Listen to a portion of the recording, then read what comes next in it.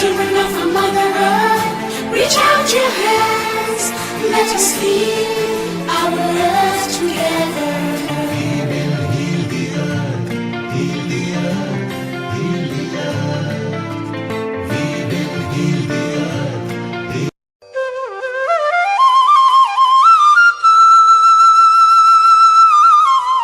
Namaste. Join us this Sunday on a free online episode, Wellbeing and Wellness, for a healthy, happy, peaceful body and mind. We will heal the earth, heal the earth, heal the earth. Stars, they can tell you stories which are brighter than yesterday. The streets have never been so quiet. The squirrels found a new hideaway. Tomorrow will never be the same. There is so much hope in our hearts. Brick by brick, we shall overcome and walk right into a new start. Welcome to the brand new world. Give the children of a Mother Earth, reach out your hands, let us heal our earth together. We will heal the earth, heal the earth, heal the earth. We will heal the earth.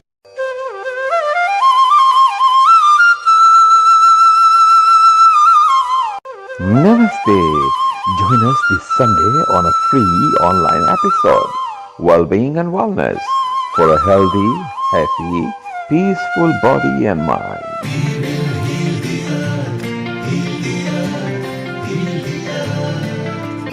Stars, they can tell you stories which are brighter than yesterday.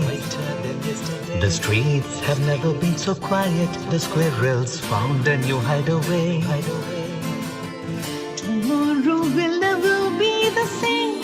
There is so much hope in our hearts. Brick by brick, we shall overcome and walk right into a new start. Welcome to the brand new world.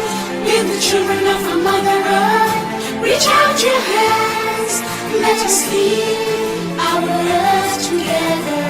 We will heal the earth, heal the earth, heal the earth. We will heal the earth.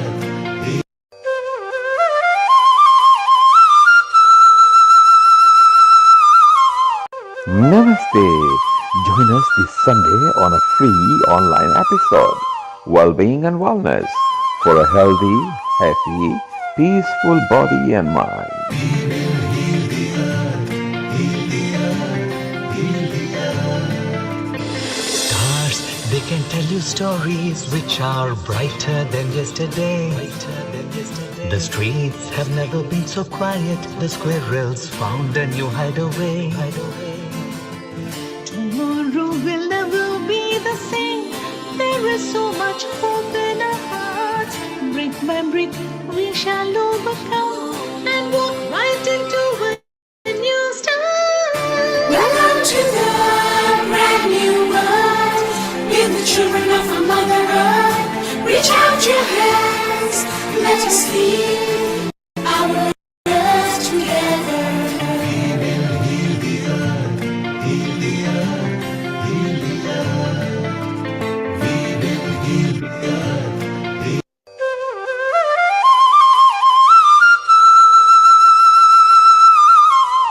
Namaste. Join us this Sunday on a free online episode, Wellbeing and Wellness, for a healthy, happy, peaceful body and mind. We will heal the earth, heal the earth, heal the earth. Stars, they can tell you stories which are brighter than yesterday. The streets have never been so quiet. The squirrels found a new hideaway. Tomorrow will never be the same. There is so much hope in our hearts. Brick by brick, we shall overcome and walk right into a new start. Welcome to the brand new world. Give the children of a Mother Earth, reach out your hands, let us heal our earth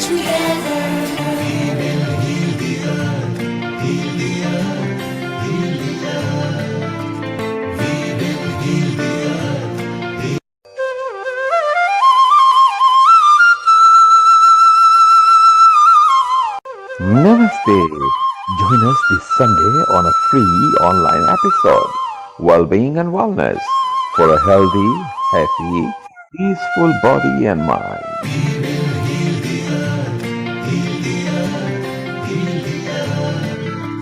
Stars, they can tell you stories which are brighter than yesterday. The streets have never been so quiet. The squirrels found a new hideaway. Tomorrow will never be the same. There is so much hope in our hearts. Brick by brick, we shall overcome and walk right into a new start. Welcome to the brand new world. We're the children of a Mother Earth. Reach out your hands, let us heal our earth together.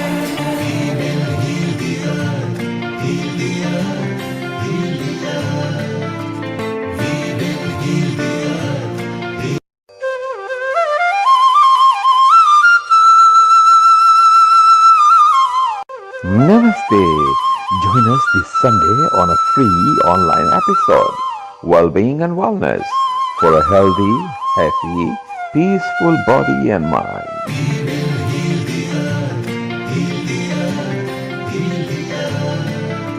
Stars, they can tell you stories which are brighter than yesterday. The streets have never been so quiet. The squirrels found a new hideaway. Tomorrow will never be the same. There is so much hope in our hearts. Brick by brick, we shall overcome and walk right into a new start. Welcome to the brand new world. We're the children of a Mother Earth. Reach out your hands, let us heal our earth together.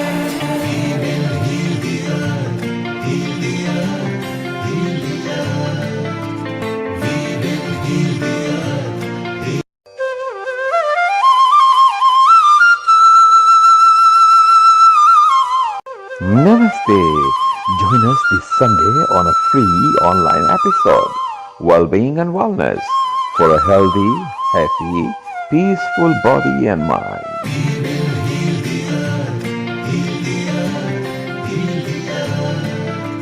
Stars, they can tell you stories which are brighter than yesterday.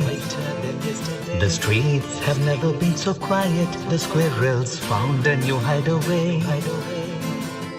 Tomorrow will never be the same. There is so much hope in our hearts. Brick by brick, we shall overcome and walk right into a new start. Welcome to the brand new world. We're the children of a Mother Earth. Reach out your hands, let us heal our earth together.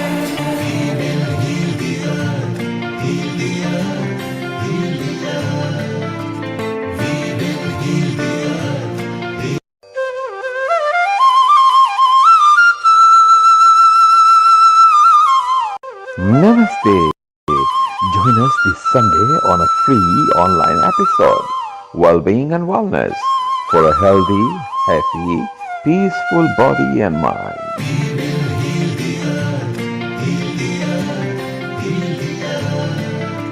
Stars, they can tell you stories which are brighter than yesterday.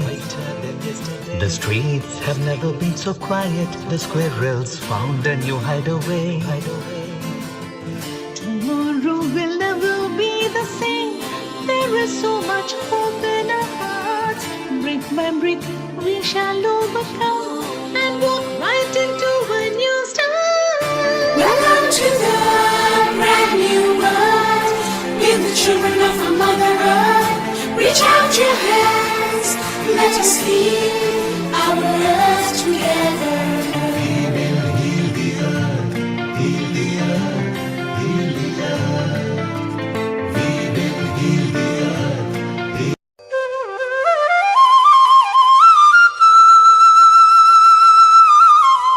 Namaste.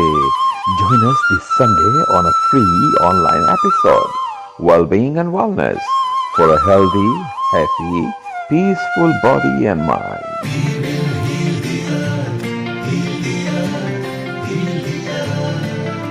Stars, they can tell you stories which are brighter than yesterday. The streets have never been so quiet. The squirrels found a new hideaway. Tomorrow will never be the same. There is so much hope in our hearts. Brick by brick, we shall overcome and walk right into a new start. Welcome to the brand new world. We're the children of a Mother Earth. Reach out your hands, let us heal our earth together.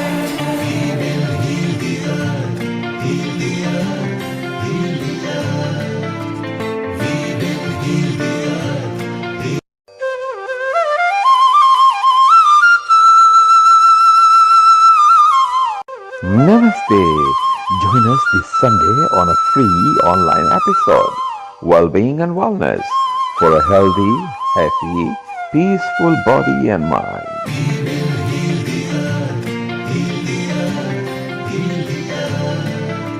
Stars, they can tell you stories which are brighter than yesterday. The streets have never been so quiet. The squirrels found a new hideaway. Tomorrow will never be the same. There is so much hope in our hearts.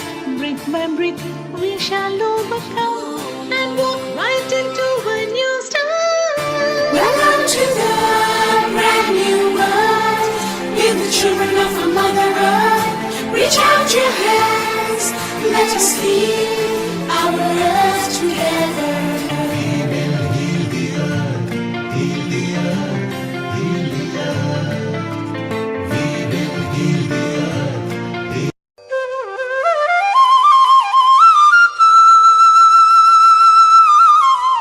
Namaste. Join us this Sunday on a free online episode, Wellbeing and Wellness, for a healthy, happy, peaceful body and mind.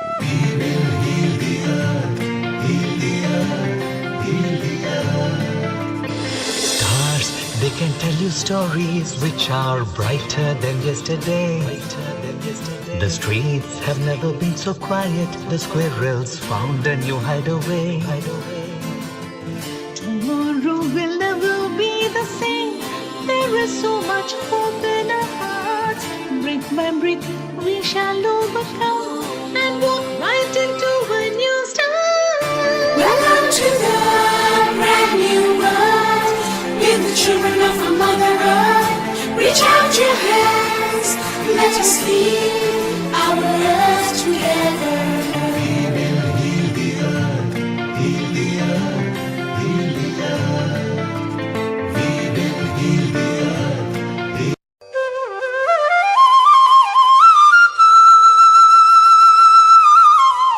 Namaste. Join us this Sunday on a free online episode, Wellbeing and Wellness, for a healthy, happy, peaceful body and mind.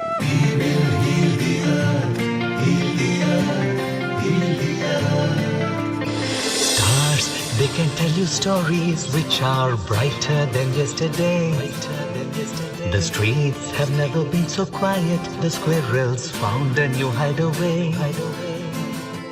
Tomorrow will never be the same. There is so much hope in our hearts.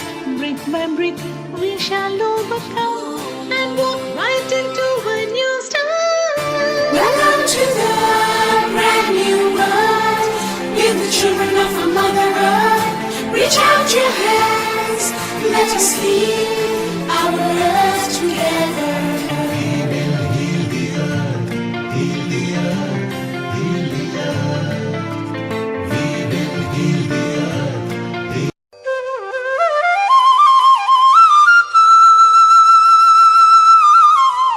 Namaste. Join us this Sunday on a free online episode, Wellbeing and Wellness, for a healthy, happy, peaceful body and mind.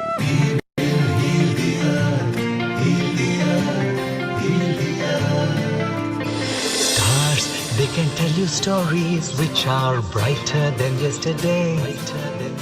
The streets have never been so quiet. The squirrels found a new hideaway. Tomorrow will never be the same. There is so much hope in our hearts. Brick by brick, we shall overcome and walk right into a new start. Welcome to the brand new world. With the children of our Mother Earth, reach out your hands. Let us heal our earth together. We will heal the earth, heal the earth, heal the earth. We will heal the earth.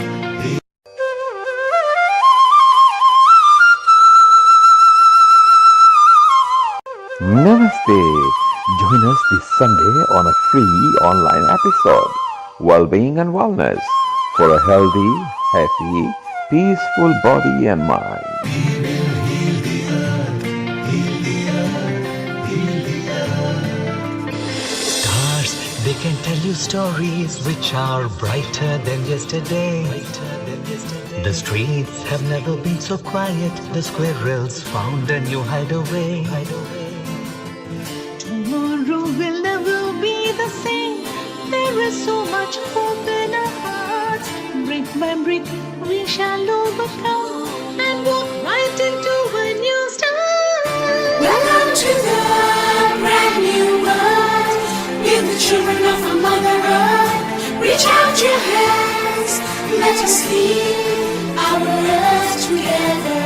We will heal the earth, heal the earth, heal the earth.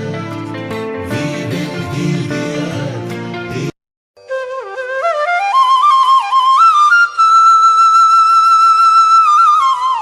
Namaste.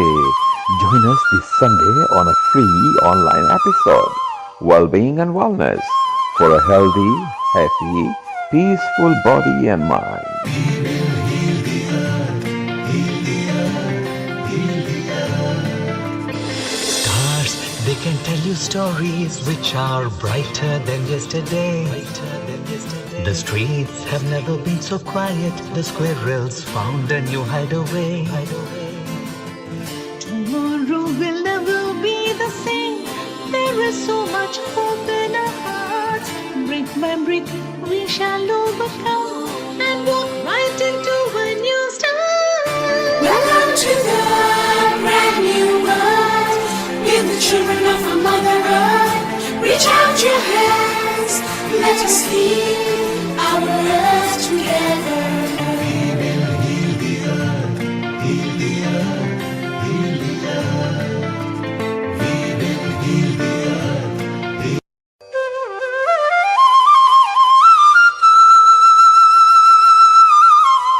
Namaste. Join us this Sunday on a free online episode, Wellbeing and Wellness, for a healthy, happy, peaceful body and mind. We will heal the earth, heal the earth, heal the earth. Stars, they can tell you stories which are brighter than yesterday. The streets have never been so quiet. The squirrels found a new hideaway. Tomorrow will never be the same. There is so much hope in our hearts. Brick by brick, we shall overcome and walk right into a new start. Welcome to the brand new world. With the children of our Mother Earth, reach out your hands. Let us heal our earth together. We will heal the earth, heal the earth, heal the earth. We will heal the earth.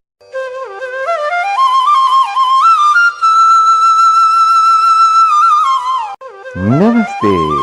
Join us this Sunday on a free online episode, Wellbeing and Wellness, for a healthy, happy, peaceful body and mind. We will heal the earth, heal the earth, heal the earth.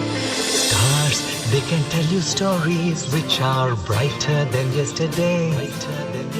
The streets have never been so quiet. The squirrels found a new hideaway. Tomorrow will never be the same.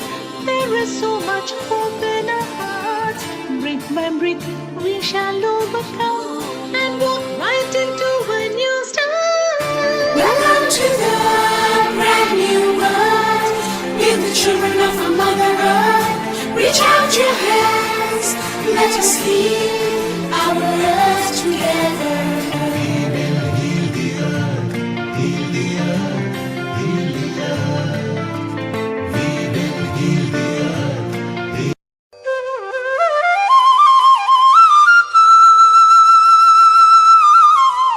Namaste.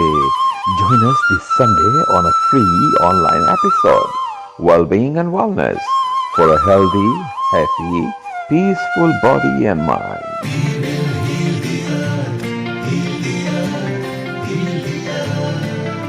Stars, they can tell you stories which are brighter than yesterday. The streets have never been so quiet. The squirrels found a new hideaway. Tomorrow will never be the same. There is so much hope in our hearts. Brick by brick, we shall overcome and walk right into a new start. Welcome to the brand new world. We're the children of a Mother Earth. Reach out your hands, let us heal our earth together.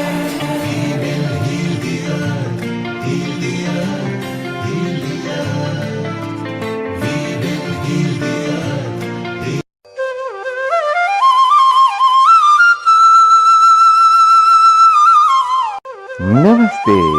Join us this Sunday on a free online episode, Wellbeing and Wellness, for a healthy, happy, peaceful body and mind.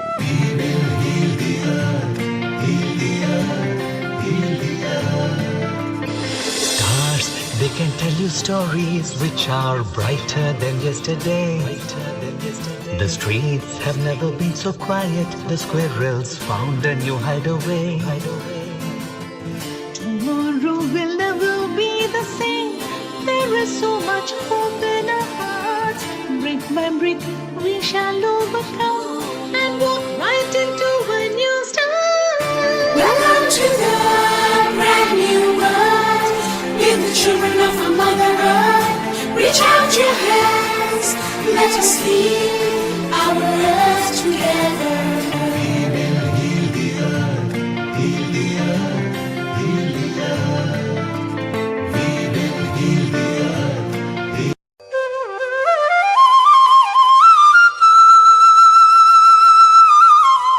Namaste. Join us this Sunday on a free online episode, Wellbeing and Wellness, for a healthy, happy, peaceful body and mind.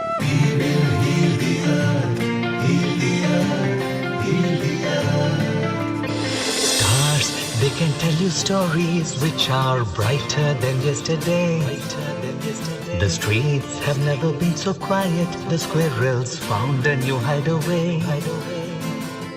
Tomorrow will never be the same. There is so much hope in our hearts. Brick by brick, we shall overcome and walk right into a new start. Welcome to the brand new world.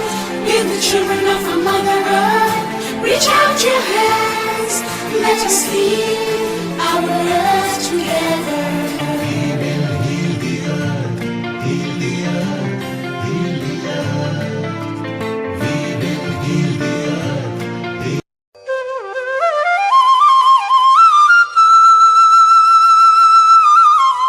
Namaste.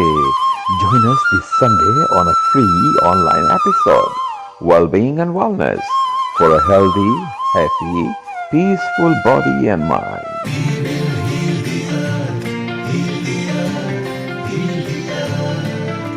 Stars, they can tell you stories which are brighter than yesterday. The streets have never been so quiet. The squirrels found a new hideaway. Tomorrow will never be the same. There is so much hope in our hearts. Brick by brick, we shall overcome and walk right into a new start. Welcome to the brand new world. With the children of our Mother Earth. Reach out your hands, let us heal our earth together.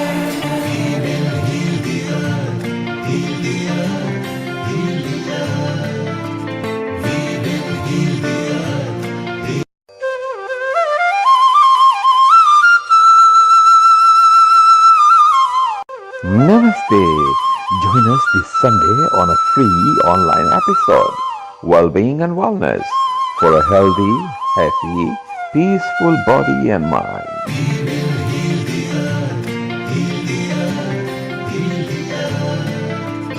Stars, they can tell you stories which are brighter than yesterday. The streets have never been so quiet. The squirrels found a new hideaway. Tomorrow will never be the same. There is so much hope in our hearts. Brick by brick, we shall overcome and walk right into a new start. Welcome to the brand new world. With the children of our Mother Earth. Reach out your hands, let us heal our earth together.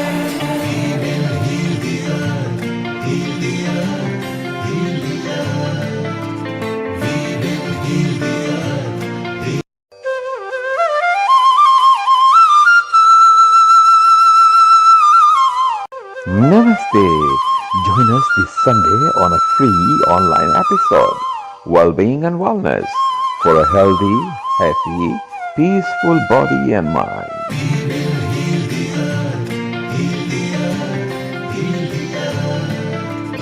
Stars, they can tell you stories which are brighter than yesterday. The streets have never been so quiet. The squirrels found a new hideaway. Tomorrow will never be the same. There is so much hope in our hearts.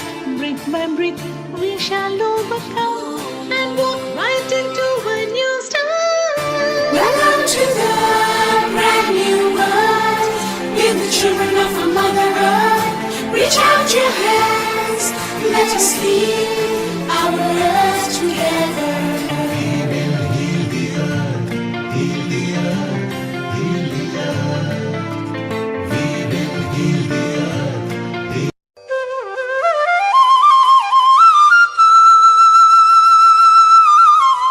Namaste. Join us this Sunday on a free online episode, Wellbeing and Wellness, for a healthy, happy, peaceful body and mind.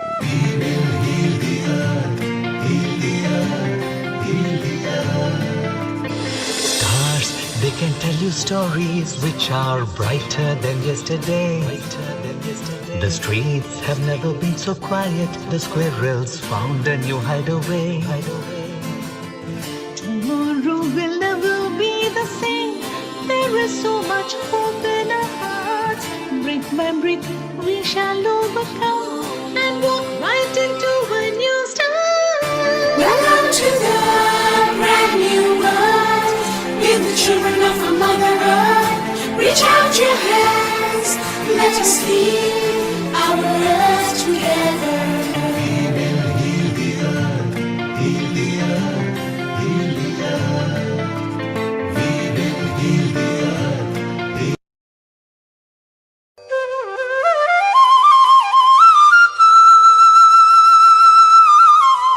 Namaste. Join us this Sunday on a free online episode, Wellbeing and Wellness, for a healthy, happy, peaceful body and mind.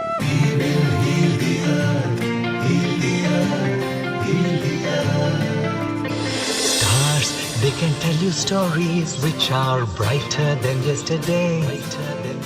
The streets have never been so quiet. The squirrels found a new hideaway. Tomorrow will never be the same. There is so much hope in our hearts. Brick by brick, we shall overcome and walk right into a new start. Welcome to the brand new world. We're the children of a Mother Earth. Reach out your hands, let us heal our earth together. We will heal the earth, heal the earth, heal the earth. We will heal the earth.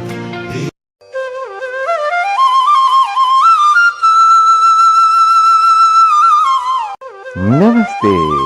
Join us this Sunday on a free online episode, Wellbeing and Wellness, for a healthy, happy, peaceful body and mind. We will heal the earth, heal the earth, heal the earth. Stars, they can tell you stories which are brighter than yesterday.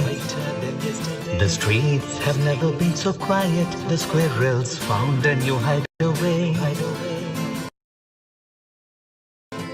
Tomorrow will never be the same. There is so much hope in our hearts. Brick by brick, we shall overcome and walk right into a new start. Welcome to the brand new world. We're the children of a Mother Earth. Reach out your hands, let us heal our earth together. We will heal the earth, heal the earth, heal the earth. We will heal the earth.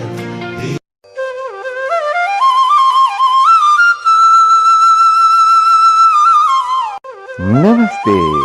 Join us this Sunday on a free online episode, Wellbeing and Wellness, for a healthy, happy, peaceful body and mind. We will heal the earth, heal the earth, heal the earth. Stars, they can tell you stories which are brighter than yesterday. The streets have never been so quiet. The squirrels found a new hideaway. Tomorrow will never be the same. There is so much hope in our hearts.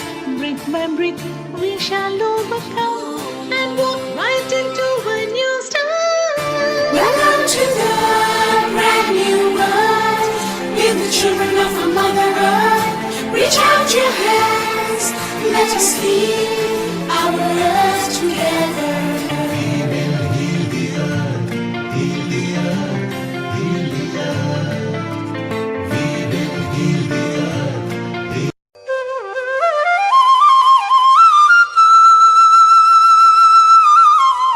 Namaste.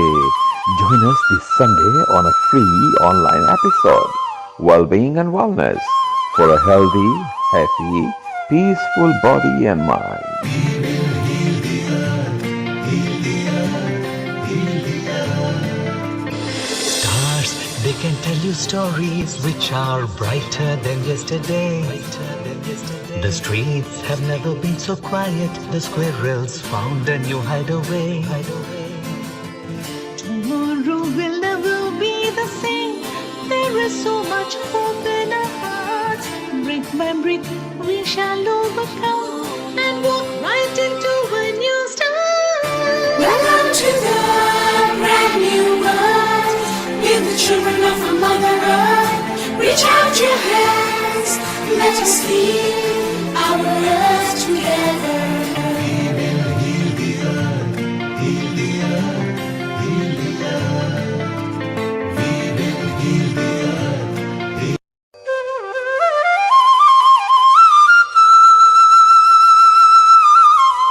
Namaste. Join us this Sunday on a free online episode, Wellbeing and Wellness, for a healthy, happy, peaceful body and mind. We will heal the earth, heal the earth, heal the earth. Stars, they can tell you stories which are brighter than yesterday. The streets have never been so quiet. The squirrels found a new hideaway. Tomorrow will never be the same. There is so much hope in our hearts.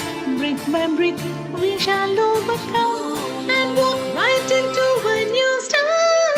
Welcome to the brand new world.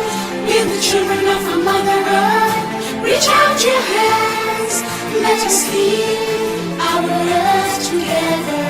We will heal the earth, heal the earth, heal the earth. We will heal the earth.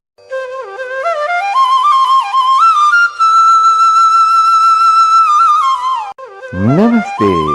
Join us this Sunday on a free online episode, Wellbeing and Wellness, for a healthy, happy, peaceful body and mind. We will heal the earth, heal the earth, heal the earth.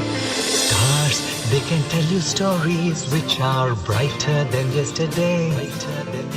The streets have never been so quiet. The squirrels found a new hideaway.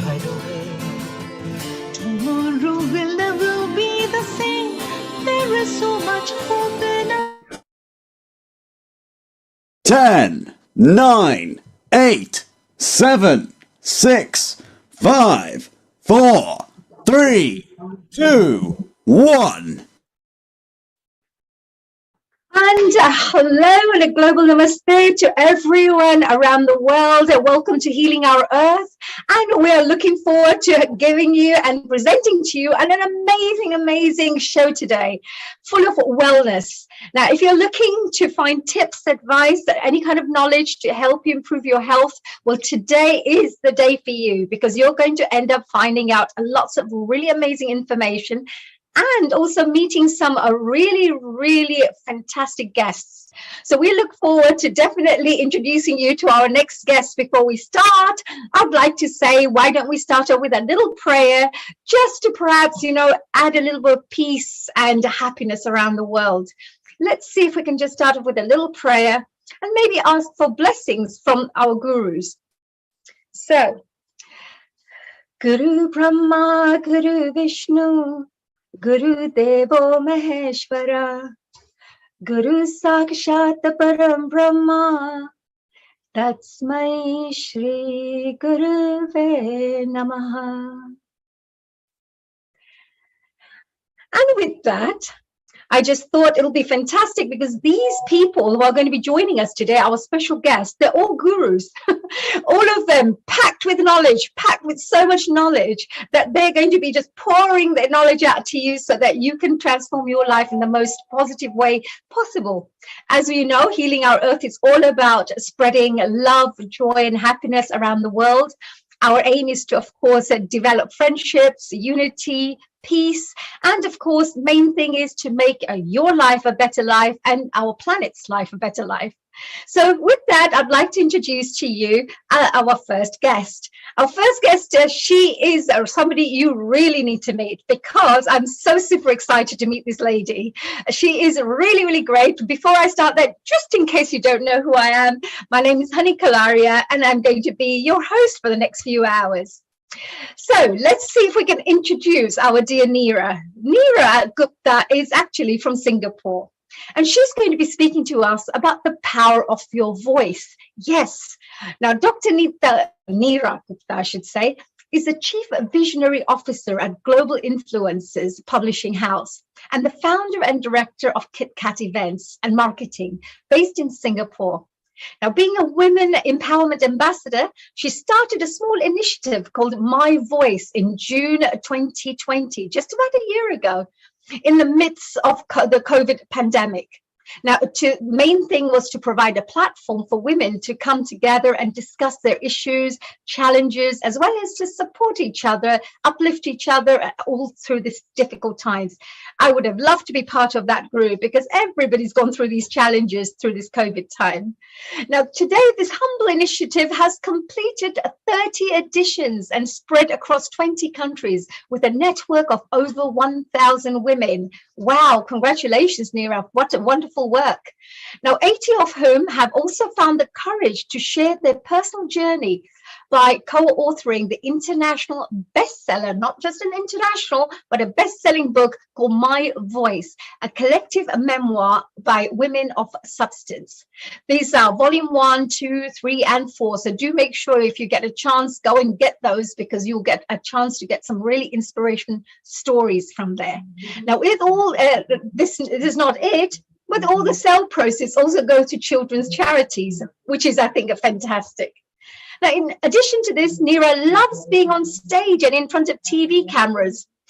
She has produced and hosted many international events and TV shows, including Saregama, which is my favorite. I love it.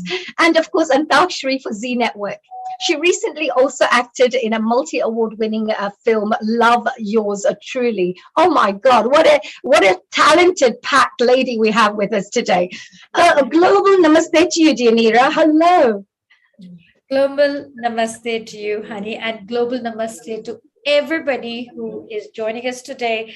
A very good morning, global namaste to those joining us from UK and Europe, to those who are joining us from India and the Middle East. It is a good evening, and to those joining us from Australia and Asia, it is late good evening or good night, as I would say. And to those joining us from, North America, a very, very early good morning and namaste. So thank you, everybody, for listening to us, and thank you for having me here today. Oh, Neera, that's wonderful. I just realized as you were saying good morning and a good afternoon and a good evening, wow, our family has grown a lot, hasn't it? We went from the UK and moved on to the USA and then to Hong Kong and Singapore and Australia, and we're in Africa and we're all over the place. So thank you for reminding us that. Thank you. So Neera, tell us, you have such an amazing background and what an inspiration you are to women around the world, including the rest, and not just women, everyone really. And this thing about the voice, you really put a lot of emphasis on something called my voice. Now, can you tell us, why is having a voice so important? Why is that so important? Well, you see, honey, we all have an opinion. We have a view or simply thoughts about things that happen to us or around us. Now, some of us think about it, some of us talk about it, but majority do nothing. But what if you're that one person who does something and takes charge of the situation, turning challenges into inspiration? Wouldn't you want to be heard and even help those who dare not speak? So by gaining our voice, we'll discover just how much worthy we are, what we possess, and that each of our stories is so unique and it lends a value in a way that nobody else could. You see, our voices are one of the most valuable possessions that we have. It's an essential tool for communicating, and it's been true for centuries or generations, right? It's a tool of how we communicate with the world around us. Now, this could be either vocal or it could be written. This voice could be quiet or it could be a roar. Either way, it's important that we are able to speak up and be heard. Absolutely. Oh my gosh, that is definitely true. And you know what? You're inspiring me because there's so many things I'd like to talk about. Yes, and it's true. It's not even about, that you have to roar and shout and scream and try to get attention to yourself. It's all about just expressing yourself, isn't it? Just expressing your thoughts, your opinions, and anything that could create some positive change in people's lives, actually. And what makes it so critical than ever at this moment in time, especially in this present day, for us to speak up, for us to share and speak our minds, actually? That's a great question, honey, of why it's important today. Now, if you think about it, our voices, they have some measure of power. And when we speak up, it is crucial in creating an inclusive, open and prosperous societies, especially for women. Because as you know, being a fellow woman, for centuries, we women around the world, we have put the needs of others before ourselves. We have made tremendous amount of sacrifices for everyone around us, our families, friends, colleagues, even the society. And you know what? In times to come, none of this is going to change because this is what makes us us. But if in all of this we could stand up and speak up for ourselves, we have the power to make this world a better place, not just for ourselves, but also for others. And here's an interesting fact, right? In speaking our truth and sharing our unique stories, we are doing two very important things. We are teaching the world to be fairer and kinder place, and we are easing the burden on our shoulders of our stories. Wow, that is actually really, really powerful, because everyone has a story. Everyone is unique, as you mentioned as well. Everyone has this story, and you can learn something from everyone. And sometimes what you said, to make it a kinder and and a better place. There could be teachings, and there could be things that we can learn from other people's experiences. We don't have to go through that ourselves, or we could help others not to go through those same similar situations that we may have had to go through. And if we look at, Absolutely. I mean, and if you think about it, when we listen to somebody's story, there are a couple of reactions that we can have, right? Either we could say that, you know what, wow, I'm not alone. There's somebody else who's gone through it. And that's very comforting to know that, because, there are days where we feel like, oh my God, everything is happening to us. But you know what? It's happened to someone. So that comfort is there, that I'm not alone. The second thing that happens is when we read about their story and what they've done about it, you see like there's light at the end of the tunnel. You see hope. You see, okay, well, they've been through this and I'm in a similar situation. Well, I can do it too. And then the third thing is, from their story, you also learn that, you know what, this is how they did it. Well, all right, well, how do I mold it to my situation, and how can I do the same or something similar as well? So there's just so many things by just sharing and listening and being part of somebody's story, is that comfort, that support, that motivation, and also that inspiration and empowerment to go out there and do something about your own situation. that's very true, isn't it? Because but most people will read these biographies. They follow role models, and they learn from how they did what they did, how they went from A to Z. Like how they did it. And for us to be able to save years of our time, if we just read those stories, we may be able to get some amazing tips that will help us to not go through those same mistakes, same challenges, because they've already shared. This is how we overcame it. This is how we did this. So you're absolutely right. When you share your story, you're actually allowing people to even have answers to deal with certain situations without having to go through years of pain and suffering. That is a very good point. And how do people express themselves? Because there are different ways that people express. Of course, I'm not talking about maybe going on radio and giving interviews or whatever. How do people get themselves to start expressing? Because there are people who are very quiet, may not have the confidence. They've already taken a lot of beating with everything going on around them. So the strength that they need, the inner strength that they need to go out there to speak about what they wish to speak about. What kind of guidance would you give to them? Honey, if you think about it, incredible people throughout history have used their voices to create change. Now, there's this huge misconception that you have to be famous or you have to have million followers these days on Instagram to be able to empower someone or make a difference in other people's life. But in truth, that there are many different ways that you could do it. They could be, big ways or small ways that you can use your own voice for the betterment of communities throughout the globe, despite how young or old you are. And again, that doesn't matter either these days. And as we were saying, now more than ever, life is changing at so many different levels that it is time for everyone to share their stories. Now, again, to your question, how does somebody do that, right? Now, you don't have to be a writer. You don't have to be an orator, or you don't have to be, like I said, famous. That people think that, oh, you're worthy of the story. Everybody has a story. Even the simplest and the most mundane stories can raise spirits and inspire people who listen or read those stories. And it's all about taking that step and going ahead and say, you know what, I want to do this. And literally, it's all about that.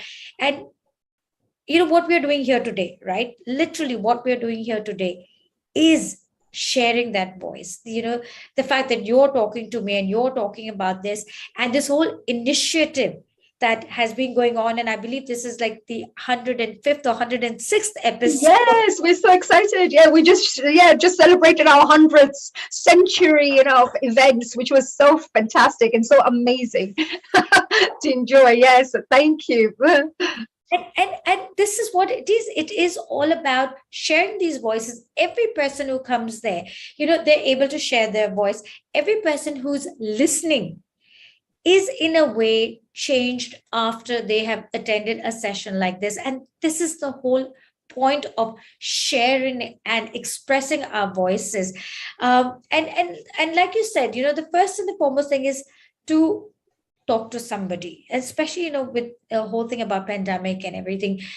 People didn't have these opportunities, but now more than ever, like we said, it's important for you to share your feelings, what you're going through, and even listen to other people, listen to what's happening in their lives, and genuinely be there for themselves. And the beauty about pandemic, and I know I'm using the word beauty, pandemic has brought in a lot of different things, a lot of negative emotions, and everything else that is going and making us nervous. But at the same time, it's given us that opportunity to step back, realize what's important to us, and reflect on who we are. And this is literally how we came up with the concept of my voice, which you use in the introduction. Yes, I was actually going to ask that. How did you come out with that? Because, to come out with such an amazing, it's so simple yet so powerful. Because my voice, you wouldn't even think that, oh, well, you would take it for granted that, oh, here you are speaking to people, sharing little stories. But actually, your voice could become a real strong instrument, or a powerful instrument to be used in the way that could transform lives in such an impactful way. So how did you come up with this idea? I was really intrigued to know. Absolutely. So going back, the whole world was grappling through pandemic and everything, and we had lockdowns, and everywhere else there were lockdowns. And what we realized when we were talking to our friends, and we realized everybody was suffering in some way or the other. Of course, things like working from home and homeschooling, and not being able to meet your friends, and also that fear of being infected and what's going to happen. There was just so much happening, and not being able to meet our families overseas.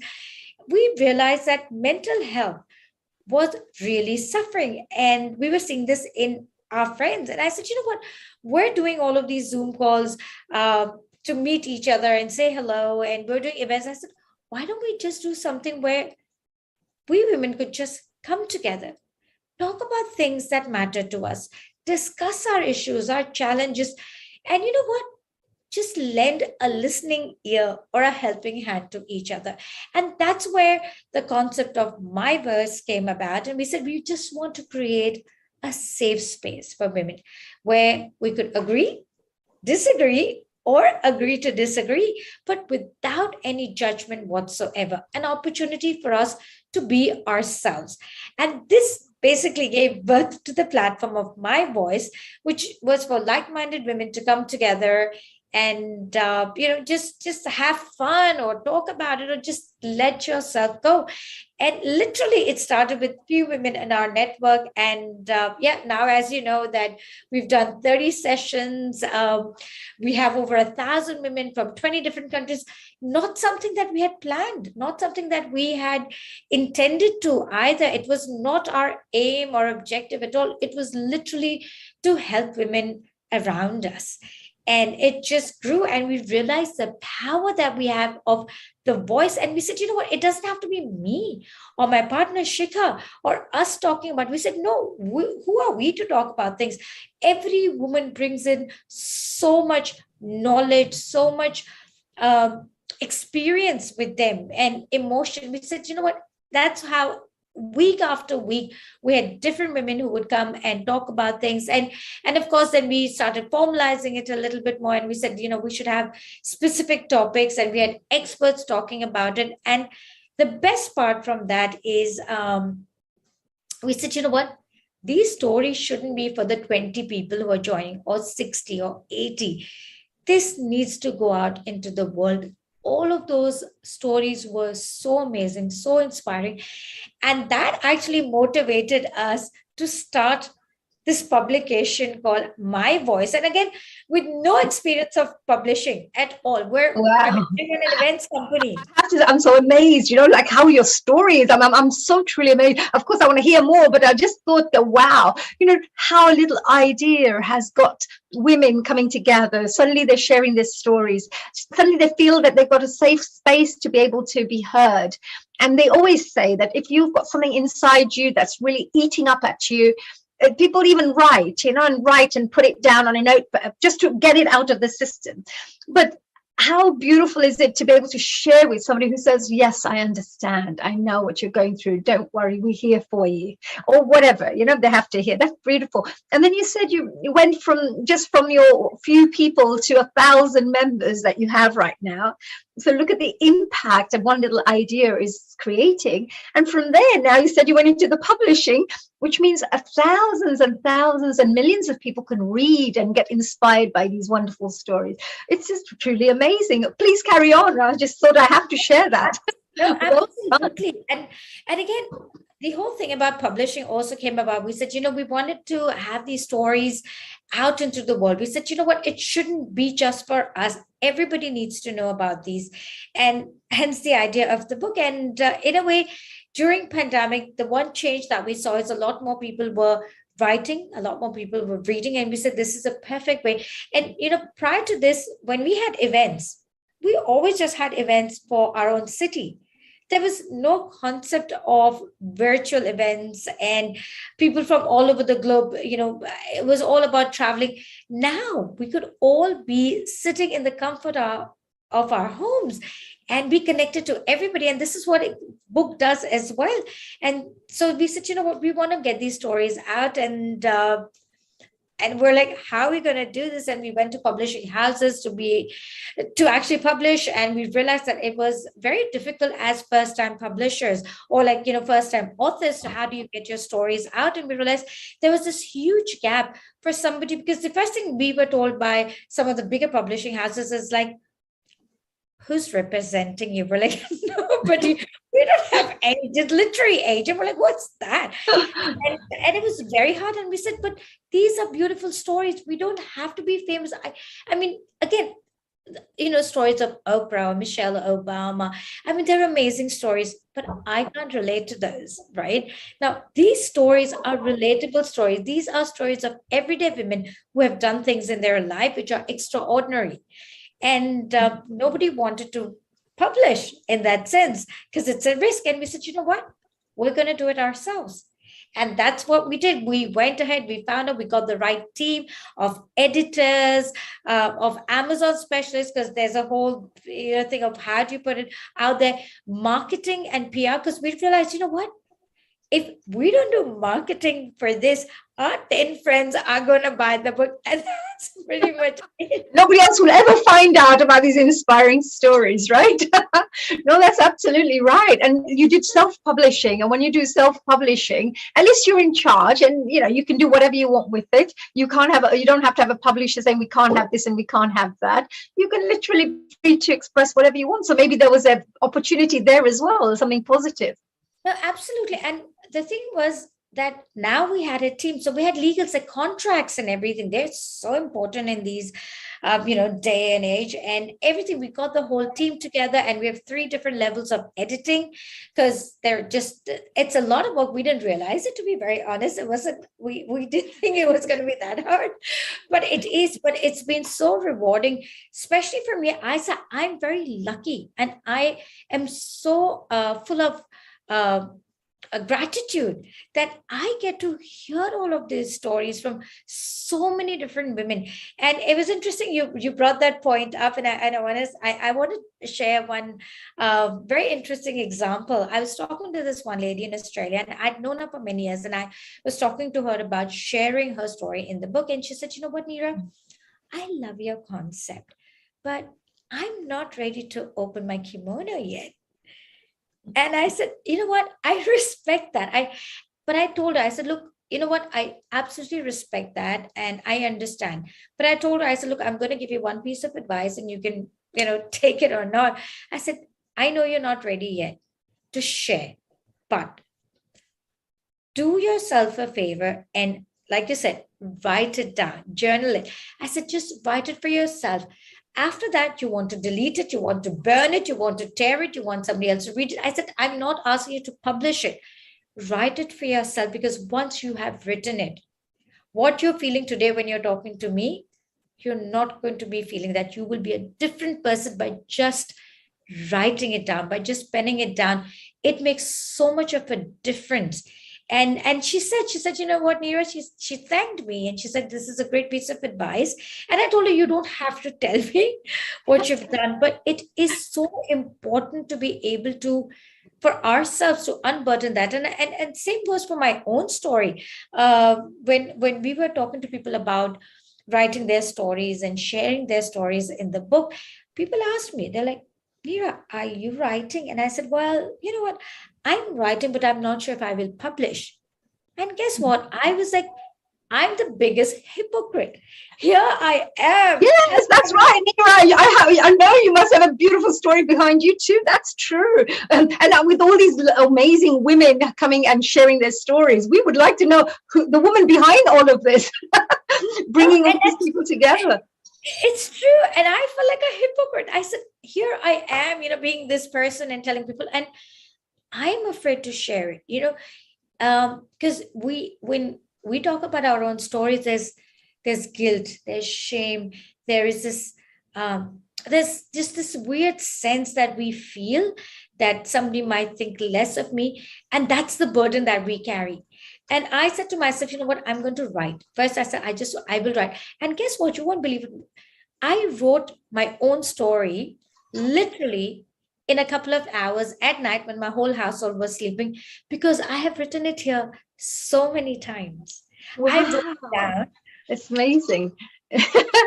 Yeah, and this is your whole story, like, probably all the challenges, and like some people would say, oh, I don't know if I feel comfortable opening up, like you just mentioned, there's shame, there's guilt, there's also, what will people think, or will people believe me? That's another one as well, that will people believe if I share that this really actually happened, and there are so many things. And actually what you just said about writing things down, me myself, I'm a very positive person. I'm always, enjoying my life and doing the best I can for the world. But everybody goes through challenges. And I found that was one of the best ways. That I just write quick diary notes. I write little diary notes, put it all down, and it feels like, it's all come out. And it never affects me afterwards, because I kind of feel that someone's listened to it, like the world, the universe has listened to me. So you're right. And it makes a huge difference, because there is, synchronicity, and there's just so much out there that when you put it out there, it does there's magic that happens. And I did that, and finally, and it was funny, because when I wrote my story, the most difficult part was the conclusion. I'm like, how do I conclude what I'm living? And then, of course, this is where you get help, and there's some training and everything, and you're like, okay, well, this is how you would write it. But I think for me personally, it was the greatest gift I gave my own self, to be able to write that story. And I said to myself, the story that I wanted to be a legacy. You know what? These days, and of course, for us Hindus, we don't even have, burial and all of those things. And, how do you remember somebody who's gone? And we think about it. And again, there are all these amazing poets and writers from centuries ago. We still remember their work. We still remember their words. So how do you leave a legacy? Like, I wanted my children to read my story. I want people around me to know who the real Neera was, because it's not just about what you see on Facebook or what you see on LinkedIn and all of those things. There was a story which was unheard or untold. And I wanted people to know that and remember me for many other things. And so writing is such a legacy that you leave behind for future generations. And here's an interesting thing that a lot of people tell me is like, but nobody wants to hear my story. I don't think it's interesting. And I said, tell me more about yourself. Tell me more. Tell me more. And the amount of heartwarming stories that you come to listen, and all of these unsung heroes and community champions who have really gone above and beyond their course of work, service, passion. And each one of us has literally showcased during our lifetime these extraordinary examples of courage, resilience, triumph, kindness, compassion, self-love, transformation, and everything else. And Yes, and here's where we absolutely. need to give ourselves a bit of a pat on the back, that we think we did what we had to do. But there are thousands of people out there in our situation who are not able to do it for whatever reason. And this is where we are setting that example of what can be achieved and how we can inspire people to transform their journeys from, that ordinary to extraordinary, and that change that they could have. Wow, this is just so beautiful. It's really amazing. And, already such an inspiration. And women, I feel that, from centuries, people always had the women always fighting to be heard, so they have had to, whereas it's their right to be heard. It's not like you have to fight and it's somebody's done you a favor for allowing you to speak. It's your right to be able to express yourself in the way you wish to express yourself. So it is very true at what you just mentioned. The other thing I love is about the art and cultural and heritage part of it, because what you said is these stories will remain. And maybe 100 years down the line, 500 years down the line, 1,000 years down the line, when books are there with the libraries and things, people will go back and say, wow, this is how people used to live. These were the stories behind. So you're actually right. It becomes part of art, culture, and heritage, really. And you mentioned about the fact that some of these women were from Australia and other places around the world. So again, you have these global stories coming on board as well, Yes. which are human interest, but with the cultural and tradition connected to it as well in different parts of the world that they may bring on board. So, I mean, sounds absolutely fantastic. And you yourself as well, Neera, you sing as well. Do you sing? You've got such a beautiful voice. Is that meant to be a secret, or are we meant to be able to share that with the world, right? That you've got such a beautiful voice yourself. You love singing. Is that right? Is that something that you love doing, or is it something you do by profession? What is this No, thing no. about you and your beautiful voice? Thank you. No, not at all by profession at all. I mean, I love being on stage, and I love comparing and hosting lots of different events.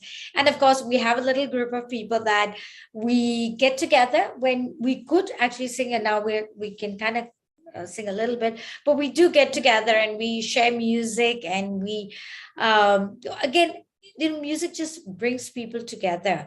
And music again is such a global language for people that it is a way for us to connect with each other.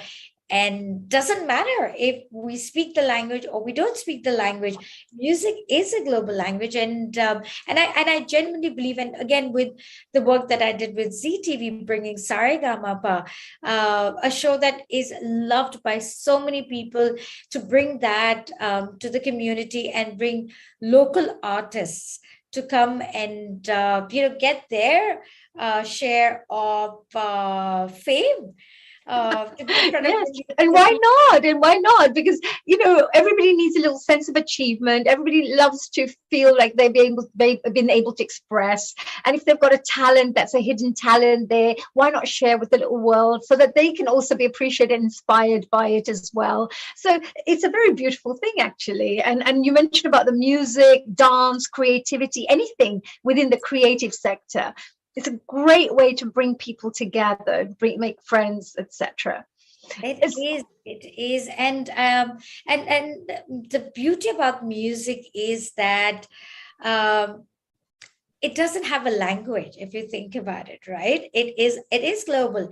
And the Hindustani classical music's different, the Carnatic music's different, and then you have opera, which is so different, and then you've got the Italian and the Chinese opera, and then there's hip hop, and there's just so many different types of music that we could spend a lifetime trying to understand that, and still there would be something new to it. And yeah, so no, I definitely like singing.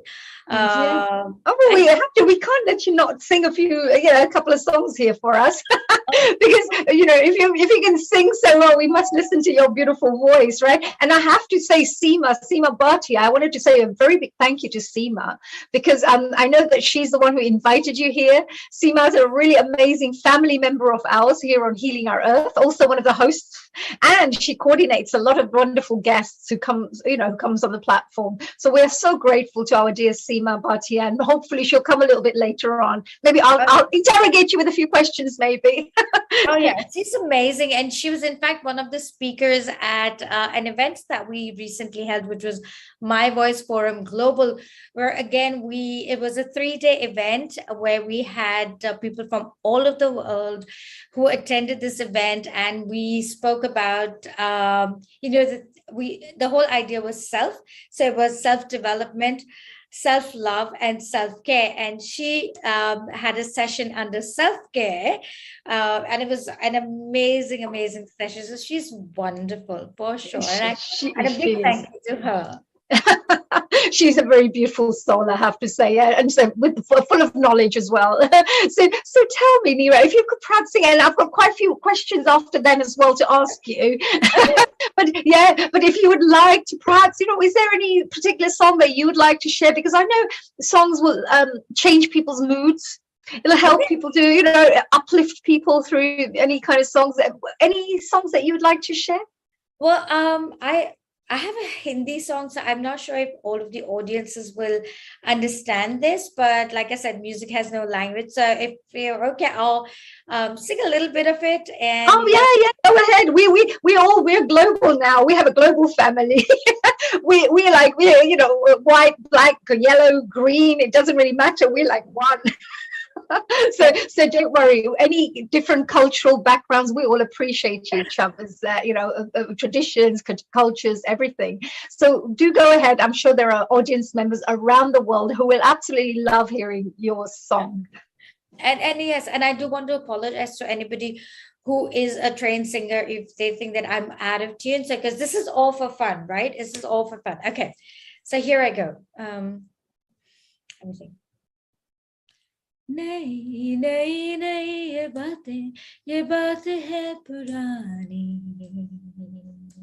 हो कैसी पहेली है ये, कैसी पहेली जिंदगानी, थामा है रोका इसको किसने, हाँ ये तो बहता पानी, हो कैसी पहेली है ये, कैसी पहेली जिंदगानी,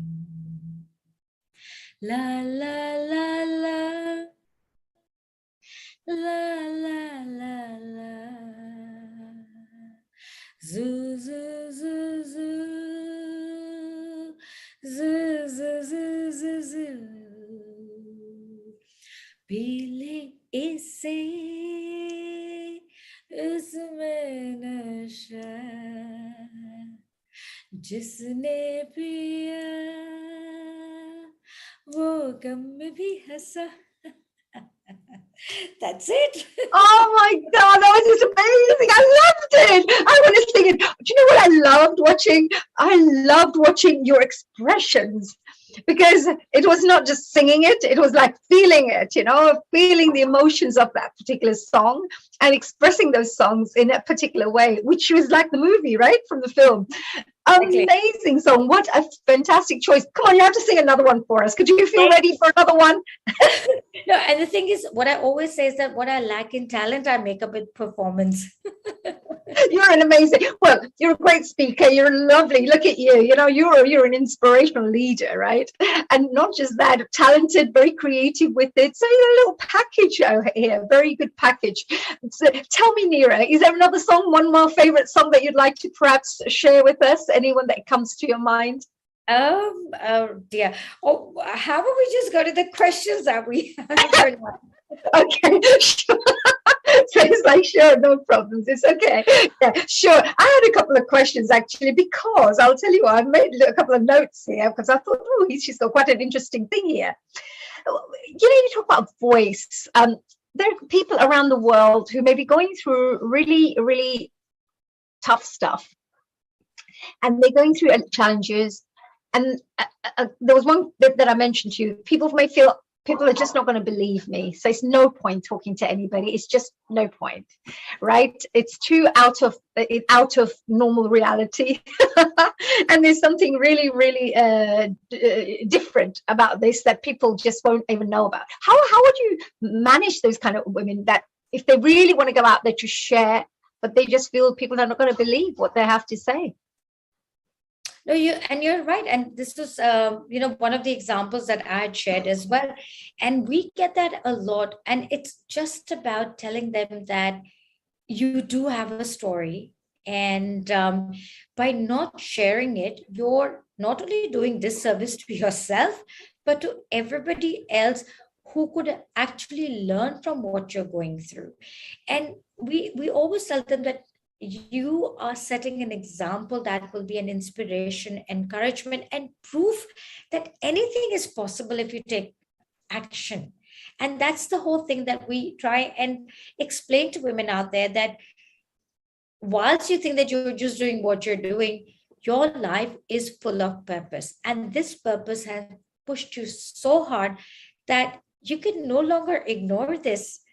And this is where we say, that there have been changes in the mindset and increase in self-worth. And that is what people want to know about. People don't want to know about, those rags to riches story that, I was on streets out there, and today I have a multi-billion-dollar empire. Because, the fact is, most of us have not been through those things. We haven't been through those challenges. We have everyday problems.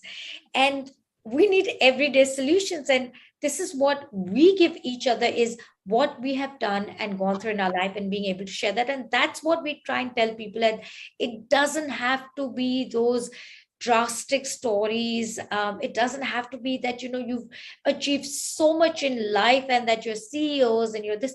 No, you're an ordinary person, but you have achieved extraordinary things in your life, which others can learn from. Wow, that's beautiful. Actually, that reminds me of my mom herself, because she's such a beautiful cook. She's an amazing cook. Everybody talks about her cooking, that she's so brilliant. We're pure vegetarians. But, one day there was a wonderful competition going on, like a cooking competition. It's a TV show. And I said to my mom, why don't you go in, just register and take part? And she goes, oh, no, people won't like my food. There must be brilliant people out there. I'm just nobody really. Everybody can cook at home. So she's like really undervaluing what she's all about. So I said, look, Mom, I've now registered you. You just have to go at least for the audition, right? Because I've just done it for me. So I got her in there and she did it, and she got through the audition. But she went through, and she did the TV shows, and she was thinking, oh my God, where am I? Because I didn't expect me to be here. And as she went through, she ended up becoming one of the top 3 winners of the whole of Europe. At the whole of Europe cooking competition. And she was the only vegetarian cook, from the group.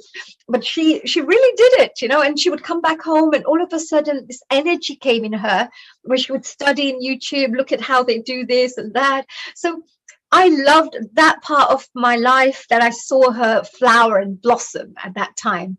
It was just the most beautiful joy that I received myself. So you're absolutely right. It's not about women who are doing multi-billion-pound businesses and having 50 awards. It's all about these beautiful stories of somebody who could be like this, and they've just opened up into beautiful, confident characters. I'm going and collecting her award for her. She would have never thought that I'm going to go on stage, collect an award. People are going to clap and really appreciate my cooking.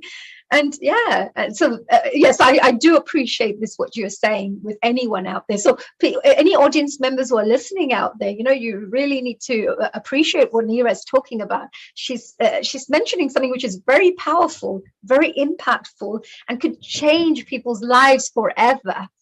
Because by hearing these stories, yes, is that right, Nira? Is there Oh, anything? Is absolutely. there anything that you have learned from this? Because all these stories that have come out, is there any things in particular that you have felt that these are three lessons that I have learned through my journey with my voice? It's very interesting you said that, because I was about to say that, by learning to understand yourself, uh, we can also reach to a point where, and a place where we can say that this is what I was always meant to do, and which is exactly the case for your mother, to from where that, to not knowing and saying nobody would want to listen to me, to be like, you know what, but this is what I was meant to do. I was meant to do this.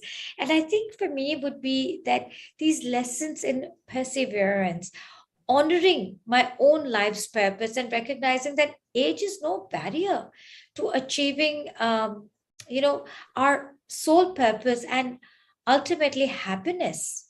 I think that's been really really important, and this is what my chapter was about as well. And these finding these unique path to happiness, because we're all, as we grow up, and it's all very societal, right? We grow up and there are certain things that we need to do, certain things we need to achieve, but why should that be it?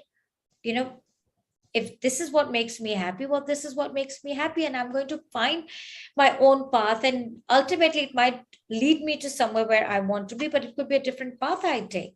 Yes. And they say on a spiritual level, if we were looking at this more on a spiritual level, we say we're already divine people already. Everything is, the divinity is in us. Our soul is pure, 100% pure. It's just with all the experiences and the education and the culture and people bringing you up, it's helped you. It's created a framework for you to work within, which sometimes becomes a bit of a boxed thing rather than the 100% pure soul that's out there, who's part of the whole world. It doesn't mean that you can't do this and you can do this and you are better doing this and you're more successful if you're a doctor, or all of these things are preconceived ideas which are put into our mental framework.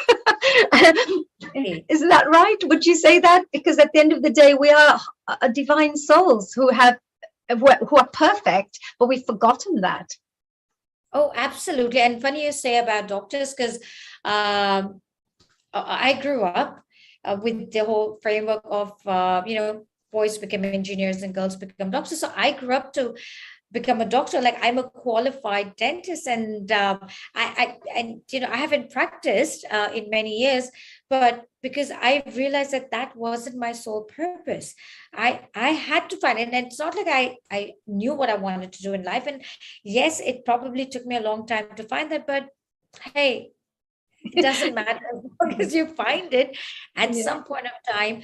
I know I have found my life's purpose, and I urge every person to deep down go in and think about things that they want to do. And I'm not saying give up your jobs, give up your families. We can't do all of those things. I get that. But we need to live every day for ourselves. We can't continue to live for other people and do what's expected of us, because those expectations will never go away.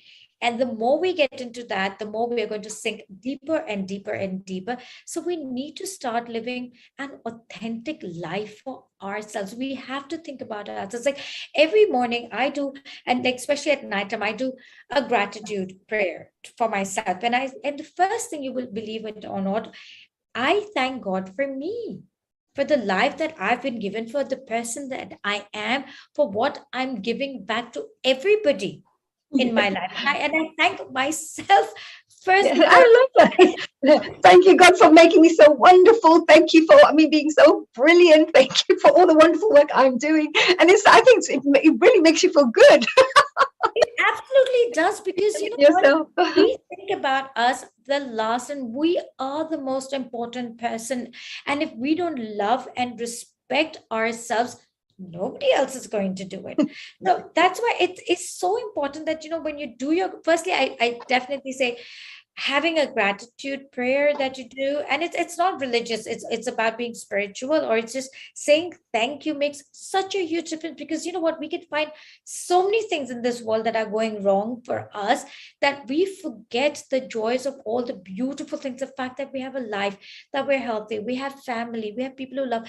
Oh my god, I say thank you to the beautiful flowers that, you know, when I'm walking and I'm smelling them, I say thank you god for the air that I'm breathing, for the water, everything. And then you think that, oh, all of these other problems that I have are so minuscule and so unnecessary, because there's just so much to be happy and grateful about. Wow, that is a really powerful thing you mentioned just now, because gratefulness, if you're very grateful, that helps you to vibrate in very high vibrations, you know, your frequency. And as soon as your frequency starts vibrating so high, you think more positive thoughts, you feel more joyful, you feel happier.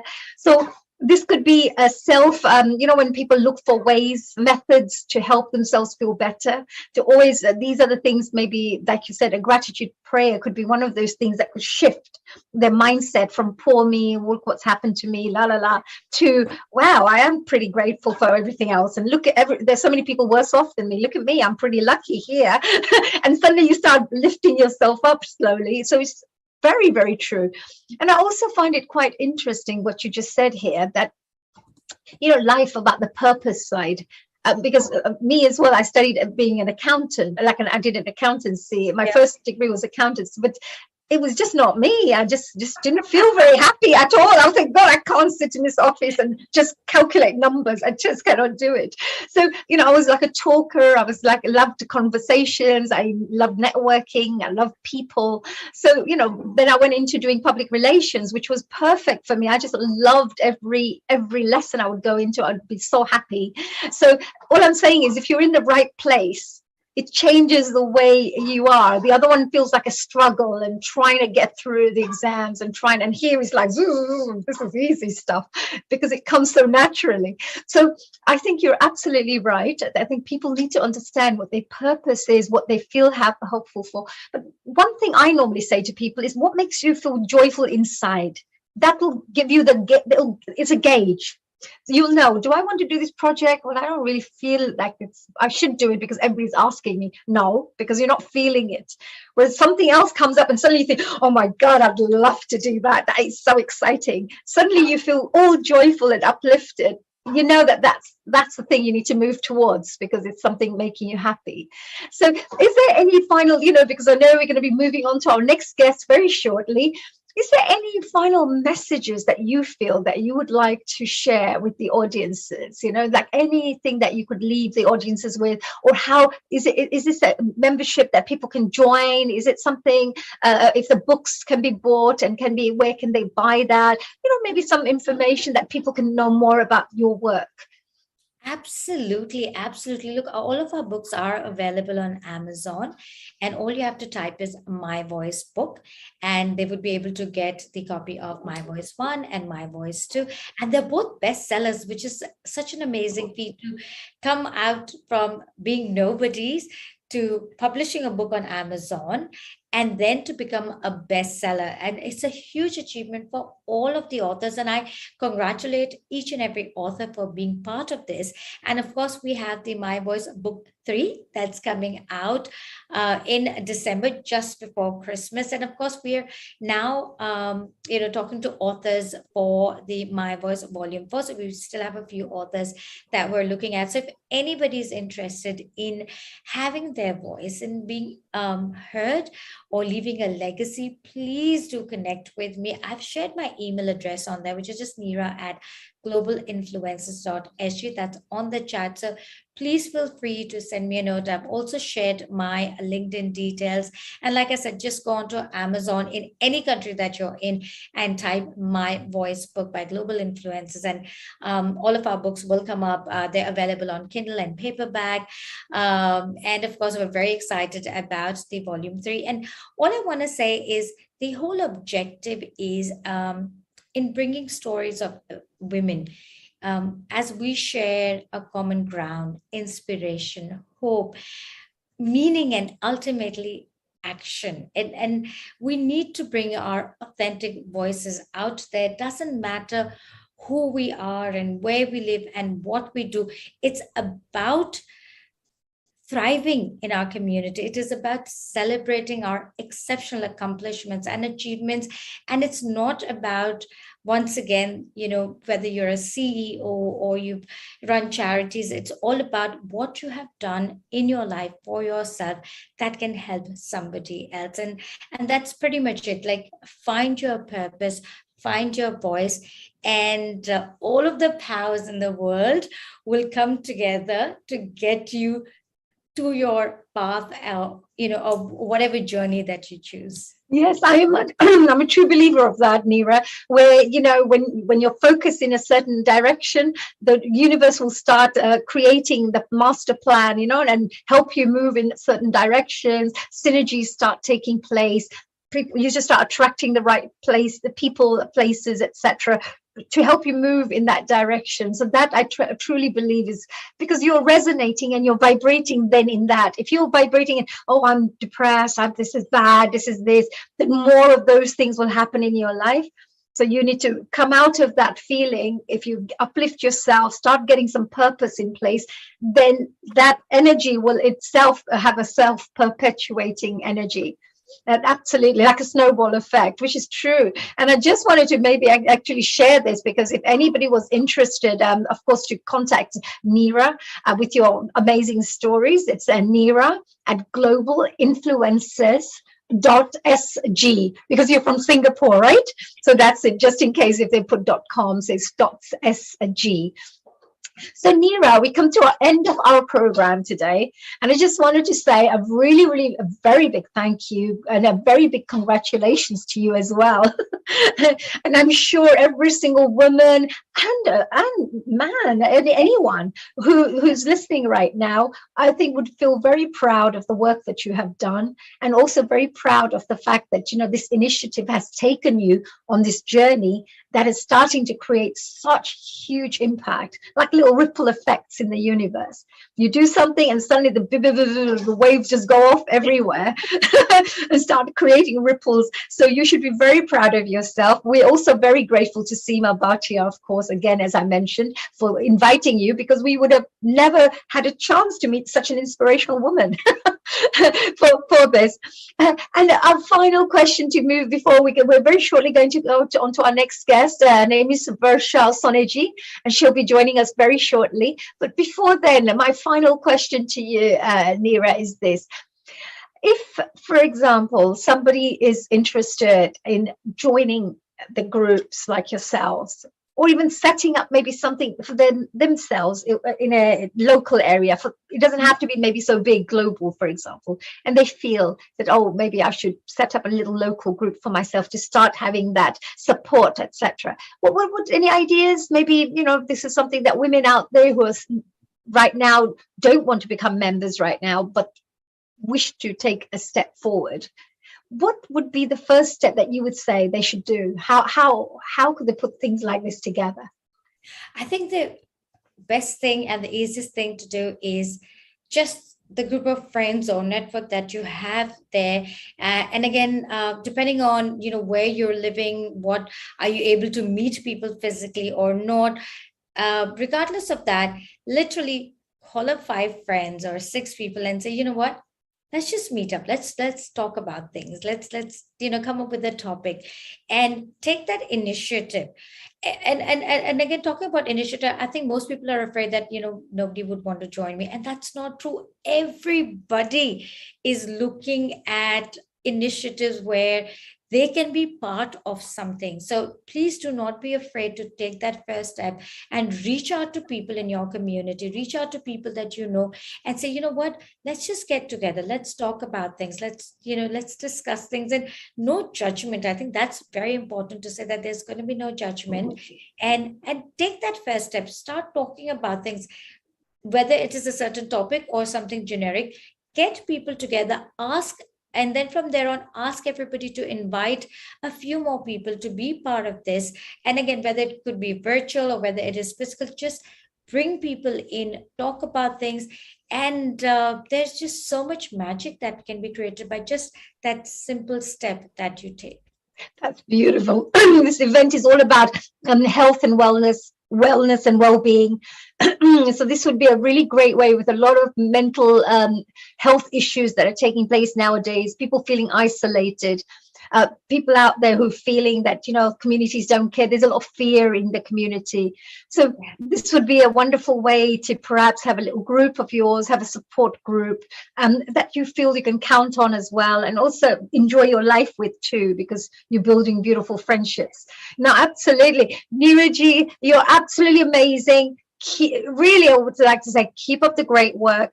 I'm sure there's going to be floods of people writing to you wanting to be part of this beautiful group of yours. I will have to be one of them too. Yeah, let's go. Come on, Neera. I'd love to be part of this women group.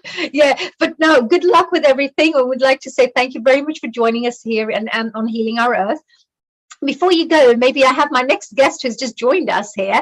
Maybe I can ask her before I introduce her. I'd like to say a global namaste to Varsha Sonaji. Global namaste. Thank you. Hello, Varsha, and thank you for joining us. I know you're from UK. Here's Neera Gupta all the way from, of course, Singapore. I just wanted to say, before I introduce yourself as my next guest, is there any questions that you may have, which you may want to ask Neera while she's here? Thank you.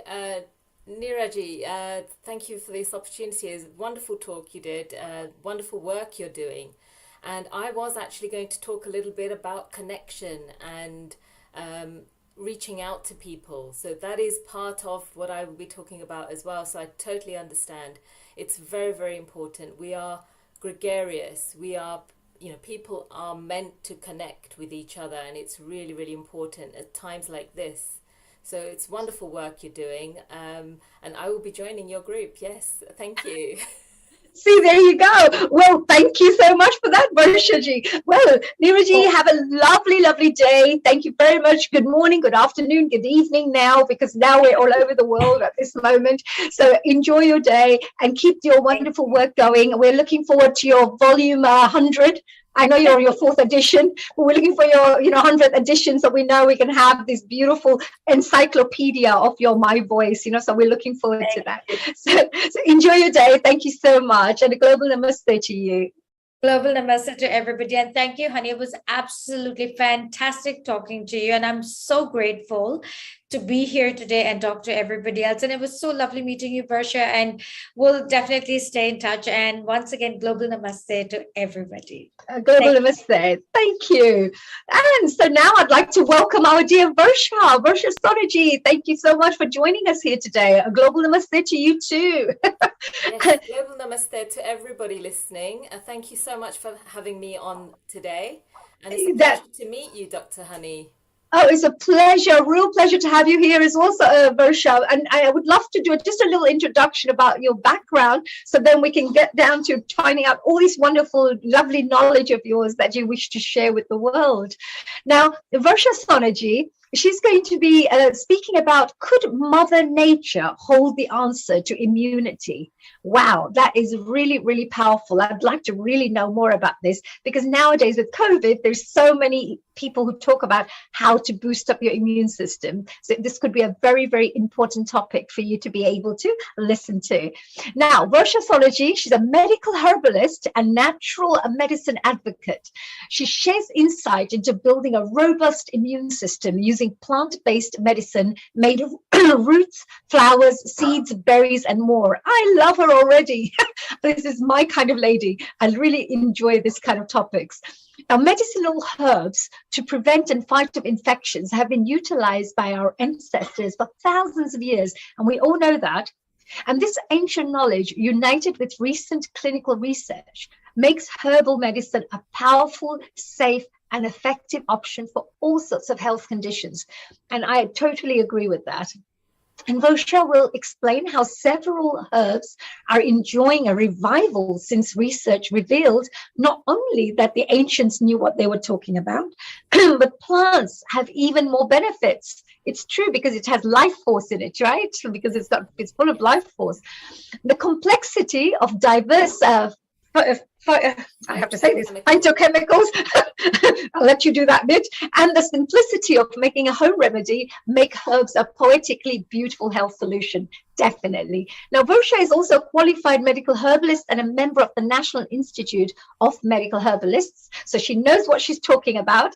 And she has over 30 years experience in the complementary health industry, supporting patients from all over the world. And we are so super excited to come and to welcome you here today. So a big, huge, warm welcome to you and a global namaste, dear Varsha. Oh, thank you. Thank you so much for the lovely introduction. So today I wanted to tell you a little bit about immunity, and it is on everybody's mind at the moment. And I'll clarify Absolutely. what phytochemicals means. Phytochemicals, I'll Is get just that a long right. word that means plant chemicals, and they are natural chemicals, so they're not harmful usually. I mean, there can be harmful ones. We'll go into that in a little bit more detail in a moment. But that's all that phytochemicals means. So we're going to simplify this. Although there's a lot of science, we'll simplify it so it's easy to understand, and you can utilize herbs in your home, use them day to day in your food, and try and improve your immunity. That's brilliant. Well, I'm going to leave this platform to you, dear Varsha. And what I'll do is then I'll ask some questions at the end so you can at least share whatever you wanted to share. And it's all yours. The platform's yours. So I'm going to pass it on I to welcome you, a lot of dear Varsha. questions Yes. because, questions is where you're going to get the answers to what you need for yourself. So do ask your questions if you've got any.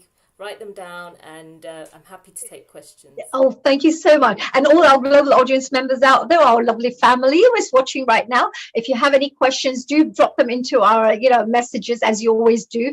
And then we'll ask Varshaji at the end. Thank you. All yours. Okay, so I'm going to share my slides just to make it a little bit easier to understand here. Let's go to the beginning. Here we go.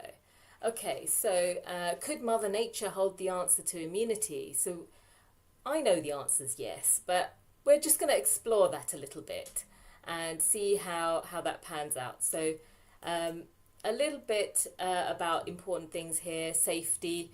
It's important that what we talk about here is very general. It's not designed to give medical advice. So just be careful if you're pregnant, if you're on medication, if you have any health conditions, that you do contact a medical herbalist, a professional health practitioner before you decide to use any of these things, just for safety.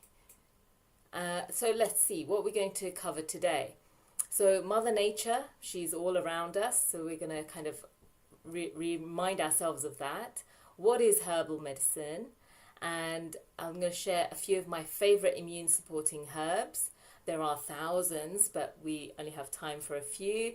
And then some nutritional things we're going to talk about, and other things that affect immunity. And then you'll have a chance to ask some questions. So a little bit about me. So I'm a medical herbalist. What does that mean? I've studied herbs in terms of a medical degree, a science degree, and part of that included learning about plant chemistry, drug chemistry, anatomy, physiology, disease, clinical skills, examining people, all sorts of things. So it's quite in-depth, a long course that it took me 5 years to complete. And I love my job. As Nira Ben was saying, it's not when you learn that matters. Age is not a thing. So I studied all this at a later age, after I've got married and after I've had my children. So it's really important to follow your passion. And now I love my job. So do follow your passion. It makes your life purpose kind of more meaningful, and you can actually enjoy what you do and help others in what you do. So do follow that advice. I'm also a member of the National Institute of Medical Herbalists, which is the oldest governing body of herbalists, and they're all over the world as well. I founded Harrow Health Matters as well, which is a collaboration of lots of health professionals, through which I was introduced to the global health community here. And I also run a practice in Northwest London in the UK.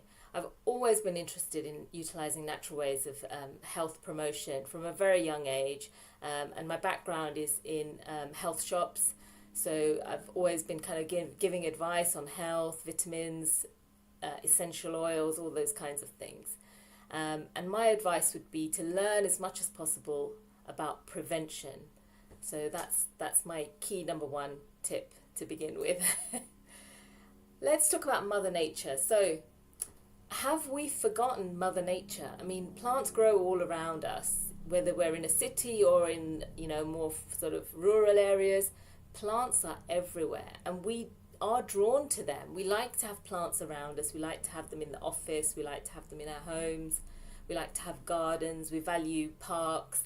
But do we value them enough? Because in the past, we used to live amongst them and we used to know them really well. But now it's not so done. We don't have time. We're living in a fast-paced society. We do abuse Mother Nature a little bit with pollution of our, parks and greenery. We build, big cities on green land. We pollute our rivers. And, it's really important to kind of understand that that's part of our immunity. This is all supposed to be helping us. So we shouldn't really be destroying it. And I'm sure that we'll talk a lot more about that in next week's event, where we are talking more about COP26, the post-COP26 environmental things that we're going to be covering next week. So do listen in for that as well. This week, however, is National Tree Week here in the UK. And this tree that you see here is one of the trees in my local park that I like to go and visit. It's actually a silver birch tree, but I like to call it my zebra tree because it's all black and white. So I love to go and visit that tree and many other trees in my local park. And you should do the same. In Japan, they do things like forest bathing, which is fantastic for immunity, calmness, giving yourself more oxygen. It's very, very health beneficial. And also in the past, we used to, in our culture, in Hinduism, we used to worship Vanaspati, the Lord of the forest, who we don't worship so much now. Why do we not value these things anymore? We need to get back to nature a little bit more to understand. Nowadays, Vanaspati just means plant, but it used to mean, Lord of the forest. It was very revered. Now we value our technology, man-made medicines, things like that. But it doesn't mean that we have to forget about modern medicine. Modern medicine is very important. I'm not saying don't take drugs or don't take doctor's medication, pharmaceutical medication, because it is valuable. It is very useful. When it needs to be used, it must be used. But there are things you can do to help yourself so that disease doesn't become a huge problem. Empower yourself with natural self-help strategies so you never actually get to that stage. So what is herbal medicine? It's the study of plants and plant chemicals and their actions on the body. But personally, I also use not only the scientific methods that we learn in university, but also I use the fact that plants have their own spirit, their own vibration. We talked a little bit about frequency with Niraben earlier. So plants also have a frequency. They are alive. They have a life force, and that life force and its personality will have an impact on our health when we intake those plants. So it's fantastic that we can actually reach out to not only our friends but also our plants all around us. And what kind of actions do we need from those plants? So the phytochemicals, the plant chemicals we talked about earlier, they have different actions. Different plants have different chemicals, some have multiple chemicals, and they all have different actions. And the ones we need for immunity are these ones in the yellow boxes. So we need things that stimulate our immune system. In other words, they're actually helping us make more immune cells, the fighter cells. We need immune modulating. Sometimes immune system can go too fast and too arrayed. We need mucolytic herbs, things that break down mucus. We need things that kill bacteria. We need things that kill viruses. Anthelmintic means things that kill worms. We need anti-inflammatory herbs. We need herbs that help to manage fever. They're the diaphoretic and febrifuge herbs. And basically, just think of herbs as the original superfoods, because they are just foods. And I'll show you that in the next slide. So fruits, vegetables, herbs, culinary spices, things that you're using every day in your cooking, they are also herbal medicine. They are plants. They're all from vegetarian sources, and they are nourishing our body. So there's the nourishing side, and then there's the super nourishing side, which is the herbal tonic. So they're the foods that have a lot more benefit.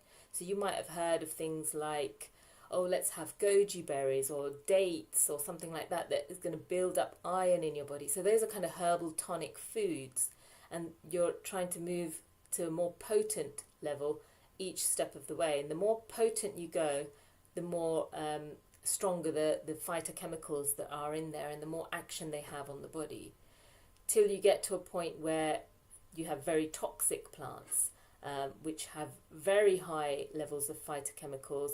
And herbalists do use them in very, very small drop doses as well, in severe cases, things like cancer and things like that. So interesting to see that herbs are not something that are kind of a thing that you have to worry about. They're just foods. They're you've come across them all your life. So let's talk about my favorite herbs. So here I'm going to be showing a few of my favorites, but there are thousands more, and we can talk about those. If there is a herb that you'd like me to talk about, then do just pop it in the comments, and I'm happy to cover any herbs that you've heard of. There might be some I've never heard of, especially if they're from across the world, and I'd be interested to learn about them. So let's share. So echinacea is very popular in the Western world. At the moment, it's had a huge revival because of all the research that's been done on it. But it actually has a chemical inside it called anandamide, which actually comes from the Indian word anand. It creates the happiness feeling. It's called the happiness molecule.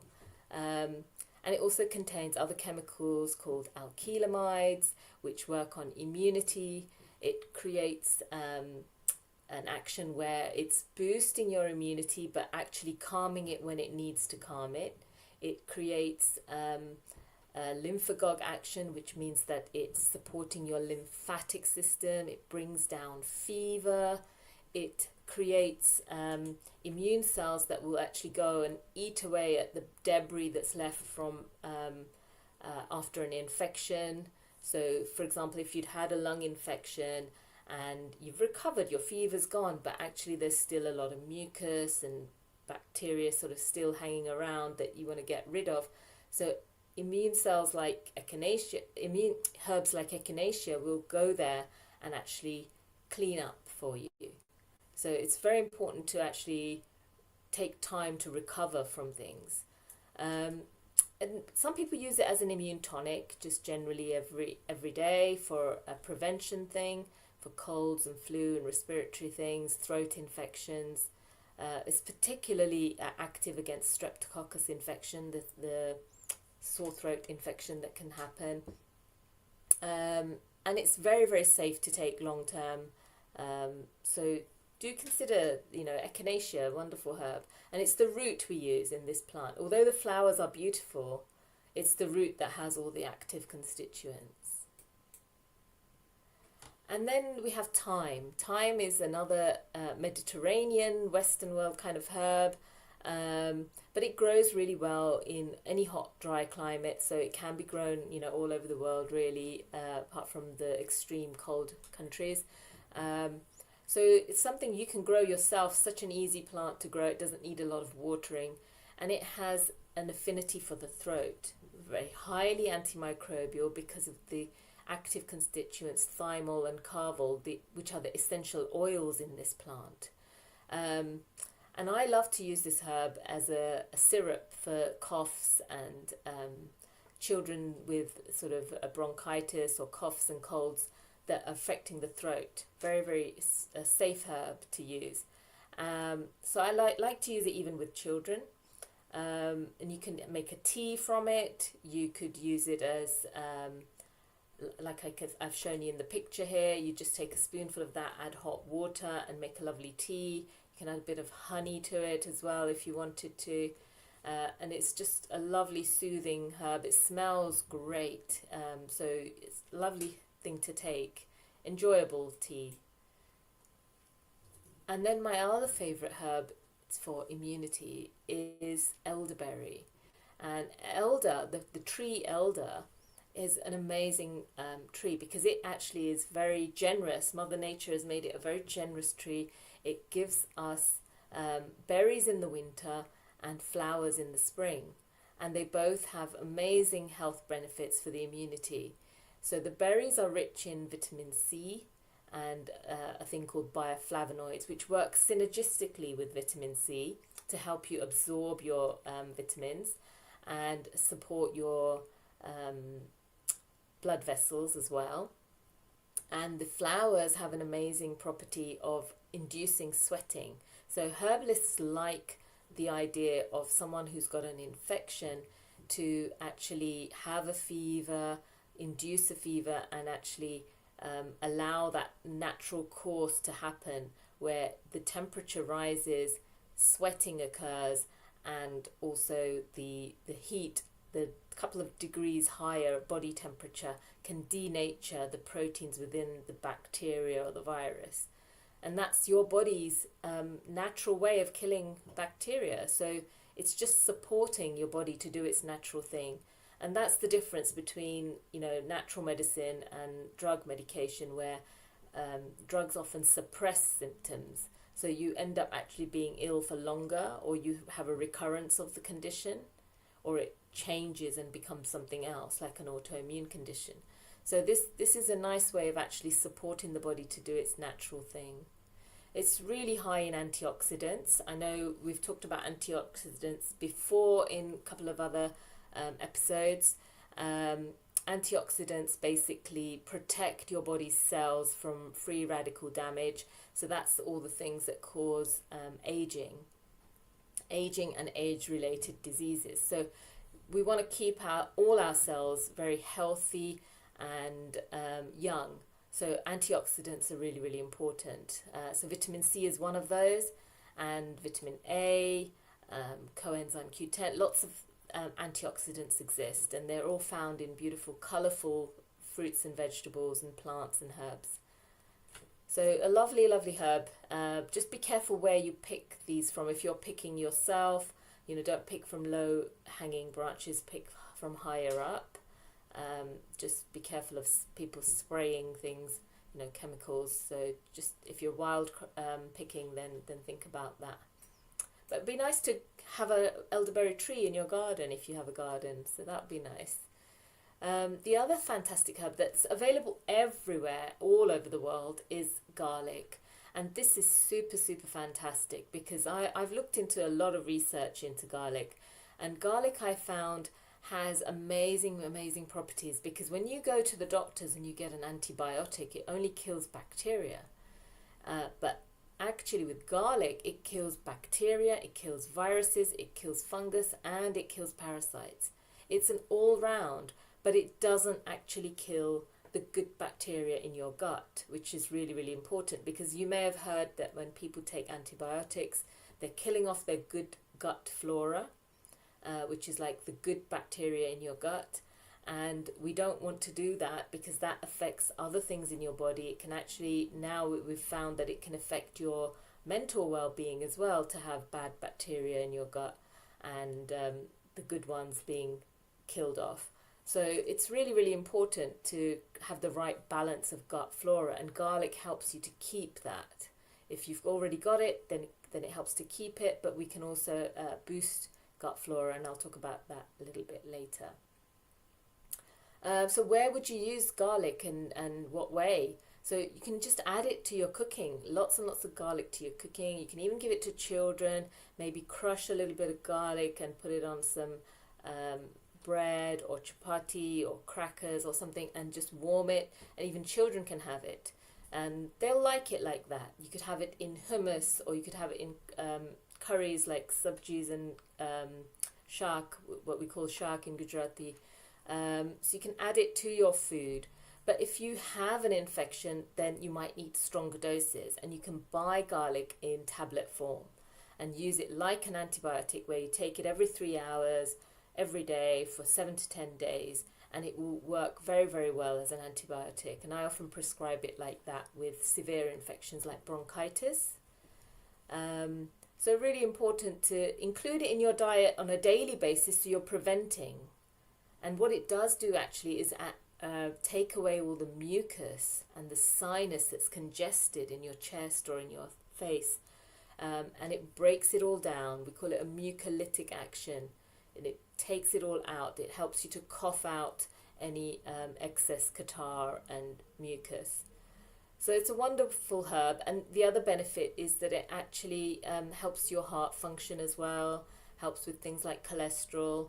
So it has lots and lots of benefits. So try to include this in your diet. If you don't eat garlic and onions, then obviously you can't have this one, but there are many others. So yes, I understand. Another fantastic herb that you may not have realized is highly antiviral is star anise. And we use this often in Indian cooking as well. We put it in our dals. Some people put it into soups and stews, but you can make it into a tea. Here I've created a tea, and then we're going to add some star anise to it as well. It has a wonderful, lovely aniseed smell and taste. Some people don't like the taste, but it's if it's a medicine, I guess you can take it. But a lot of people do like the taste and smell, so it's your own choice, I guess. And it's antiviral, as I said.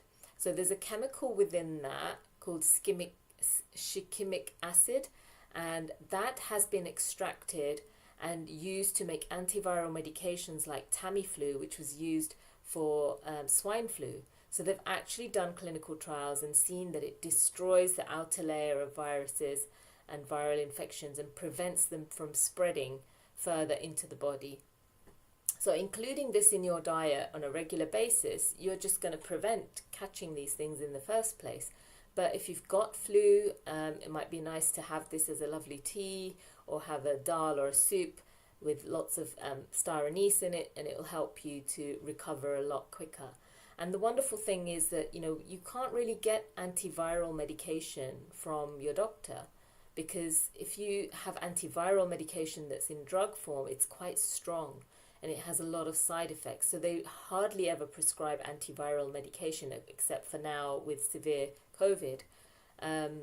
But normally they wouldn't prescribe antiviral medication unless they really, really needed to, if it was a severe viral infection. But things like colds and flu, they're not going to prescribe antiviral medication, but this is just as good, without the side effects. So amazing plant, and it's beautiful to look at as well. It looks lovely in your tea.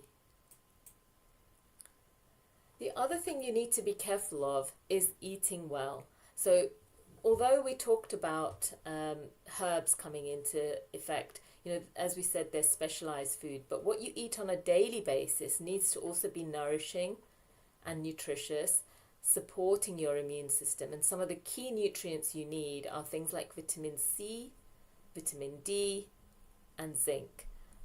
These are really key important things for immunity.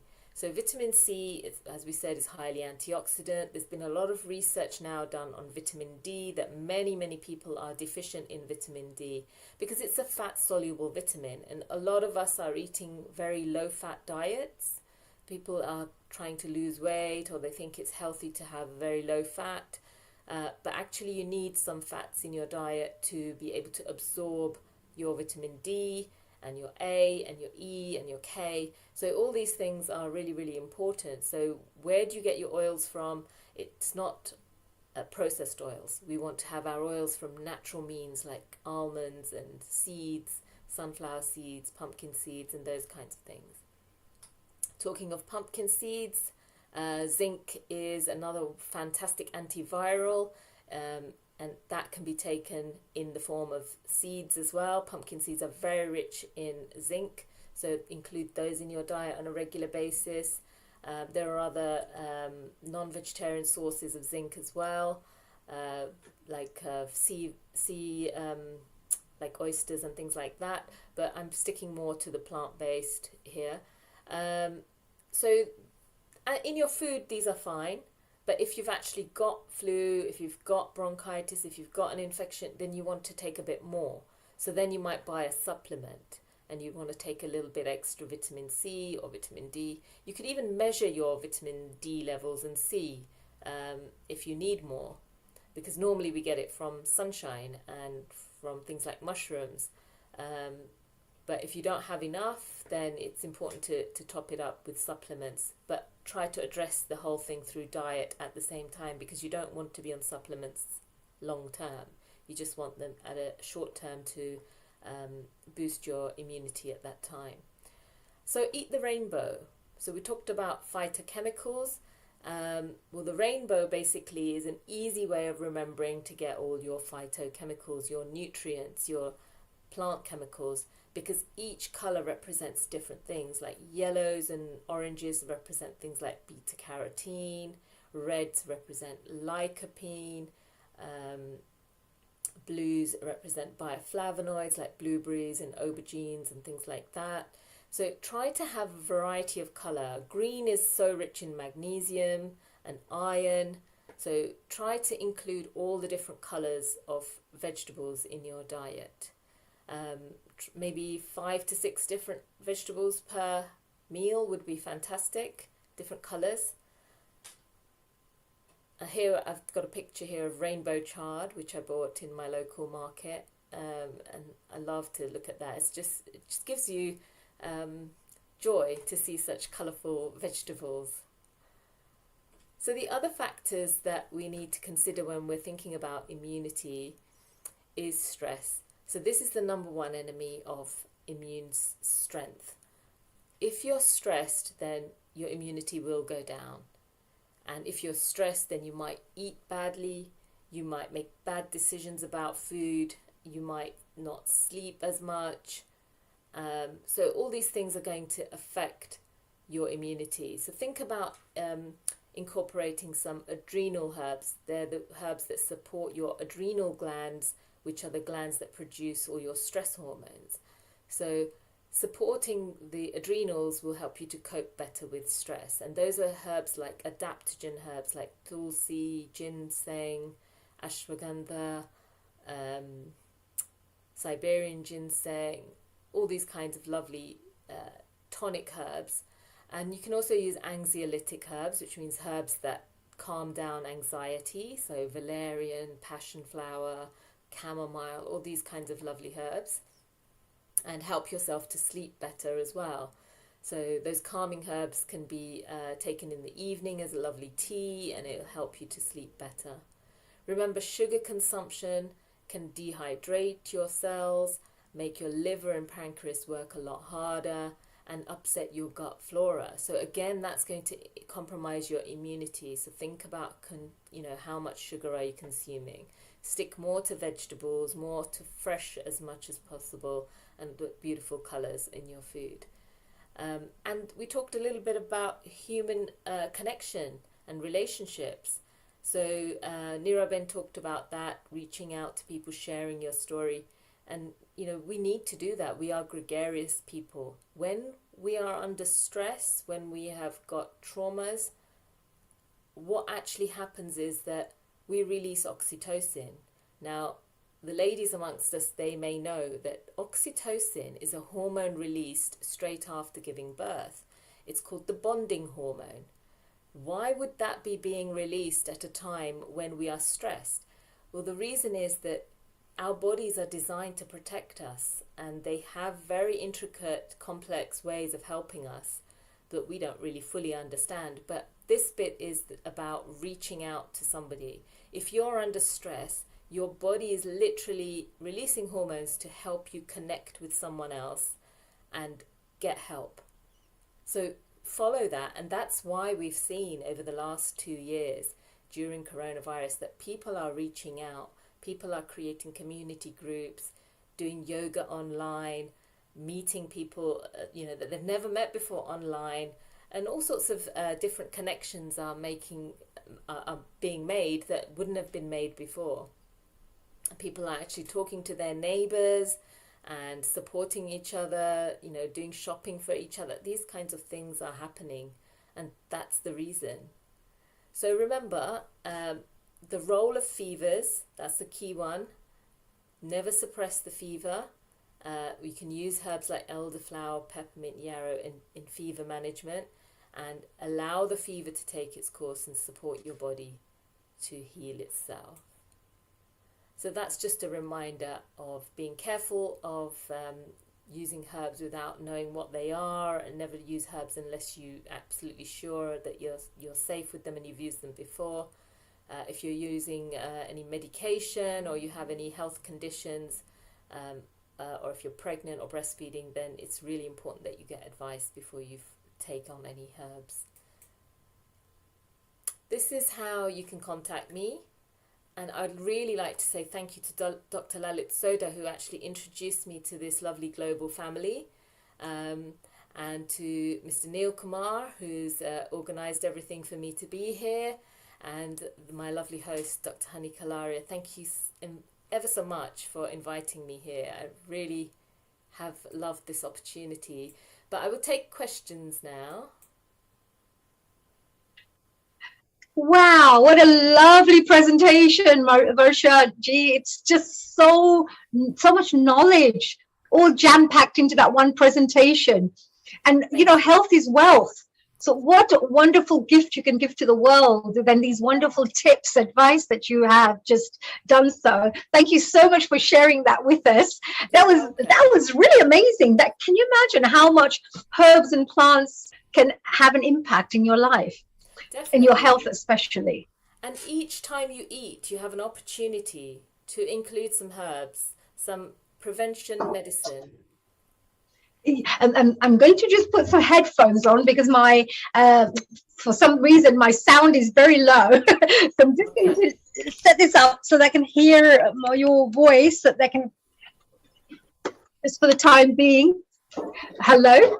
Hi, can you hear me better? Yes, I can hear you now perfectly. Thank you so much. Closer to the mic as well. That's okay. I thought I don't want to miss out on any of the information that you're giving me, etc. No, but I have some questions for you. This really amazing presentation that you had, and some questions coming through as well. So I'm mixing them both together. The first question that was there was, this is an ancient knowledge as well. This is something that our ancestors used to use for many years. And it's proven things, because for years and years, people, if they were ill, then their grandma would give them this and they would get better, for example. And it's all proven. Why is it still not accepted in the mainstream markets? Why are people still giving drugs instead of trying to find a more natural method? I do believe that that's a little bit to do with the society that we live in now, that we want everything fast. We want to click on the computer and your Amazon delivery arrives, and Yes. pizza arrives or whatever. So we want to have very quick fixes, and we have this mentality that even if we're ill, we should just go to work. We should take a pill, take a headache pill or whatever, and go to work. But actually, we need to think back to how things were done in the past. People would convalesce. If you're ill, you would actually have bed rest, and people would come and put a cloth on your head. Yeah, get all the heat out of the body. You and look after you and bring you different kind of food, so there'd be healthier food like mung bean dal and soups and rab. I don't know if you know what I'm talking about. Yes, absolutely. From the Gujarati background, we know these are all full of packed with really high nutritional values. Yes. But we don't do that now. Now we think, okay, I don't feel good, So I'll have a pizza or I'll have a chocolate because I want to make myself feel better. And so that exacerbates illness further. And the mentality is that you just want to get back to normal as quickly as possible. It's a fast-paced work, isn't it? There's Yeah, fast-paced. Everything's fast-paced. Or let me pop up. I've got a headache, so let me not think about the fact that I could be tired. I may need a bit more rest, or there could be a lot of EMFs around. Like using the computers, etc. So definitely. Yeah, yes, so you're not looking into why you're getting this particular headache, and you think, oh, let me just pop in a Panadol. I mean, I'm one of those people who hardly take any medication. I don't take exactly. painkillers. I don't take anything. I know that there always is a natural way of dealing with some of these things. And there was another question here as well, and that is even though the drugs create side effects, we find that plants and herbs and things like that don't even have side effects. So Why you are can, people? Yes, oh yes, can you tell us a little bit more yeah, you about that? can have side effects with herbs. This is a misconception, actually. Occasionally, you can have side effects. You can be allergic to herbs. You can have side effects if it's interacting with another drug or it's just not suitable, it's not the right herb for you. It can happen.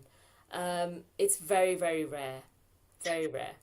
The reason that Right. is the case is because what I was telling you about phytochemicals, plant chemicals that exist within plants in numerous amounts. So within an orange, for example, you have vitamin C, you have bioflavonoids, you have fiber, you have a bit of beta carotene, you have so many different things, some potassium and so forth. And one thing works with another thing to create a synergistic balance. Whereas if you take out one chemical from it, like just the vitamin C, and just took that in a high dose pill, it's going to actually be quite acidic for you. So then you get the side effect.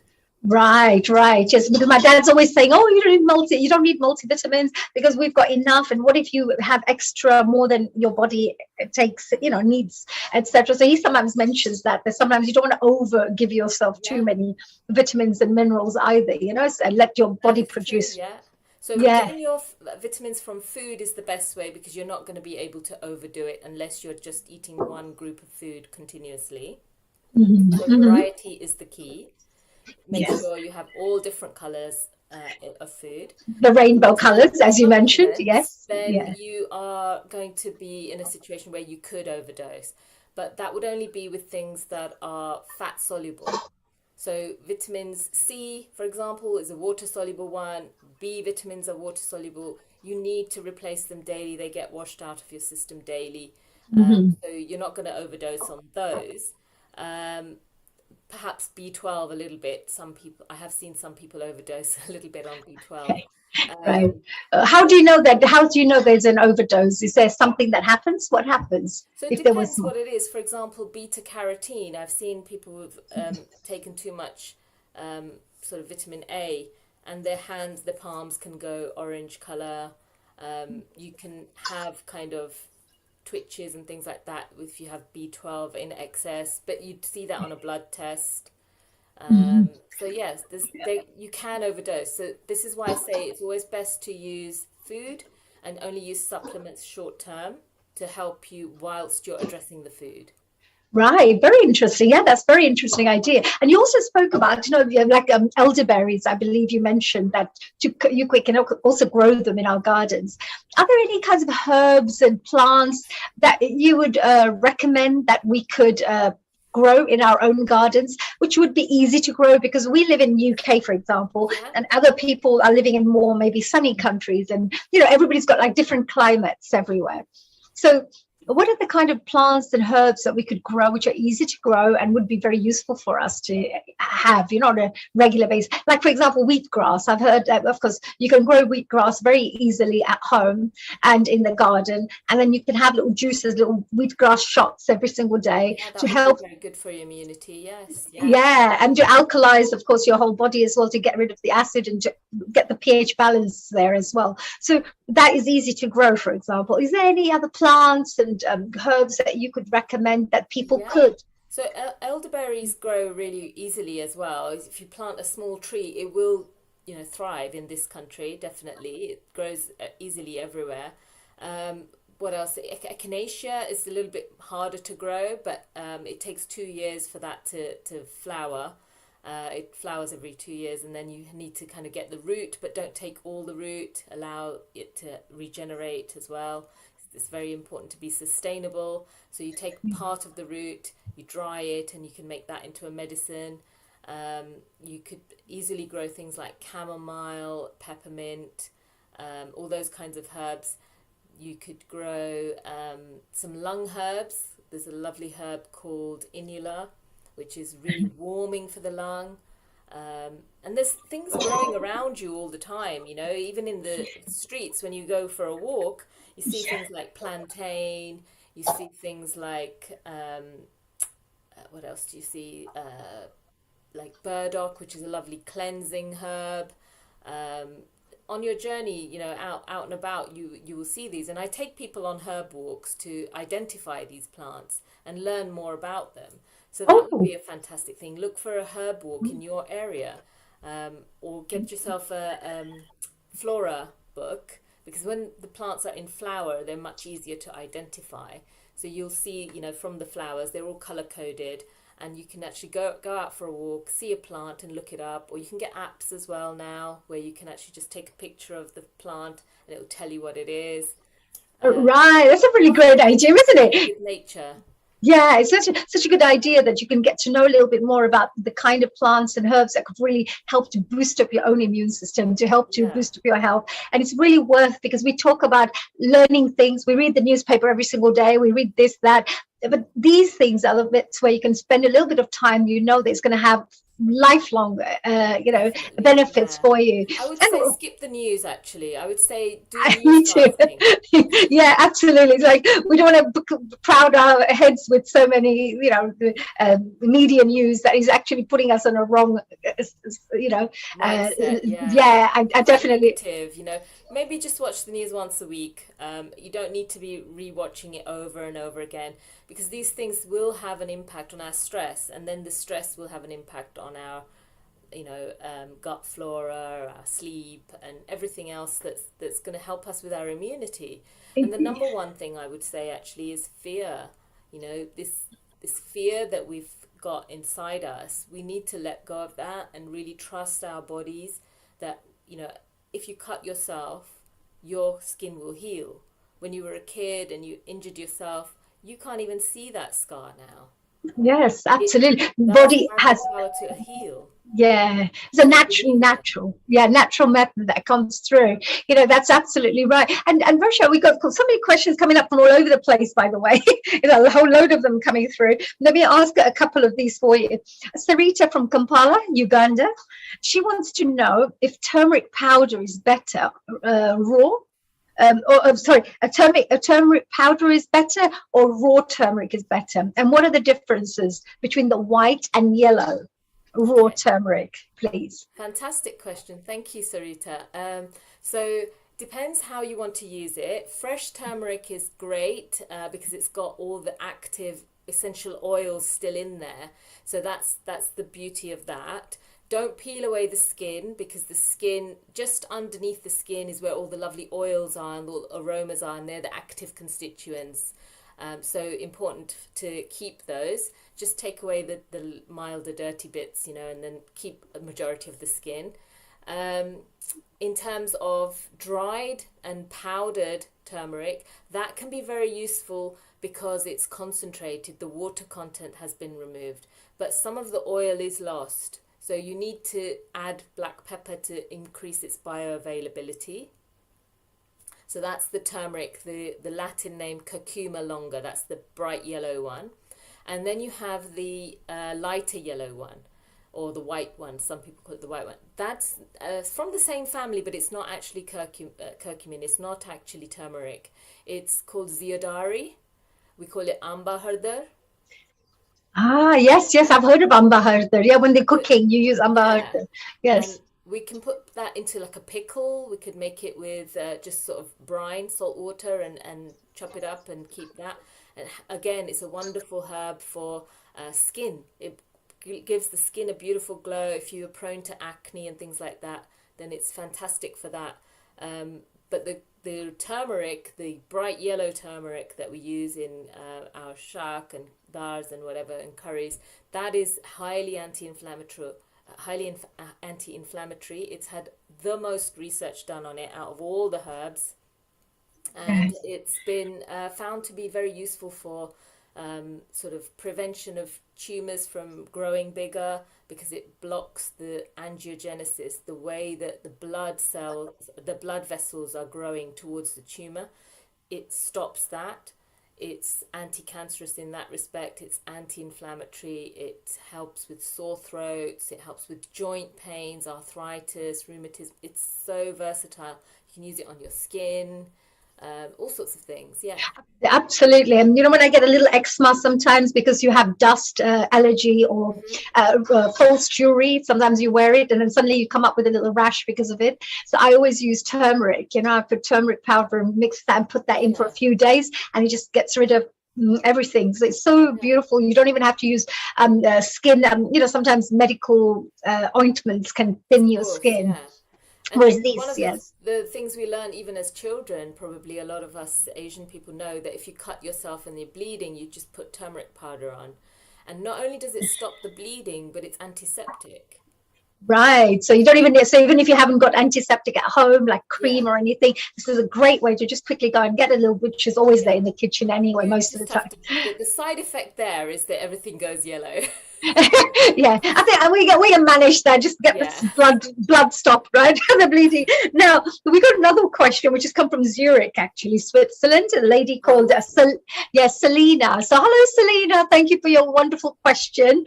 I just wanted to say that she wants to know what's the best herbs and spices to consume during this COVID season. I'm sorry, the cold season, the COVID season. Yeah, cold season cold because of the season. winter. Yeah, because of the winter in Switzerland is pretty cold too, as you know, and here So she's winter's looking for coming up. herbs and spices.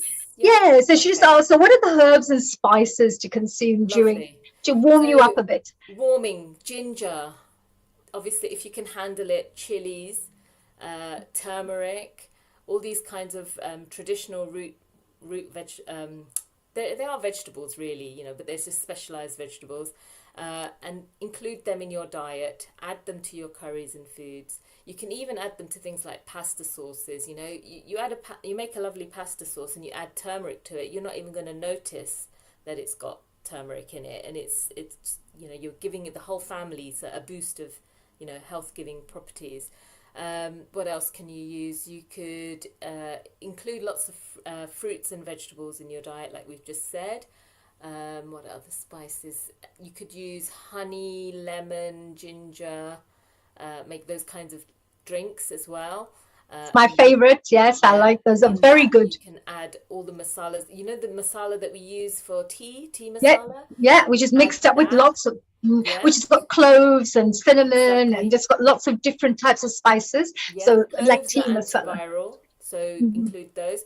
The star anise I mentioned, include that as well.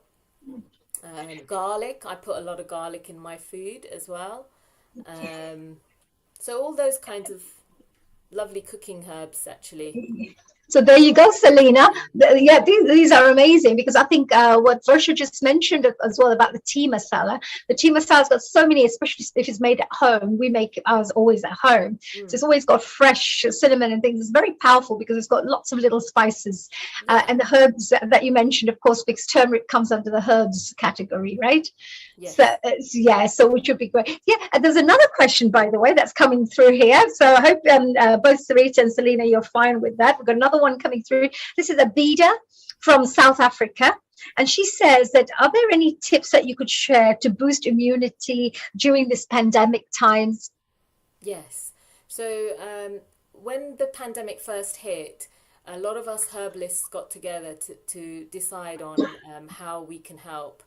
And there are much more eminent herbalists than myself. I can't consider myself a baby herbalist, No, but you are amazing. We're so proud to have you here. thank you. But there are other, you know, herbalists around the world, and we did all gather and we did actually come up with a plan. And some key herbs that are really, really vital are things that we've talked about, but also andrographis, which has been found to, it's a very bitter herb that has been found to be very useful.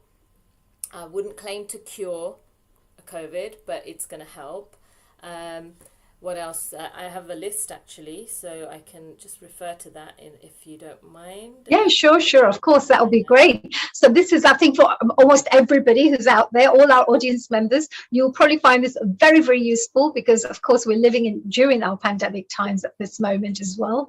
Always new types of variations coming out that also we hear. Yeah, so Varsha, yeah, for all our audience members worldwide, what would A they be able key to herb use? for respiratory health is thyme, which we've talked about. Elecampane, which is a lung warming herb.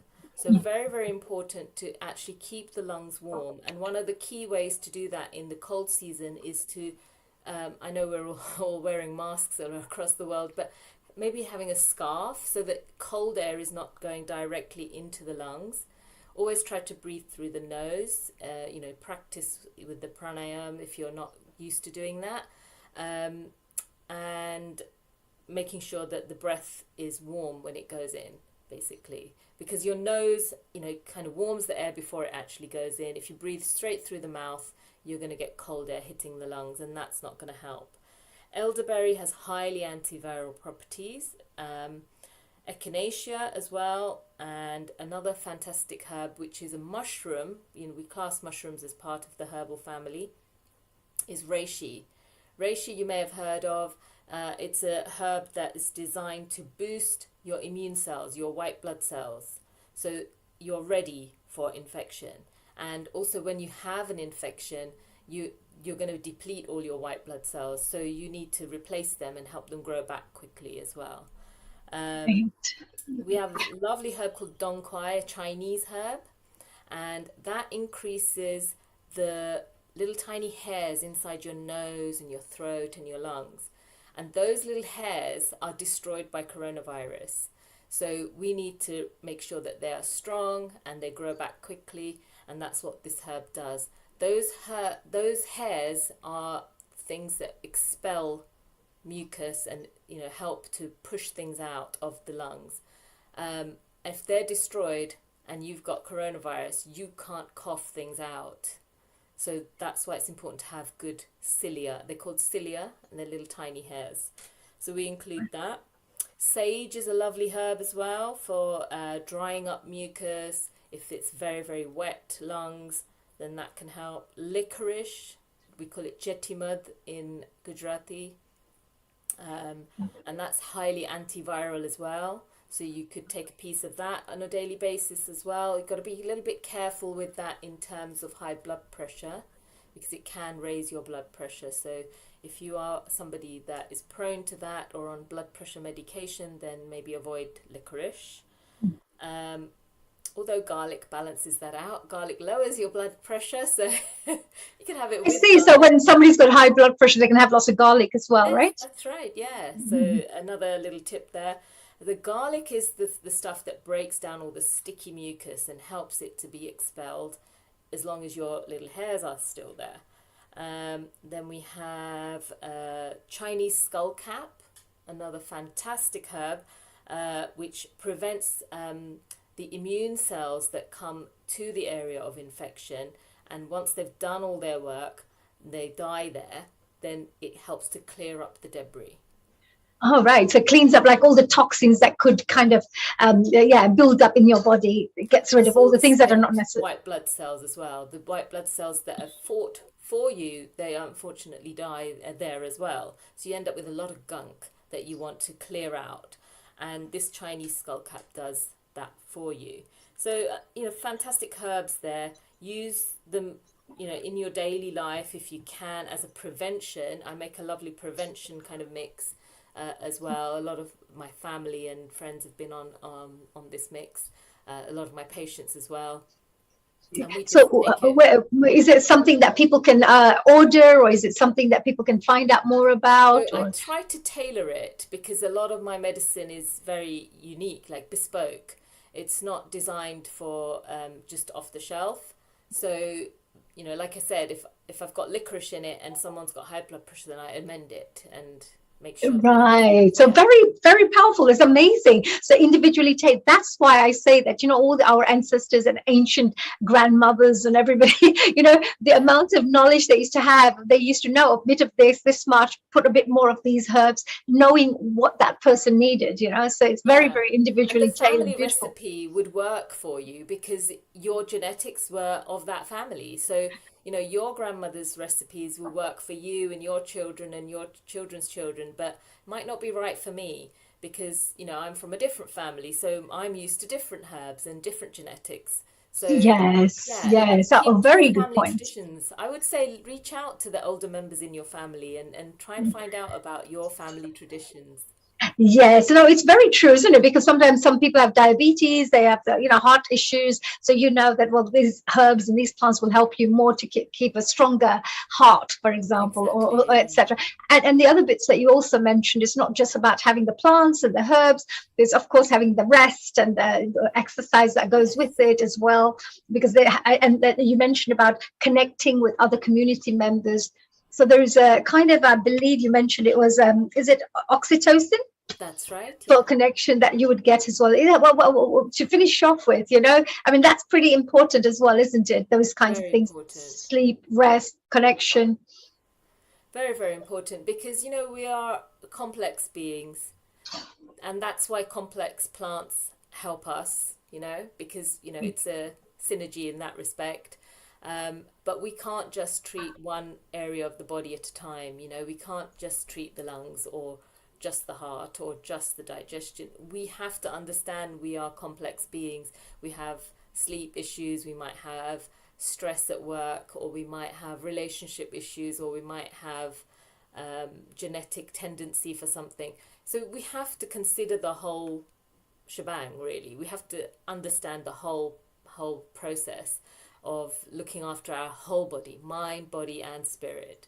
Which Wow. is why it's so important to be part of a lovely family like this, where we can, share our experiences and help others, and it gives you a sense of purpose, which is very important in your own well-being. Absolutely. And I think, what you've shared with us has been absolutely amazing, really, really helpful. And I'm sure that Thank these you. tips, advice, guidance, and of course, a wealth of knowledge that people like a treasure, it's like a little treasure chest with so much information that people can go back with that, for this information, or for cold, I can go in and, this is what I need, or to boost up my immune system, maybe I need this. So it's like in a way, a whole knowledge encyclopedia. You're like a walking encyclopedia when it comes to this. So, which is amazing. Thank Well, you. Varsha, I just want to say, Varsha ji, thank you so much for joining us here today. Everything that you've shared has been so useful for everybody, I hope it including helps. I hope it helps, and some little chunk of it can be utilized in your life. I'm sure, and all those people out there, who want to boost up your immune system, just listen, follow this for a month, and you'll may see a huge difference in the way you feel, and of course your skin, and your energy levels, and all sorts of things, which would be Exactly. really important. Yes, thank you, Varsha. Thank you very Thank much you for so joining us. much. We're moving on, of course, to our next guest now. But before we do that, Varsha, I just wanted to say, please do join us in the future events that we've got coming up. For example, on the 5th of December, next Sunday, we have the post COP26 event taking place, where you will be hearing special guests talking about all the various things about climate change, environment, and many other issues that really, really affect each and every single one of us on this planet. It's a free global online session, as we always say, and from 2 p.m. to 7 p.m. Do join us, which is, like I said, on 5th of December. As we move on, the next week, we have also 12th of December, Universal Health Coverage Day. Health for all. We really believe that health is it's something, your birthright. Everybody's birthright is their health. So why not come in, join us, and find out all the things that could help you to become healthier, happier, and of course, more positive. And mind, body, soul development. That's on 12th of December. Then we move on the 19th of December with the festive vegetarian kitchen. Oh, you're going to love that. You're going to have this beautiful, delicious recipes all for the festive season, Christmas coming up, and you will have some really great chefs all sharing their wonderful recipes with you and giving you tips on cooking and, of course, all the wonderful things when it comes to the food that we all love. So that's 19th of December. And don't forget, on 26th of December, we have Festivity 2021. Yeah, it's the end of our 2021, and I hope our 2022 is going to be a lot more better than our 2019 and 2020. So Festivity 2021 will be a really fantastic. It's a celebration. We will be celebrating Christmas, but Bollywood style. So do come and join us. You do not want to miss that one. You're going to love it. It's going to be fun. And that's not it. We carry on because in the new year's we have, of course, the Festivity 2022. Our entertainment and joyful celebrations will continue from Christmas to the new year. So do join us. These are fantastic events that are all lined up for you, our audience, our members, our family. So do join us. So Varsha, I hope you're going to join us. Any of those did you find any of those interesting for yourself? All of them. I have come to every single one. My Sundays are booked now. Oh, that's wonderful. Thank you. That'll be brilliant. We've also got Amalia just joining us right now. Amalia is all the way from Singapore, by the way. And Frosha is from UK. Hello, dear Amalia. We wanted to say a global namaste to you all the way from Singapore. Thank you for joining us here. I know you must have been listening to Varsha speaking about all her plants and spices and how to... Tell, is there any comments before we go on to speak to Pareen? I'm sorry, I just came on because I was actually discussing plant medicine with other people. Actually, yes, it's midnight here, and we just had a very lovely gathering of women who love plant medicine. So we were discussing that while this was happening. So I'll watch your replay, Varsha, and unfortunately I missed it. Well, is there any of the final tips that you can talk to before we talk to a wonderful, gorgeous lady who has just won, by the way, a special beauty pageant just yesterday. So we're so proud to going to be speaking to Pareen Samani very shortly, a gorgeous lady and a very beautiful soul. So we're going to be talking to her very shortly. So Amalia, is there any question that you'd like to ask Varsha before we say bye-bye and move on to Pareen? Well,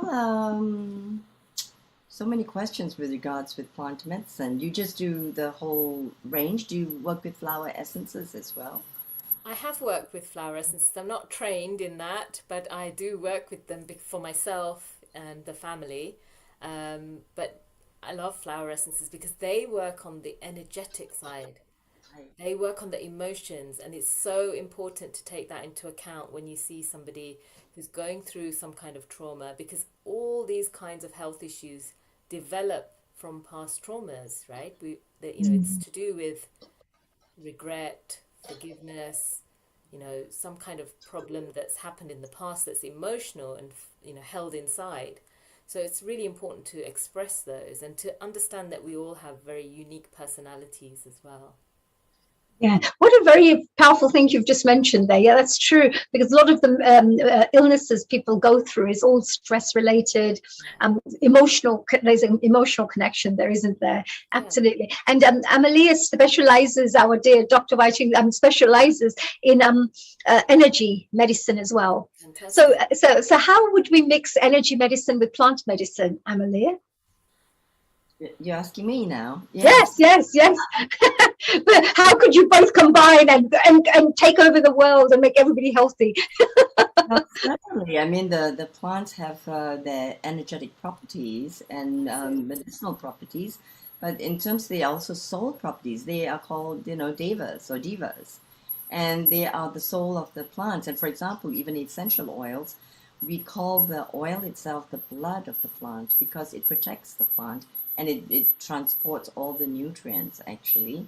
And so we call that, and so that's the energetic of the aromatic oils that really is therapeutic for our blood and our systems too. So, and definitely with the energetics of plants, for example, if we ingest a seed or a bark or a root, they have different correspondences with our bodies, and even a flower, when we take flower baths, for example, right? And that's very common in our cultures, in our traditional Asian cultures, flower baths. And that's how we work with the energetics of plants.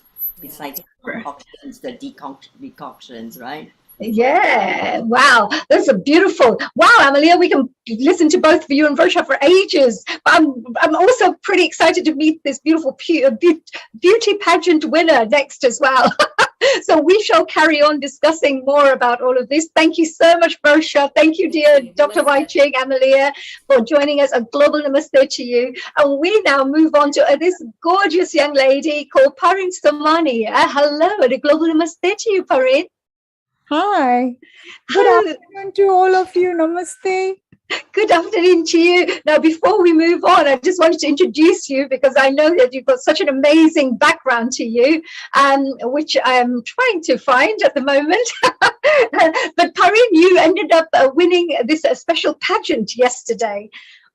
Wow. Before I introduce you, can you tell us, congratulations, first of all, tell us, what does it feel like to be a winner of a beauty pageant yesterday? My God, this is it's an amazing experience. I don't have any words to say, but it was really nice.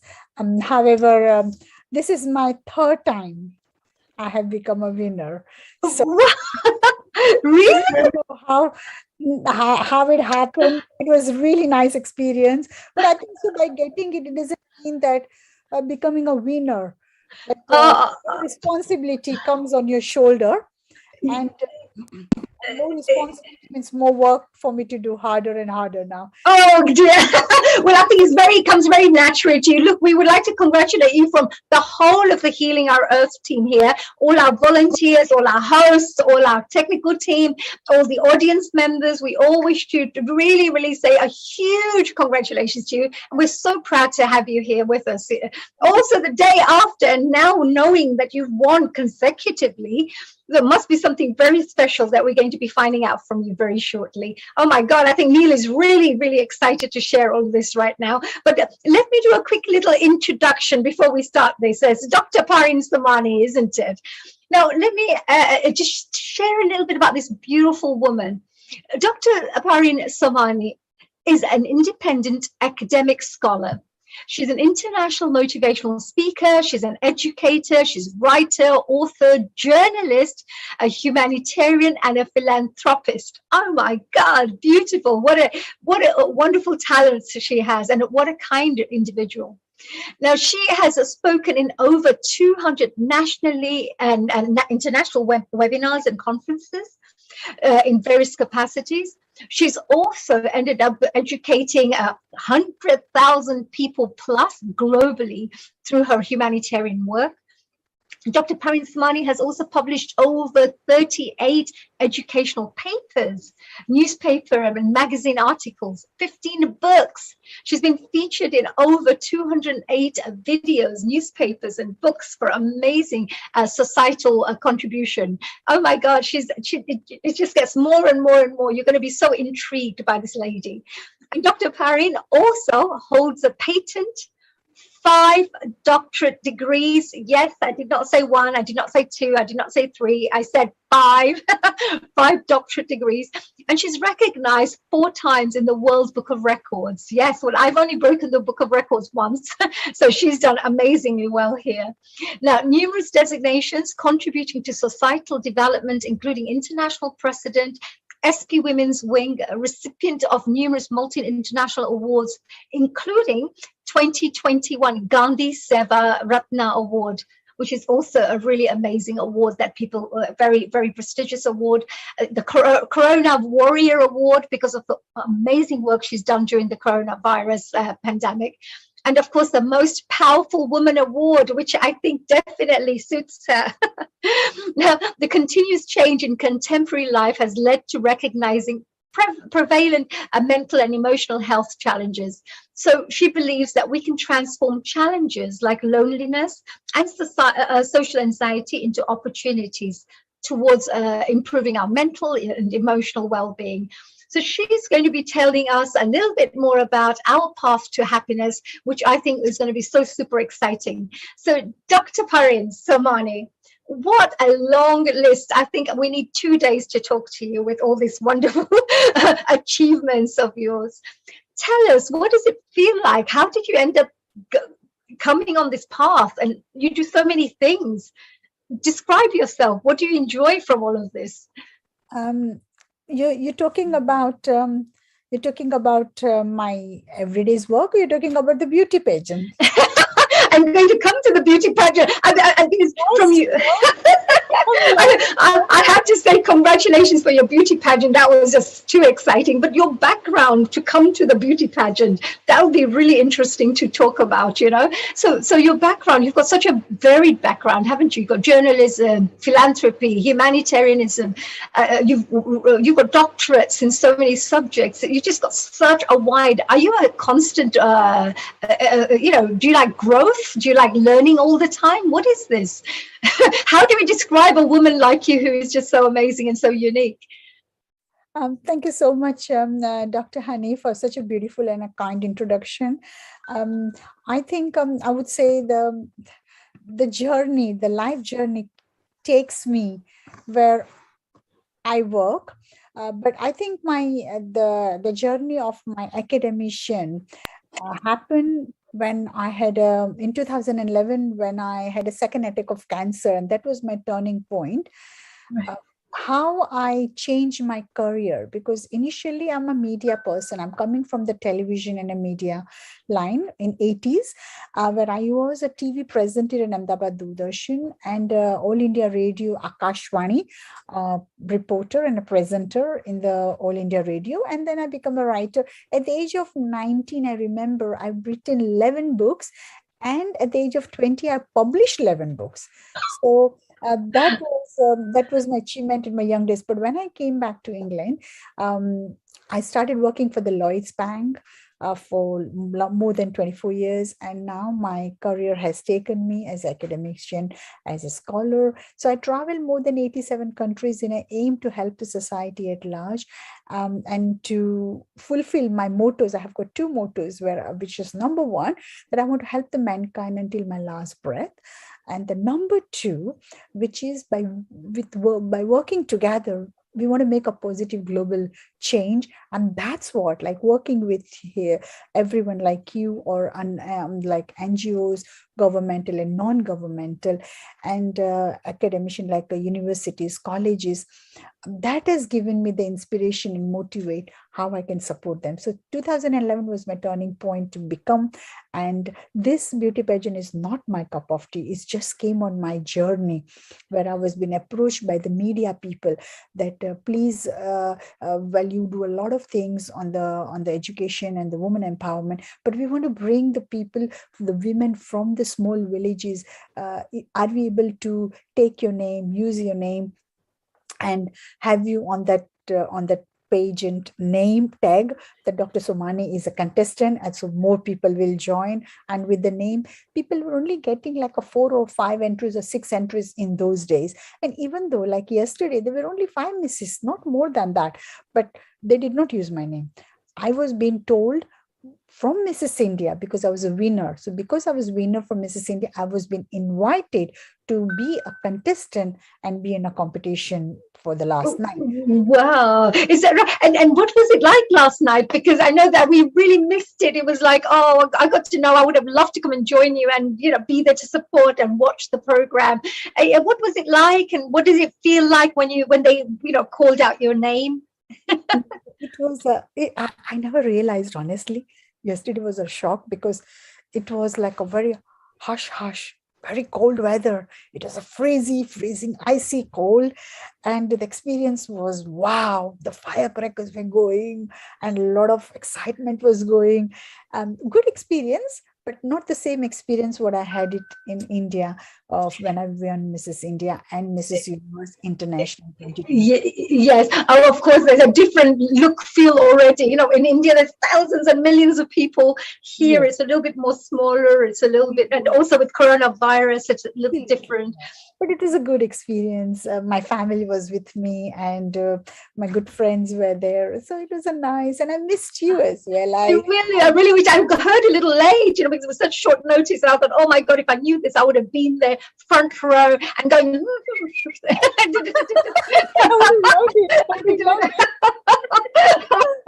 Yeah, no.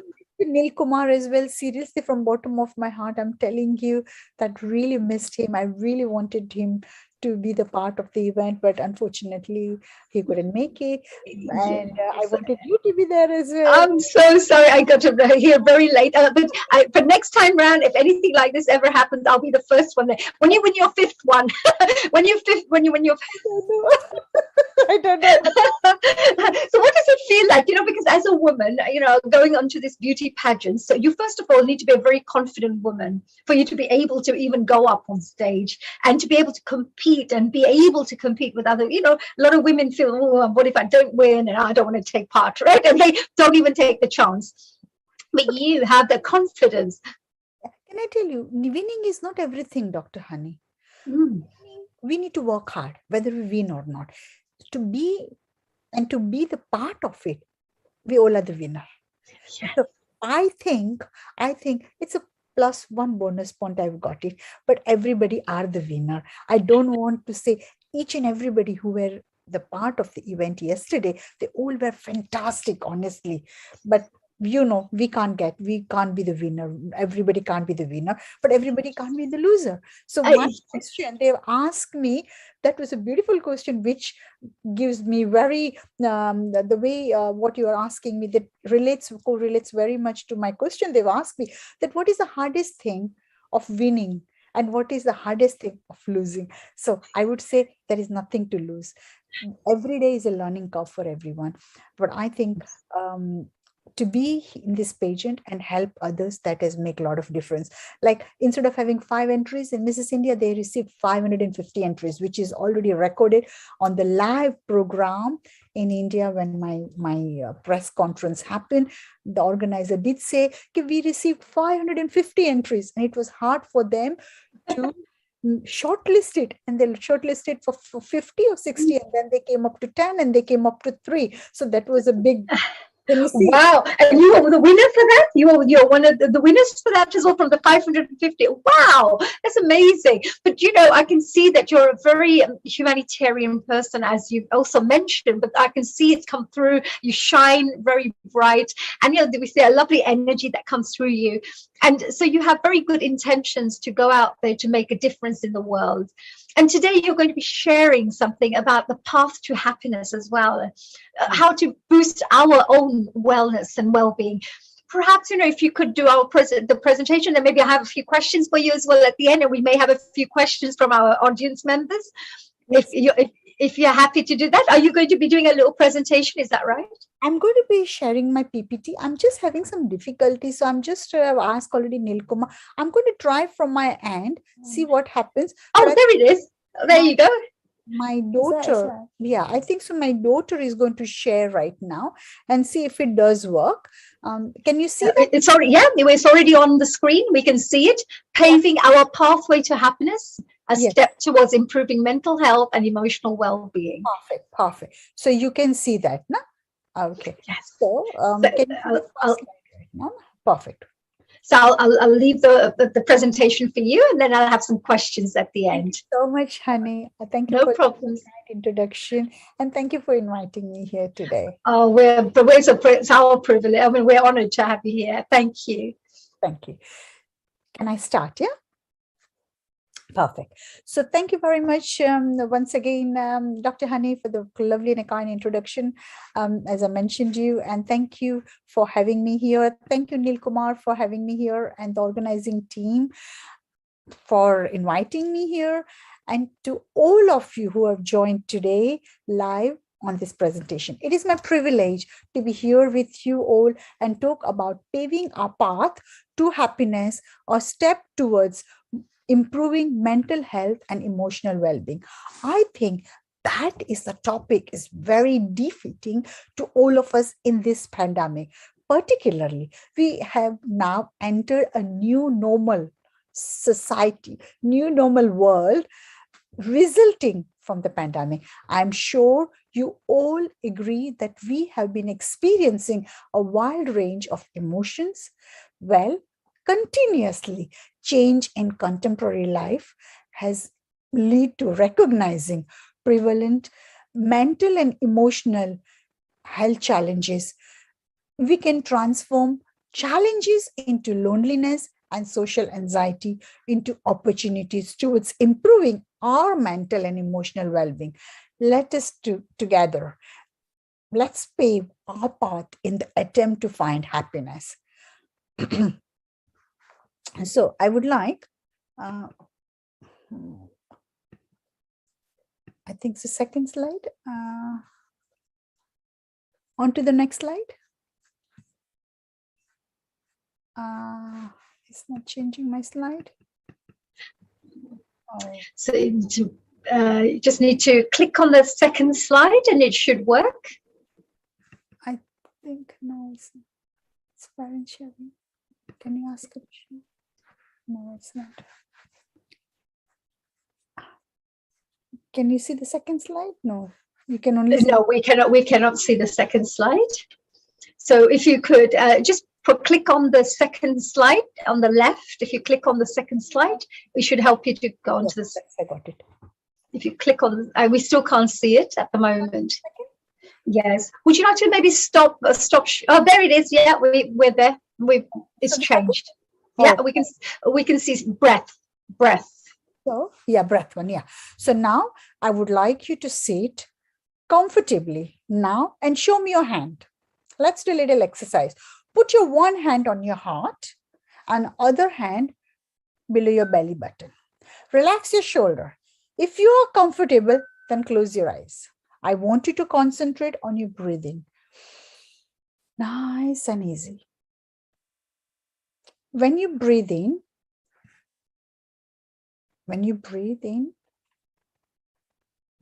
just say, I am in excellent physical health. And when you breathe out, I want you to say, I am mentally energized. Breathe in and say, I'm excellent physical health. And now breathe out. I'm mentally energized. Think about the moment you're experiencing right now. Forget about the past. It has gone. Do not worry about the future because it is an illusion. Just concentrate on the here and now. Now gently open your eyes. Welcome back. Our words are very important. Many minds in the society have been conditioned to forget the positives and dwell on the negatives. Let us only utter the positive words. What we say manifests. So every morning when you wake up, for 5 minutes, breathe in and say, I am in excellent physical health. And breathe out by saying, I am mentally energized. And do the same when you go to sleep. This will really help you. So every day, we experience a multitude of emotions. We experience the multitude. I think, one second, can we have a... If you could click down and you should be able to move on to the next. Are you getting a third slide? No, now what is mental health? It was there. Can you go back? Because it's on mental health at the moment. Yeah, it needs to go. It needs to, that's it. That is a slide. Okay, so it is that? changing. Perfect. I think so. My system, I don't know what's happening with my internet today. Every day, we experience a multitude of emotions, for happiness to sadness, to stress, and maybe even anxiety. Whatever emotions that we face, it's okay. But it is important to understand what mental health is. Because in society, when people think about mental health, automatically they have been planned, they have a negative image in their mind. This must be like a thought process must change as we raise awareness among ourselves and others. So what is mental health? I want you to think about what is mental health. So it is defined as a state of a human being, of a well-being in which an individual realizes his or her own abilities, can cope with the normal stresses of life, can work productively, and is able to make a contribution to his or her community. So if we can see that we all have mental health, it is not just about somebody who have mental disorder or disability. It is about looking after your happiness and wellness. Therefore, it is very important that we all look after our psychological and emotional well-being, not only now, but for the future. So it is referred as to our cognitive and emotional well-being behavior. So in other words, how do we think and how do we feel? That is very important. How we think, behave, and feel. We all have a mental health issues, but we may have got at the certain stage, we may not consider ourselves, because the way that we think, we behave, and the feel is the key factor of our everyday, day-to-day. In relationship with the family, friends, and each other, if we look after our mental health, then we can enjoy life more. But we need to create a balance between our daily activities and responsibilities. So within competitions, many individuals can start to feel precious, anxious, and worried. So this can rise from having little or no control about the result of situation. So like yesterday, like after the competition was finished, everybody were worried, but I knew myself, okay, it's okay. If I win, it's fine. If I don't win, still it's okay. There is something better waiting for me. But we have to feel that way. That has to come from inside. So do not worry about the end result. Enjoy the journey and take joy in every moment you are going through. So if you think about a car tire, it runs perfectly with the correct pressure. Without enough pressure, it can deflate, while too much pressure can cause the tire to become unstable or burst. So therefore, like the tire, we must ensure that we take enough pressure to motivate us and help us run efficiently. But to exert, do not have too much pressure on ourselves that affects our health. So stress can have many influences on us. You can see there is a positive and a negative stress.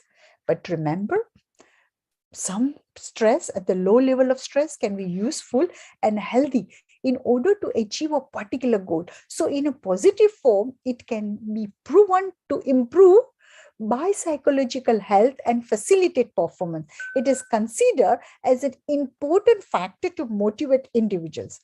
It can help people to adapt to a situation, and it can be as a result of a reaction of surrounding environment. When we talk about the negative stress, see, high level of negative stress is not a good, but remember, without the negative stress,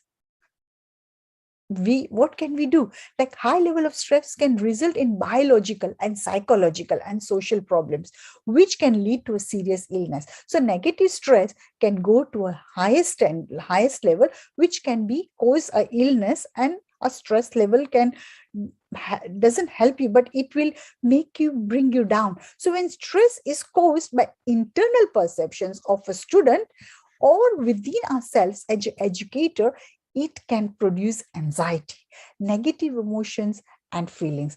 This can lead to stress, pain, and sadness.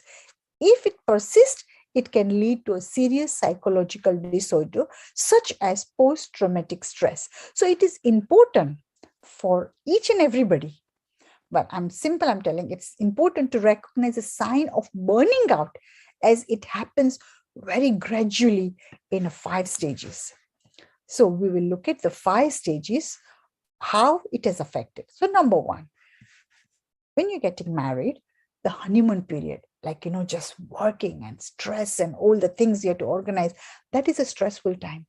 Number 2, lack of energy. So when you don't have energy and we have to do a lot of things. Number 3, initiation of chronic signs of being out. You're completely out of the track. And number 4, when you're in crisis, like health crisis, finance crisis, family crisis, any difficulties you're facing. And number 5, reaching to a stalemate respectively. So therefore, it is important to be aware of these elements and look after ourselves.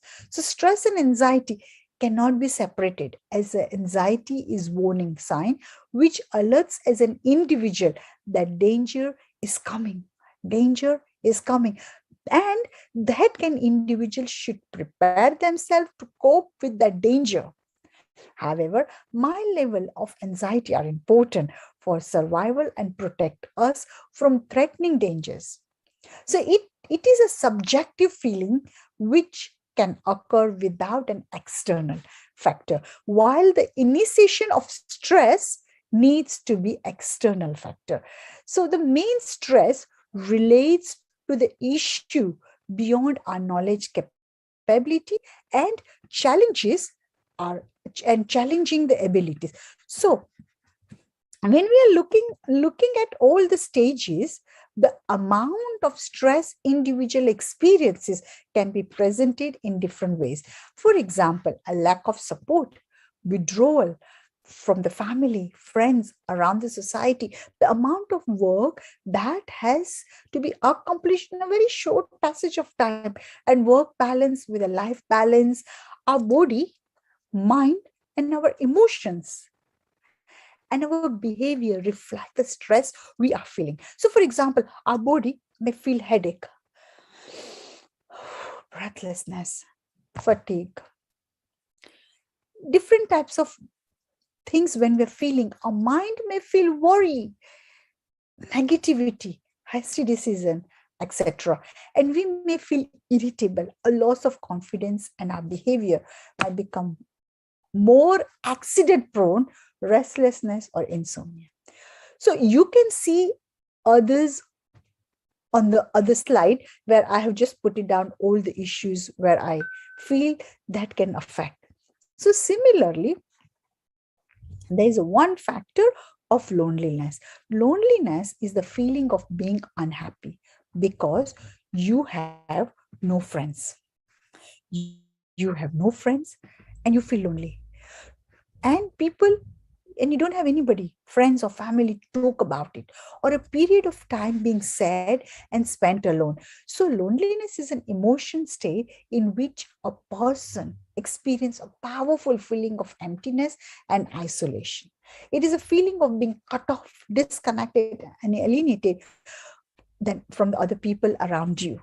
So lonely people can often feel vacant or empty inside. It can be described as a social pain, which is a psychological mechanism which motivates individuals to seek social connection. It is usually associated with lack of social connection and intimacy. So more people are becoming overcome by loneliness. According to the UK government loneliness annual report 2020, research has deduced that between 6 and 18% of the population often feel lonely. Other studies have shown that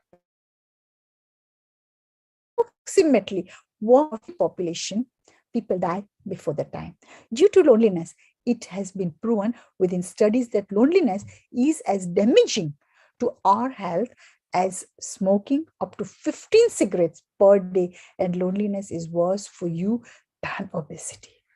So how we can look after our mental well-being? So we can say that all by helping ourselves and make necessary changes. Wherever we feel that we need to do, we have to change necessary changes to make ourselves happy. We should aim to be active. For example, exercise ability to minimize some of the emotional intensity that we feel. It helps us to clear our thoughts and ideal with our problems in a calm manner. We should stay calm and take control of the situation, because every problem there is a solution. If we think we can do something and believe in ourselves, then surely we will find a solution. This in itself is an act of empowerment, and this self belief will result in the solution that you can believe in. So remember, managing mental and emotional health can be eased by ensure that we have a good family support, good system, good people around us where we can have good friends, the good network who you can share your concerns with. So you will find encouragement and a fresh perspective through which you can view the situation in a different way. Therefore, use technology to video calling somebody and talk to the people. Never doubt your ability. If you are unsure on something, detach yourself from the situation and give yourself the advice you would give to close friends and family. Do the activities that you enjoy. Engage in the hobby that makes you feel happy and find a fulfillment. Simultaneously, we should avoid unhealthy habits and help each other. We must realize that we cannot always change a situation. So we should concentrate on the aspect of life we can change and do your best in every situation. We feel that you have too much to do, then by planning ahead, you can split up your task into the easier and more manageable part. So as a human being, we are a social animal and who try to stay together with other people. So if we are left alone for too long, then we become ill. Therefore, we need to aim to get rid of negative emotions and replace it positive emotions with the aim of finding happiness and joy within yourself in what we are doing. It has worked for the people that I have tried to help in the past. Therefore, I hope that it will also help you through your life journey. You see, a few months ago, I was speaking to one of a good friend who was thinking about her experience in the university. While she was talking, she said that she always felt like stressed and she was avoided by all her friends, and she felt that she never fitted in that university. She felt that she's left out. I could feel the sadness that she was experiencing from within her voice when she was telling me her experience. She said that often she would ask herself, what's wrong with me? I thought for someone to ask themselves that, it's not the right. That question itself is a very painful. So I started to research the topic of stress and other negative emotion after speaking and after listening, sharing the story, what she was telling me. I really wanted to understand how we can get rid of it. So that was a question, and that's why I started working on this research. So get rid of it, transform to a positive energy. I discovered that all that people want in life is to be happy. We all want to be happy. We all want to have a smile on our face. But because we have got so much piled up on the top of our head, we don't know what to do. That is the initial human desire, to be happy. It is this want for happiness that binds us all together. We all want to be happy. None of us want to suffer. Am I right?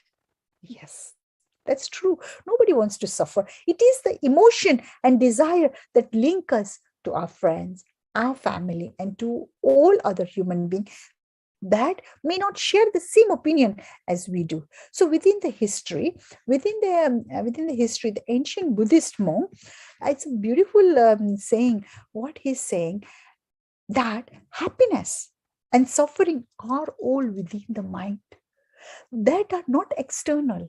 This explains that the happiness is not external found through the object or in the different people.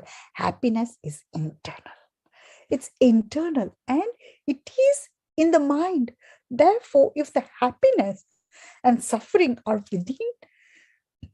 within the mind, then the cause of happiness and suffering also live within our mind. The ultimate difference between the people that are unhappy and stressed and the people that are not is the way we see the world. It all depends on us, how we look at the world and how we want to take the world further. So we need to change our perspective on the world, not them. We need to change. If something does not work out, or if something goes wrong within the life, if we answer a question that we are able to ask in the another way, or a mishap occurs, then do not perceive that that is the failure and this is our fault. No, if we know that we have definitely tried our best, instead, we should analyze the approach that we took and look at the different ways of achieving our object and learning something new. So I give you the example of a mouse and a maze. Now, if you look at in this chart, what is happening? The maze has many obstacles, and the blocks within the maze, it is aim of the mouse to overcome those challenges, to find its way out of the maze and reach its destination. So when an experimental mouse is put into that maze, it comes across a hurdle. It turns around and looks for an alternate path. It tries a different avenues and tries something else. It helps in doing that every time it reaches a block. However, human like us, what we do, we'll go back and make the same mistake again and again and again and again and repeat what we have always done. Therefore, we should not be afraid of the change. Mahatma Gandhi said beautifully, a beautiful quote, that be the wish you want to see the change. So we should not be afraid of trying new things because we want to see the change and thinking outside the box. The most successful people in the world have been rejected many times, but they continue trying and do not give up. Therefore, despite how many challenges we encountered, we must continue trying to improve our future and overcome every challenge through innovative ideas. And one day we will succeed. So let me give you a beautiful example. Everybody knows about KFC. Am I right? Everybody knows about that. Let me tell you a little story about it. The example of Colonel Harlan Davis Sanders was an American businessman. I'm sure you may have heard this story in the past as well, but I want to share it out. So I wanted to explain you. He is the founder and a brand ambassador and symbol of KFC. I'm sure you have all heard properly. KFC, which is a fast food chicken restaurant chain. Well, Cornell had many jobs in his life, but then he began selling a chicken in a roadside restaurant with a secret recipe. When his shop closed, he wanted to sell his recipe and create a franchise across the United States. It was only his persistence and resilience that enabled him to face 1009 rejection. Yes, you heard me correct. He was rejected 1009 times before anyone accepted his recipe. He achieved success at the age of 73 years old. Therefore, also he adopted a positive mindset and embarked upon the journey of his dream and wanted to take his journey to his dream. So it does not matter how many times we face rejection, we must get back again and keep trying. So this is a beautiful example that not many people will do that. People will give up. And believe me, my life story also comes up with the same thing. I could have given up in 2011 when my life was going to end, but I did not do that. I continued with the hope. Every day I wake up in the morning, I have a hope to live for the next day because I know myself what I have gone through, my health challenges. So never give up. yes, you will reach your goal. So many minds in the society have been conditioned to forget the positives and dwell on the negatives. For example, during the pandemic, we are constantly being made aware of the global statistics linked to the pandemic, which is creating much negativity. It is the role of governing bodies and health professionals to keep us updated with the number of positive cases and educate us on how best we can protect ourselves. However, I believe that it is our job to reduce the statistics and not dwell on them. So now what I would like to do, I would like to take you to um like I would like to show you this thing. Can you see a piece of donut here? This donut, I don't know how many people can think That's about. moved a little bit. Yeah, there it is. Improving mental and emotional health. Yes. So can you see that there's a hole in the donut? What does that mean? Okay, we all have a hole in our life. We cannot see the donut. We cannot see the donut. You can't see the donut? Nope. Oh, you can see my slide changing? I can see the vaccination. Okay. No, we want to go back. We don't want that. We want to see the vaccination. No, it's forward. You're with the maze. I can see the maze. Oh, maze. Have you not seen the KFC one? No, we're in the KFC now. Okay, so now not this one. I want to take you to the donut. Can you see the donut now? No, next one, please. Can you change the slide? Yeah, I can see mind conditioned, creating much negativity. Okay, can you see now? What is it coming now? Oh, God. No, just improving mental and emotional health. Yeah, okay, exactly. Now that's a donut? There's no donuts. If you'd like to do the next one, maybe the next slide. Okay. Is it coming donut? Nope. I like this donut. It's like is the positive mental attitude is there? No. Improving mental and emotional health. Your slides are not moving, Harry. Is it moving now? Honey, if you can read me, let's stop slide sharing and go into a chat with Dr. Pareen because we'll be running out of time shortly. Yes. Sure. So now that's fine. So what I'll do, I wanted to sum up myself as well. So let me quickly run through the last bit and then we can start taking the questions. Yeah. So what I would like to say, okay, in this pandemic, we all have gone through a tough time, and I would like to leave with my 3 messages just before I end. That from the personal perspective, we all have a mind, heart, and a soul. The mind is intelligent but cannot work alone. The soul is peaceful but cannot work alone. And the heart is loving and tender. If you combine intelligence and peace together, you get fulfillment. If you link intelligence and love together, you get harmony. When you link peace and love together, you are pride. However, when you link mind, heart, and soul together, then we achieve pure happiness. In my opinion, is the key to the happiness. Remember, in life, there are numerous challenges that we face, but we want to be part of the wider solution, not the problem, but how. I have 3 important messages to share with you. Number 1, believe in yourself.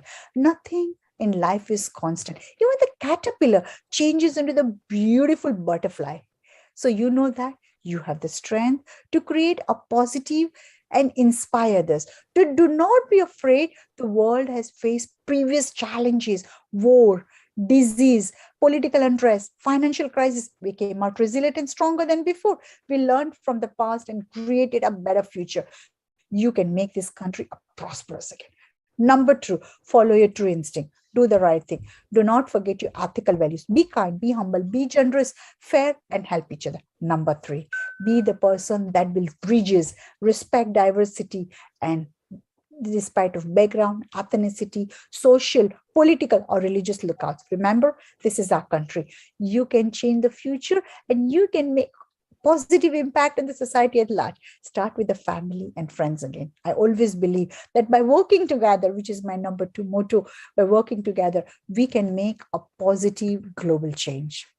Right. And this is exactly what Healing Our Earth is all about. We work together, we create a platform which is for everyone to come together, to unite, and to create positive change. And all humanitarians coming together to do the best they can, and Yes, each one doing their part, and together hoping that we can create maximum, impact. absolutely. Yeah. Oh, Dr. Perry, that was so amazing. Lovely presentation. I know a few little technical hitches here and there, but the content and the substance of what you had to share was amazing. Really, really very, very helpful. And actually, I loved what you were sharing about the mind and the soul. And then you said the mind, soul, and because I'm very much about mind, body, soul. I like all three working together. I always highlight that with anyone I speak to, that it's important to have all those three working together very strongly. You mentioned something about if the heart and the mind. Can you repeat that one again for us a bit more slower? Yeah. So when we have a mind, body, and a soul together, what happens when we think about our, because see, when we are thinking about the mind, body, and soul, what happens? Mind, heart, and soul. So when the mind is intelligent but cannot work alone, the soul is peaceful but again cannot work alone, and the heart is a loving tender. If you combine intelligence and a peace together, you get fulfillment. If you link your intelligence and a love together, you get harmony. But when you link peace and a love together, you are prime. However, when you link your mind, heart, and soul together, then we can achieve the pure happiness, in my opinion. Oh, that is amazing. I love that. I'm going to take back that teaching with me forever. That's a very beautiful teaching, and I really love it. It's very, very connected to what we're about, because we all want to try to do the best we can, but it's important to remember it's no point just being a spiritual person and just be peaceful, because you won't be able to maybe make right choices, or you may be a bit too naive sometimes because you're just thinking peace, peace, peace, but not thinking, is this the right decision to make for this particular. So you need to have that. And the third thing is, if you were very peaceful, and let's say you're very intelligent, but peaceful and intelligent, fine, but not very kind and not very compassionate, you may end up making decisions which are not good for the humanity. You may think, oh, it's good for my company or good for myself, so peacefully loving and making money intelligently, but not really thinking of the world, and having an impact on the world. So I think that is a very powerful message that you have shared there, Dr. Pareen. Not just a pretty face, not just a beauty pageant winner, but a really wonderful brains behind the whole thing as well. I can see you had 5 doctorates, Dr. Pareen. Which are the 5 doctorates that you hold? Yes, I wanted to add one thing, which I know you told. I've the sixth one, I've just received it on 21st of November from International Internship University, which is not added on the website because since this has happened, I was traveling from India to here, and a lot of things were happening. So I've got 6. So first one, I have done PhD in the International Leadership Management. First one. Yeah. Number 2 PhD, which I have done in the media, because I'm coming from the media and journalism. And number 3, I have got the honorary degree for a PhD in the global education from Sweden. Number 4, I've got the honorary degree for the honorary doctorate in humanitarian. Number 5, I've got a doctorate in Delete, literature of doctor, from Mother Teresa University. And the one which I've received it on 21st of November, I've received from IIU, again the same thing, Doctor of Literature in the education field. Wow. This is just such an amazing, we are so blessed, each and every single one of us here at the Healing Our Earth, that we get a chance to meet such amazing people around the world. Also, you are from UK, you are traveling as well, you do a lot of traveling. I know you mentioned over 87 countries you've worked in. Yes, I remember that. And so that was amazing. But the point is that we have this talented individuals who are maximizing their true potential, being amazing role models in society, also creating maximum impact for the world. We are very proud to have those people joining us and sharing their wonderful knowledge with the rest of the world here. Thank you. And we have a question that's come through for you, dear Dr. Pareen. And this gentleman is, his name is Aspen from Norway. So I thought just before we finish off, I think we had a few, but maybe this one we can answer. He says, my partner always gets angry with little matters, little things. And I try to stay as calm as possible. And later she keeps apologizing. Should I become angry as well with them, or how can I stay cool without stressing? Because it seems like the girlfriend or the partner keeps, really stressing him out, but he doesn't know how to react and how to deal with this situation. Any tips that you could give for this? I would say, in a situation like that, see, we all have an argument some or other way with our family, our partner, with everyone. But I think so, silence is the best way. If the situation arises, don't say anything. Just for a moment, don't mention anything, and be on their agenda. Be on their agenda what they like us to do. And if we do according to their agenda, believe me, argument will not happen. What a lovely, yes, that's great. Who can argue with somebody who's silent, right? Who can argue with somebody who says, yes, I agree. And then you can't argue with that, right? My dad does that actually with my mom a lot. So he's a wise man. He's a wise man. Absolutely, yes. And I can see beautiful ladies are sitting and their beautiful smiles. I can see there. And you know what? That is the true thing. Am I right or wrong, ladies? Absolutely, absolutely. And I before I perhaps introduce my next host, who's going to be taking over very shortly with some other interviews that are taking place. I just wanted to ask Dr. Pareen, you talked about inner happiness. I thought that inner happiness was a very, very important point, because a lot of people think that happiness will come from getting money or achieving a goal or getting a award or something. They think outside happiness is the happiness that they strive for. But that inner happiness that you talk about, could you describe what people could feel? Because, I know that blissful feeling, but I just want to ask yourself, what do you think means inner happiness? No, inner happiness, if you're talking about my personal opinion, inner happiness comes within yourself. Money is the object. Name and fame is the object. Today you won, tomorrow you may not win. It's okay. But inner happiness to help someone and that smile on someone's face, what you've done for them, the person will remember you for your life. So the happiness is not telling everyone, oh, I'm happy. No, the happiness comes by sharing your experience, helping someone, being on the part of their happiness. And that is something, that's my way of thinking.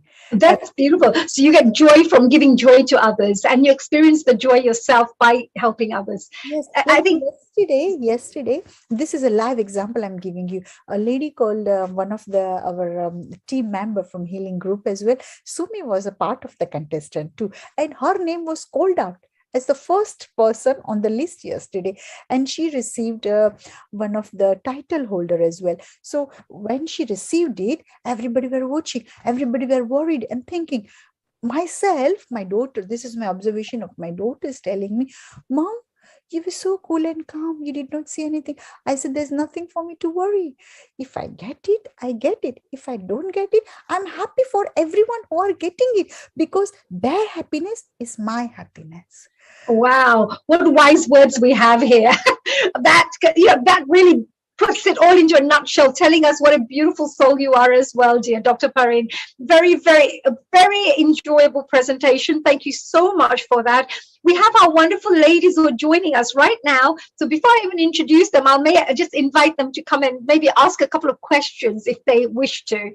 Hello, my dear Sheila from USA, my dear co-host, my dear sister, Healing Our Earth family member. How are you? I'm good. It's so good to see you all. How are you doing, honey? Really well. It's good to see you looking so glowing and so beautiful. And I have my other two sisters, another sister, Sharon, dear, from USA. Hello, Global Namaste.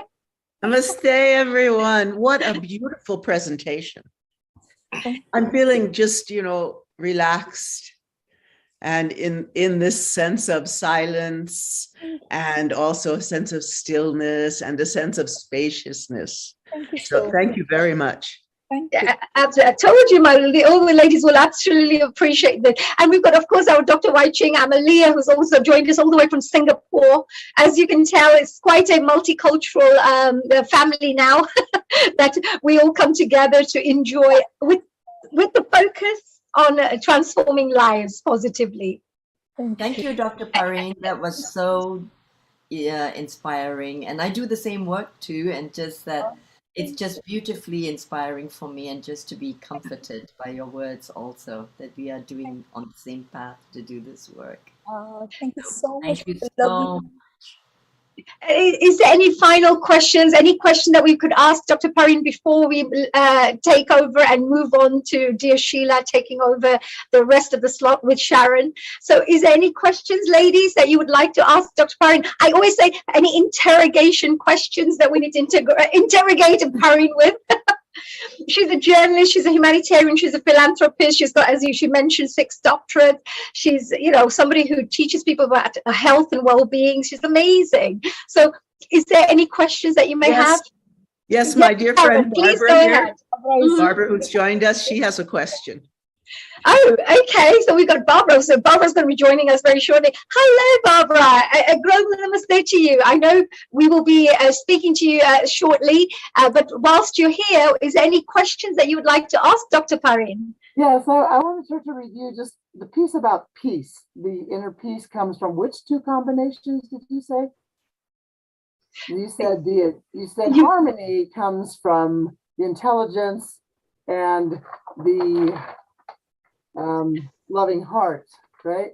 Peace. What I say, that if you combine intelligence and peace together, you get peace. That equals harmony. That's a fulfillment. But if you combine link intelligence and love together, that's a harmony. Love and intelligence. What are the 2 that you linked that equaled peace? You said it right at the very beginning. You said intelligence, and you mentioned intelligence and something creates peace. I said intelligence and peace together, you get fulfillment. That's great. What creates peace in the world? I keep watching Gandhi, be the change you wish to see. Sorry. So Barbara's asking, what creates peace, do you think, within ourselves? What creates peace, and in the world, what would create peace? I think peace comes within us. If we are peaceful, peace will only happen when we are happy, we are content. So we have to satisfy ourselves when we are happy, and we know we don't care about how success we are or we are not successful. Matter, put that on the hold, but we should be content with whatever I have. If I have a small car, I'm still happy. If I have a Mercedes, I'm still happy. If I have a Bentley, I'm still happy. But we should be happy within us. As I told you, money is just an object. Name, fame, your name is just that will come and go. But contentment is the main thing. That will give you a peace in your mind. And the world peace, we know how it is. Everything is going haywire with the COVID, with all the fightings around the world, Taliban's. What is it? We are creating. What's happening with the media? There's only little message, 1 line, and we make it 10 lines. And that 10 lines give anxiety to us. And then the peace is gone away from us. So why are we watching the news? Why do you not convert that news into the positivity? Very wise words. Thank you so much, dear Dr. Pareen. Thank you. I remember the beautiful quote, as I mentioned, of Mahatma Gandhi: be the change you wish to see in the world, because you want to see the good change in the life. So you be that.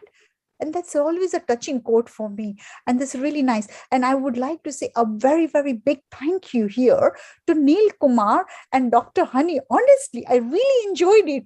And I don't have any words to say, but Neil Kumar has connected me to so many people. And one of you, Dr. Honey, that I connected to you before I came on this program even.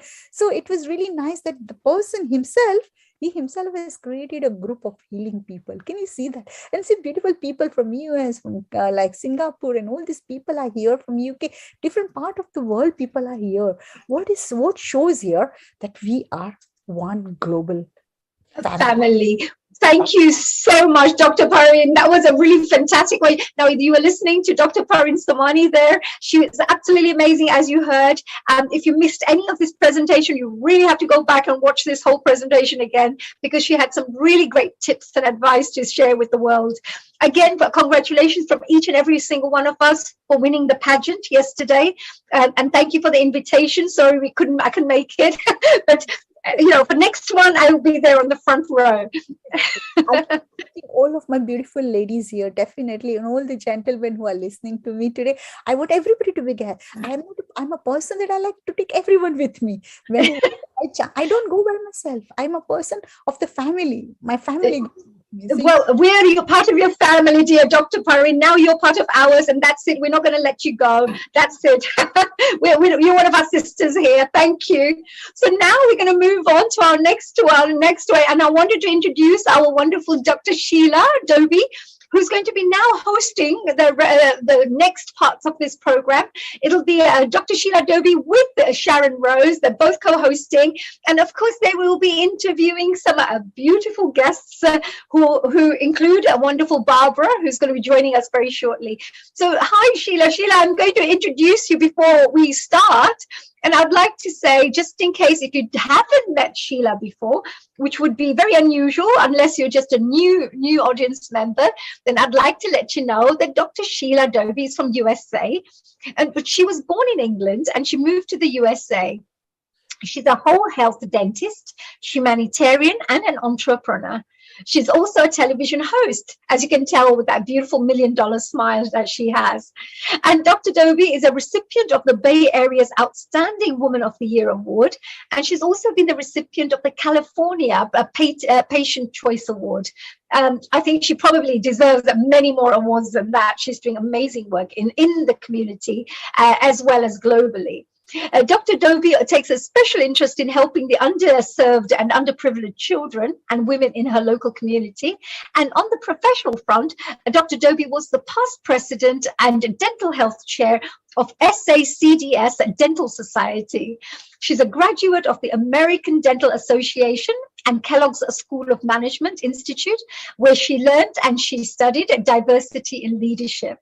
So her current passion is working with, I would say, what do you call it? A little, I can't say, but a little hashtag kind20, because she's such a kind soul. That's why welcome to you, Sheila. How are you? So good to see you, honey. What a wonderful session you hosted. You did such an amazing job. Oh, thank you so much. I was like missing you guys, but I really enjoyed it. It was so much fun. And I've met some really amazing guests. Every single guest that we've had today has been absolutely amazing. And I'm so proud. I have to say a very big thank you to Neil Kumar, who had this fantastic initiative of bringing this Healing Our Earth together, because every Sunday I get a chance to become like a little encyclopedia. I learn and pick out knowledge from all these fantastic guests of ours, put them all into my little encyclopedia there. And it keeps helping to improve me as a person, helps me to keep on personally growing as an individual. And Sheila, with you as well, you're going to be co-hosted. Your co-host is Sharon. I'll do a quick little introduction, and then I'll let you get on with this.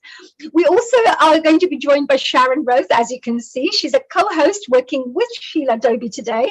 And Sharon Rose, she's an MA, and she's a winner of the Filmmaker of the Year Award from the 20th World Congress of Qigong, Tai Chi, TCM, and Taoism and Natural Healing. She's the director, producer of the forthcoming documentary series called Quantum Chi, The Taoist Art of Nurturing Life. You have to watch that, as I always say, such a fantastic series. Now, Sharon has lectured, performed, and presented her films in numerous universities, spiritual centers, cultural organizations, and museums, and was a consultant to the National Endowment for the Arts. She's the author of The Path of the Priestess, a guidebook for awakening the divine feminine. It's a fantastic book. And she's currently completing a CD called The Nectar of Bliss, dedicated to the healing power of the divine feminine in cultures throughout the world. I'm so pleased to introduce to you our dear Sharon. So namaste, global namaste, Global dear Sharon. namaste to you, Honey G and Sheila. I am so thrilled today to bring my dear, dear friend and collaborator and singer and so much more, Beth Quist. I am so thrilled. She's one of my lead singers for The Nectar of Bliss that you just mentioned. Right. And like myself, many of you know me to some extent now. She's like the vocal equivalent of myself as a dancer who has trained in and performs music from so many cultures. Beth Quist is a multi-instrumentalist, vocalist, and composer. She began playing piano at age 2. Like us, honey, we started, 3, dancing? Absolutely, I was 4 when I started, yes. She has a 4-octave soprano voice and plays piano, keyboards, santur, which is hammered dulcimer in the West, doumbek, guitar, flute, and various other instruments. Her music combines influences from the Balkans, the Middle East, and India, along with her Western upbringing. Based in the USA, in Colorado, she performs solo with Bobby McFerrin's Voice Estra, The Crown, and Sheriff-A. And our dear Jesse Manu, who also collaborates with us, I think he's here today. He's part of Sheriff-A. She was lead soprano, instrumentalist, and character in the creation band for Cirque du Soleil's Ka. She has collaborated with Kitaro, the Jeffrey Castle Band, formerly known as Guarneri Underground, the Motet Tregun, Sharon Rose. She also composes scores for dance, film, and other media. Global namaste to you, Beth. Right now, dear Beth, I'm going to leave you in the good hands of dear Sharon and Sheila. But I just wanted to say I'm a great fan of Cirque du Soleil. I've watched every single program of theirs, every single production of Cirque du Soleil. So it's a real privilege to have you here joining us today. I'm looking forward to hearing your beautiful voices. I've heard a lot about you from Sharon. So I'm going to leave this in the good hands of Sheila and Sharon, all yours, my dears. And I'm listening all the way through. Enjoy and a global namaste. See you soon, honey. Thank you. Stay with us. Bye. Thank you. So Sheila, it's such a joy to be co-hosting with you. I know, it's my pleasure, Sharon. I mean, you're just so talented, and I've been watching you for the past couple of weeks and finally got a chance to host again this week. So I'm super excited, and to have such a talented person as Beth on our show, it's going to be I'm so honored and so excited. Thank you, Beth. Namaste, global namaste to you. Thanks so much. This is an unexpected surprise and last minute, and I'm really grateful. Thank you for having me on. So we would like to begin. Where would you like to begin? I know you're going to be teaching some chakra healing, and you're going to be singing for us in, I think, 3 different cultures. We know sound, music, it's the universal language. And if anyone knows that language, it's you. Well, I was considering, I mean, we could even start with a little bit of sounding. And this, if you're up for it, I can turn on the little bit of reverb and make it, sort of pretty. I've worked a lot with a couple of people, Dean and Dudley Evanson, with Soundings of the Planet. They're based out of Bellingham, and they do a lot of sound healing. And plus, having studied yoga since the 1980s, and so I've been really interested in the chakra work, and particularly the sound as it relates to the somatic feelings in the body, like the sounds actually inspiring and opening up and creating that energetic. And many of you know the bija mantras, Lam Vam Ram Yam Ham Sham Om, for the chakra system. I was thinking about starting with the heart. It seemed just to do a quick little heart chant with all of you. If you're if you're up for it. Another tone that you could, I know you're all muted. This would be so much better if we were in the same space together and singing together, but feel that energetically and feel that etherically. And the chant, you can chant for the heart chakra, it's yum. And you can also use a tone that Jonathan Goldman, he's a sound healer. He uses the sound ah. So you can do either one or both and just chant those tones. And I'm going to be singing in a rag Bhairav. And you can sing on the sa or the pa. Bhairav is sa.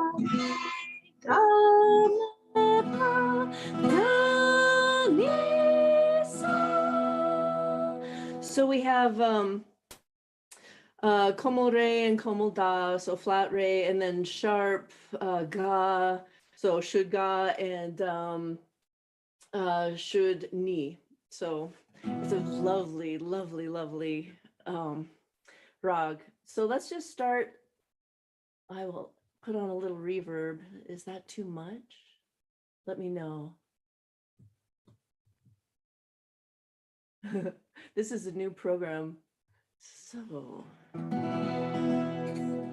and the yam or the ah, sing it on the sa, sa, yam, or if you're a low voice, yam, down there, you can sing the pa, yam, wherever you feel it most in your heart.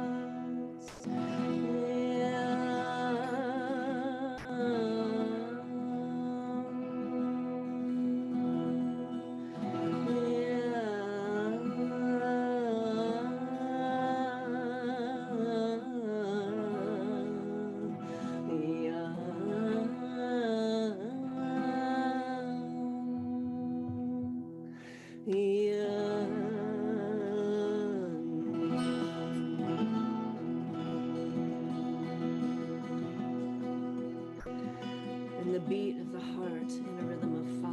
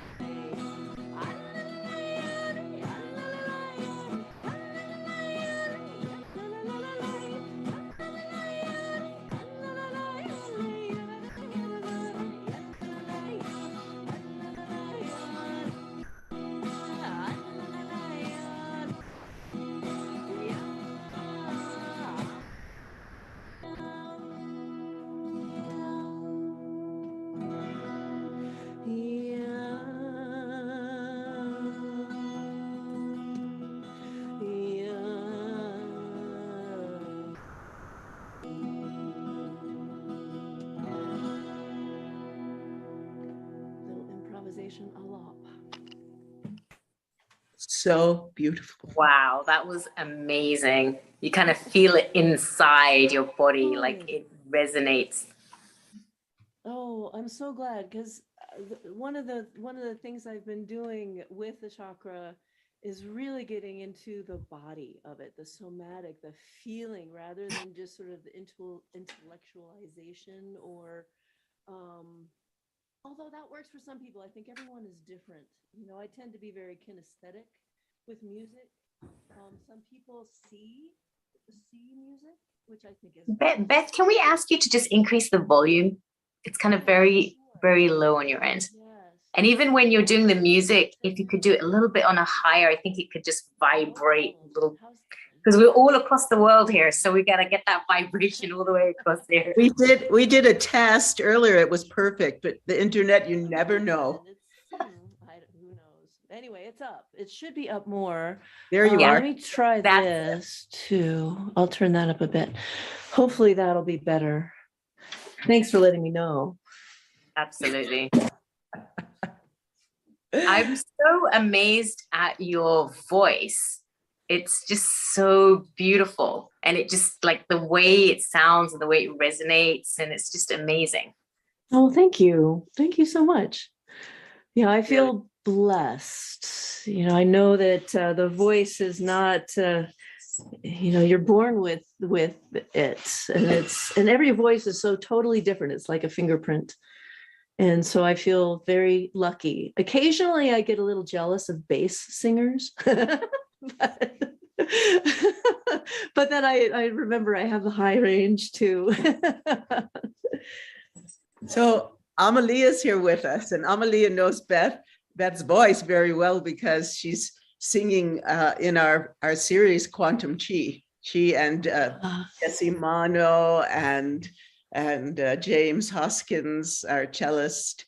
And so Amalia. Truly, Sharon. I mean, we talk about vibrations, Beth. I know your resonance. I know your soul song. And, just through the soundtrack. And when I heard the soundtrack of Quantum Chi, I was just like, Sharon, what's this? Where is it coming from? And it's like, what coherence with the chi that's coming through, right, with our project. So I really truly feel as if I know you through your sound, your vibration. So it's wonderful to meet you here. Oh, you too. It's what a beautiful project that is too. I'm so thank you, Sharon, for putting that together too, and for it's amazing. I hope you all get to see it at some point. It's pretty spectacular. Yeah. We will. This is my family. And welcome. This is your family now too. Thank you. And Jesse, I think he's with us here today. And all of us. It's such an honor for me to be part of Healing Our Earth. And I'm so pleased to bring you and the guests I've brought, who have all been so happy to bring their wisdom and their music and their grace to this family. So Beth. Yes. Would you like to sing? One of her specialties is Turkish music. I just am taking a flag off of I had this covered, so I didn't resonate too much with the guitar, although that might have been interesting. So let's see if you can see this. I'm going to move the camera a little bit.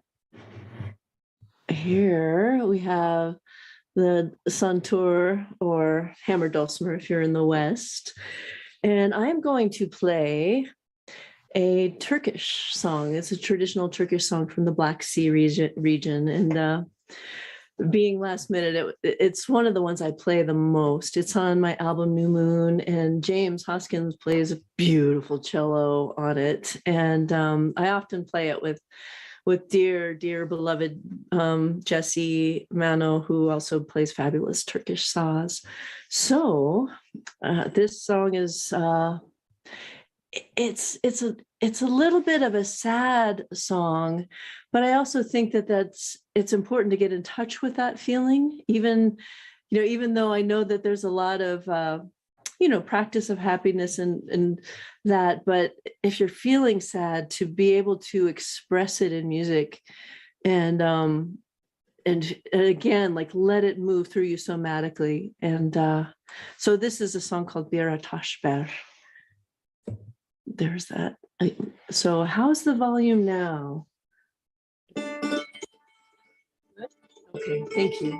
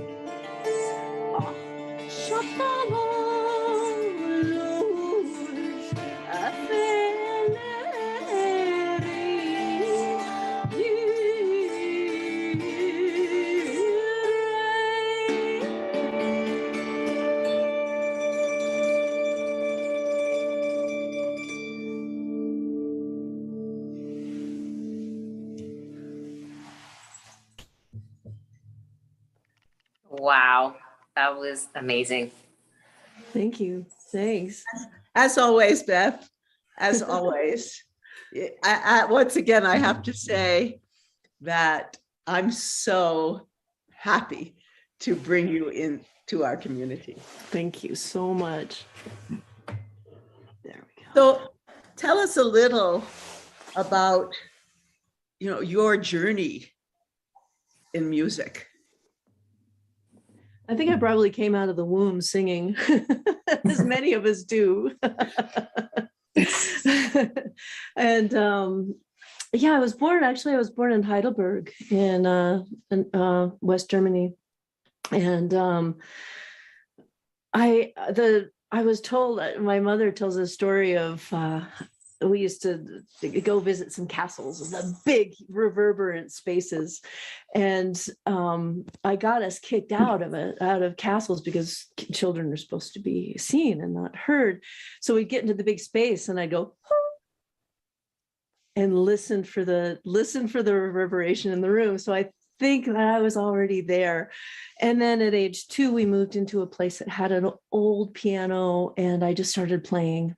And then age 6, started studying classical piano, picked up a few instruments throughout school. And then in college, I was a piano major at the University of Colorado. And that's where I met Jesse Mano, and started accompanying for dance classes. And he got me into that because I was dancing, and my dear Sharon, modern dance, and just fell in love with the combining of the different art forms with music. And it really opened up a whole world. And then Jesse brought me to a Balkan music and dance camp in Mendocino, California, for the first time in, I guess that was 1986, I think. And one of the first classes I took, it was an advanced singing class, but I heard this woman sing. They did demonstrations at the beginning so we could decide who we wanted to study with. And I just burst into tears. She sang it was a Greek song from the Rebettica tradition. And so it had a lot of Turkish influence. It's right on the border where this style originates, is the border between Greece and Turkey. And I just cried, and I knew I had to study with her. And I asked her, I said, if I sit in the back, I'm not advanced, I don't know this style at all. This is my first time learning these world. Well, I think I'd always had an ear for them, but she said, oh yeah, no problem, you can sit in. And within 2 days, I was singing on the advanced level. So it kind of makes you wonder sometimes about maybe a past life. I don't know, but all I know is that I'm incredibly grateful. And it opened up, that opened up a world of going and studying Bulgarian, Turkish, Greek, and then of course Indian. I just completely fell in love with the raga, and I love the Svara system. It resonated. Although I've recently studied some more of the Western do, re, mi, fa, sol, la, ti, do, with a good friend who's gotten me into some interesting things that I might be delving into that some more. But I love the Svara system. It just the sonic quality of those syllables, and so yeah. And here I am continuing to just explore, and I just love what a time we live in to be able to hear all this music from so many parts of the world. I mean, that's what incredible gratitude I have for that. That's been our vision of all the work that we've done. In our hearts, we hold these traditions. Yes. We maybe, look like this, come from America, but, we are so blessed to be able to study and really go deep at this time in the world, even with all the craziness going on. And also Beth is very, very knowledgeable in rhythm and talk. So I even wrote a song in 11 just for Beth and Jesse. I like to challenge people. So in the work we're doing together on the Nectar of Bliss, every song has different tals.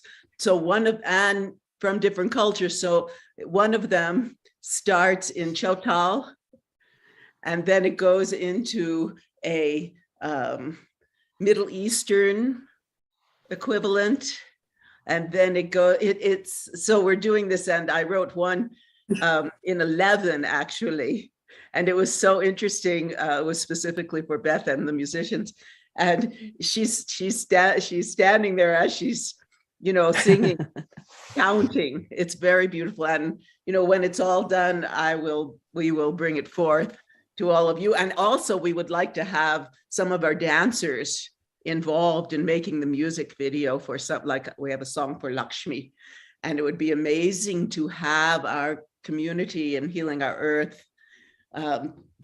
hear the songs, make some choreography, send it to me, and make a music video, so we're all involved. Wow, so that would be lovely. You have Beth, some songs for us.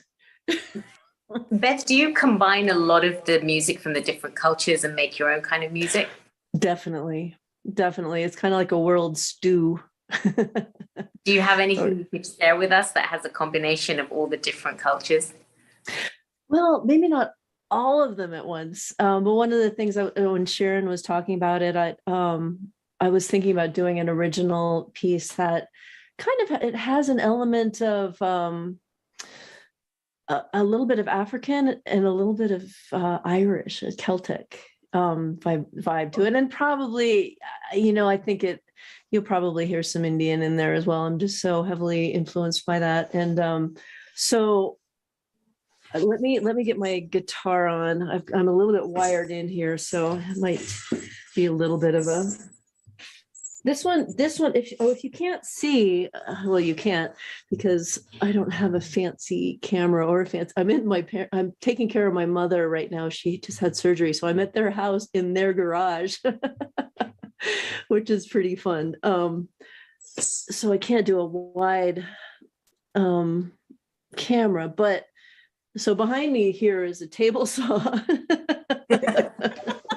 And so, let's see. So down at my feet here, I'm playing a kick pedal on a cajon. So you'll hear the drum, even though you can't see it. Maybe you can. Sort of. You can see the leg moving. And then I'm going to play the guitar with my right hand as a drone, an open drone, and the hammer dulcimer in my left hand. Wow, you're using just like everything you have. That's amazing. Pretty much. And this is another thing that came out of dance accompaniment, was when you're playing for a class with 50 modern dancers, you try to make your sound as large as you can, and so you just try to do as many things as you can with all your different limbs. Do you have a particular favorite kind of music that you enjoy most? Oh, that's I think impossible to choose a favorite. I love it all. I think it was possibly, it might have originated with Louis Armstrong, but I've also heard Miles Davis say there's only two kinds of music, good and bad. So I don't even know if there's bad music if it's coming from a place of integrity and love. So this is a piece called, I'll speak it first. There we go. A piece called Deep Well.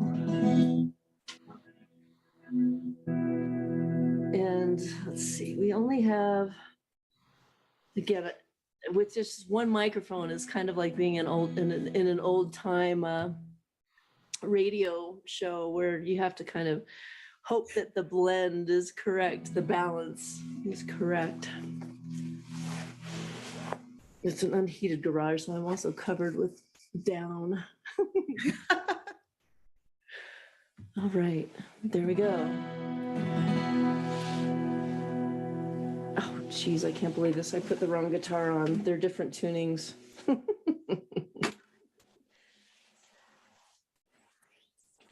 All right. This is so sweet, Beth. I'm so grateful to have you and for Dr. Sheila and Amalie and everybody to meet you personally. You know, you can see it's not only this exquisite voice and talented musician, there's a light of spirit, that a purity, that, you know, this quality that just emanates from Beth. This is my contortion part of the show.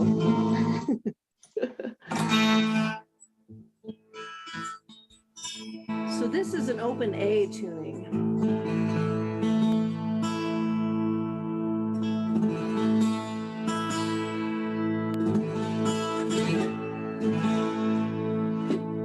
All right, now I'm ready. Oh, we've got some things reflecting back there. Here comes the light. Now we're going.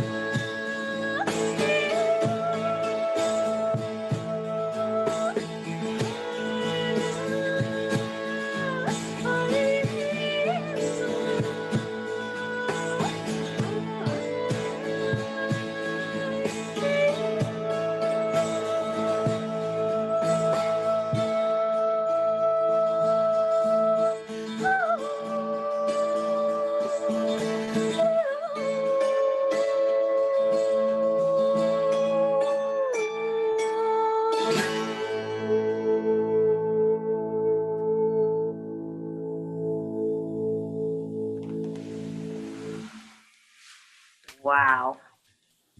There you go. Yes. Yes. Deep well. I wrote that in Woodinville, Washington, right at the edge of some old growth forest. Ah, I see we have, it looks like Jesse. Is that Jesse here? Jesse! Can we bring Jesse on? My beloved brother. Hi. I love you. Yes, one time we need to bring, we're having some music, some really wonderful in December for the holidays, some music events, and it would be excellent to bring you both on. I know you can't sing it and play at the same time, but we could have, you know, maybe Sawal Jawab kind of. Right. I feel like the world just needs music. So relaxing. So relaxing. You just feel such at peace, and it just brings out like this positive energy. It's just amazing. Thanks. How do we listen to more of your music? What did you wait, real quick. I'll answer that question. Jesse, you said something? Go ahead. Oh, Jesse. I said I can come join you in the garage there. Come see the Beebs, the parents. Playing music and when it's cold is It's not bad. You can see the sun's coming in. So we're getting a little passive solar, which is nice. As terms of where you can find me, I have to admit I've been bad about getting my website fixed, but that's a goal to get it back up soon. It's my name, bethquist.com, Beth Quist, so BETHQUIST.com. But you can also find me on YouTube. I put a lot of my stuff up there, including a lot of the new chakra work that I've been doing. I'm in the process of finishing a series of ecstatic dance for somatic work with the kind of authentic dance approach with the chakras, and that's all up on YouTube. And that channel is Quist Tunes, so QUISTUNES. Where else? Facebook. You can find me on Facebook. Just put my name in, and you can find me there. I know some people say to get into the other social medias, but I don't know. Don't worry, you're part of Healing Our Earth now. We'll be shouting out your beautiful music. Thank you. Yes. And we're in the process of creating an online portal for all of us that are involved with the music and the Qigong, and that probably will begin in the spring. So we'll keep you informed. And I really want to bring Beth and Jesse and our cellist, James Hoskins, and our tabla player, who's a disciple of Jeffrey Rogers, who's a disciple of Zakir's dad, actually. Well, yeah, that's right. He did start with Apaji. Yes. Apaji, yes. So, you know, we love you. We love the Indian heritage. It's deep within us. And so, as I said, we are so happy to be able to bring our understanding, you know, how we have taken it in and filtered it through our being back to you and to this audience. Well, it's a privilege to still be able to play music throughout all this wild stuff we're going through in the world. Yes, it's been quite the journey with COVID, and what's kept me in joy, in grace, in bliss is working with Beth and Jesse and Amalia and Healing Our Earth. It's been, thank you all. Thank you very much. I was gonna say too, this is a real honor because this is the first time I've played live at all for anybody since the pandemic started. So at first I was like, oh, I don't know if I'm ready. I don't know if I can do it. It's been so long. and I feel really good. If I mean, it might have been a little rough around the edges, but it just feels really good to be back in it. Thank you all so much, and thank you, Sharon, for inviting me in on this. It's what a treat. I knew this family would love you, and I think that Mina is here. Is Mina here? I would love for Mina to come in and see if she has anything to ask you. Let's see. Okay, well, and Neil G, are you here? Neil Kumar? I am absolutely very much over here. I even made a comment on here where I said, this is simply divine and beautiful. So Beth, what I loved was that in a short time, you managed to mix your sound. You went into the sargam, saregama, padanisa in your style. It was beautiful, the nice rhythm that you create and the fusion of the instruments is beautiful. So you are now permanent part of Healing Our Earth. Whenever we do Unity, when we are doing the festivity 2021, which is Sunday 26th, and we are doing festivity 2022, which is again on a Sunday, the 2nd of January, you are there for both of us because your kind of music, the fusion, which crosses all the boundaries and shares the fusion of a music, is absolutely wonderful and soothing. So I'll even, and those times I will have, I don't always have access to internet. I live very rural on a farm. So those times I will have access to internet. So I'm very, very excited about that. Thank you. And Beth, don't you worry. Wherever you are in the United States, our Sharon finds a method. She goes and travels to different states. She lives in the mountain state, but she always finds an internet wherever she finds a good soul where she feels can bring the harmony, peace, unity. Even Barbara is actually endorsing that Sharon can find, look, even in Singapore, if Wai Ching has got a problem, Sharon will fly there and just bring the internet to you. So you just think of bringing the wonderful soothing tone and the music you've got for our global audience. Over to you, Sharon and Sheila. Yes, well, there are many aspects of Beth. And also she is I would say an expert in permaculture. So she has a lot to bring to us in terms of, planting, and maybe sometime she could come onto one of our cooking shows and we could talk about all her tips, because she's really done a lot of research and a lot of work in the area of gardening and preserving, and has a lot of knowledge, particularly. So you've been preserving a lot of food, right? Kale. Oh, yeah. Oh, I've been doing it all. Yeah. I live on, again, I not only do I live on a farm, it's a permaculture based farm, an old orchard that's that's also polycultural, and the valley that I live in is the North Fork Valley of the Gunnison River in Colorado, and it's got the highest concentration of organic farms in Colorado. So I'm probably the most permaculture designers per capita it's just such a dense focus of that knowledge. It's an amazing place to live, and there's some great musicians there too. But I do miss my Boulder family, although it's kind of Sharon, you're now in Crestone too, so not all so the Boulder families, there's been a little bit of a diaspora, I guess, but still, Paonia, one of the first people I met, was an expert in Middle Eastern and Indian drumming. So I was like, what?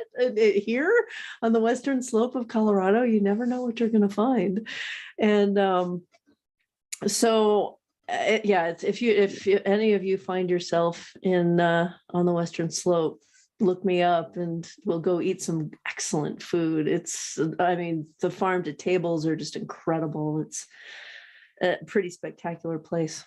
Beth, while we have got you there, We've got Meena, who is our resident singer. She's also a teacher and a very good, highly trained Bollywood and classical singer. She's actually going to fly into a competition in America just in 3 weeks' time because she's been chosen for a competition. I've got her on the voice. Meena, do you read me? Over?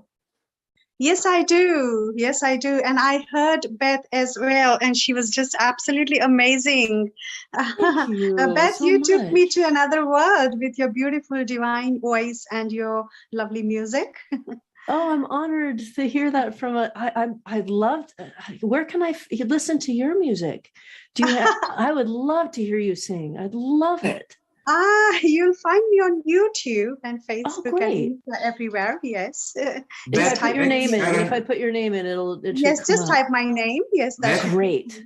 Beth, Sharon will connect you to Meena. They are friends as well. Oh, Meena is a fabulous. permanent resident singer at definitely. Healing Well, Our this Earth. would be So on and Sharon will right actually now.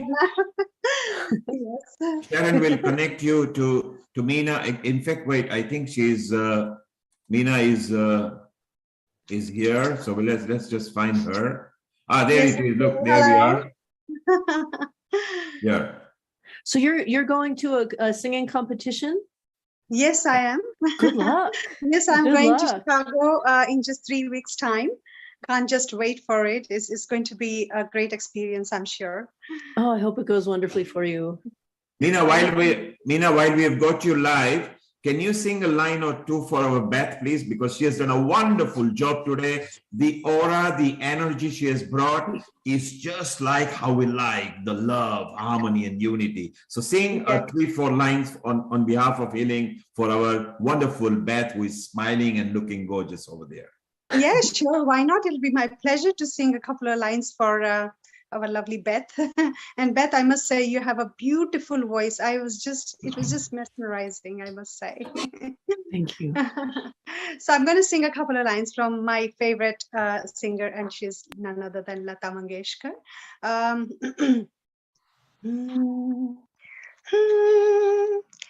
पानी पानी रे खारे पानी रे पानी पानी रे खारे पानी रे नैनों में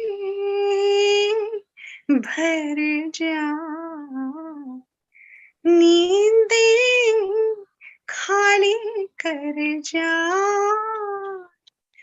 पानी पानी रे खारे पानी रे पानी पानी रे खारे पानी रे नैनों में भर जा नींदें खाली कर जा. So this was for you, Beth. Thank you.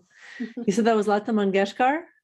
Yes. Yes. Yes. Thank you. So Beautiful. This was, it was Wow, so that's beautiful. And I was just mesmerized to see how you could multitask, in the sense you were doing. I wish I could do that. You were playing 3 instruments at the same time, and you were singing at the same time. I really wish I could do that. And she's in the garage. That's the other thing, right? She's got the handsaw at the back. She's like multitasking. Can you imagine what it's like when it's not in the garage?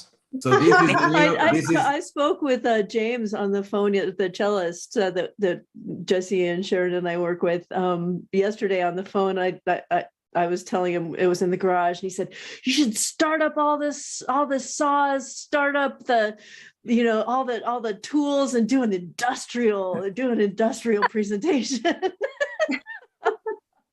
Get out the distorted guitars. And so Beth, on the line we have here, he is not on the video, is Mahendra Raja from United Kingdom. He is a very dynamic businessman, but he's also a very good popular musician here. I'm just trying to see if he can unmute and just bring the voice. Mahendra, can you come on with your just sound, please, and tell us what you thought of what Beth and... there he is. Well, you've been wonderful, Beth. Really nice to see excellent music you played, and combining everything is not very easy. And you have done a wonderful job by combining all the instruments you are playing. And I know I play some, but it is not always easy to do so. And it was wonderful to hear you, and Mina as well. It was wonderful. Thank you very much. Thank you. Thank you, Mahendra. And Meena, what I would like you to do, apart from when you go to Chicago, you'll keep in touch with Sheila and Sharon. Let Yes, us create, because Sharon, as many of you know, she loves producing music, dances. She has got this quantum company that she runs as well.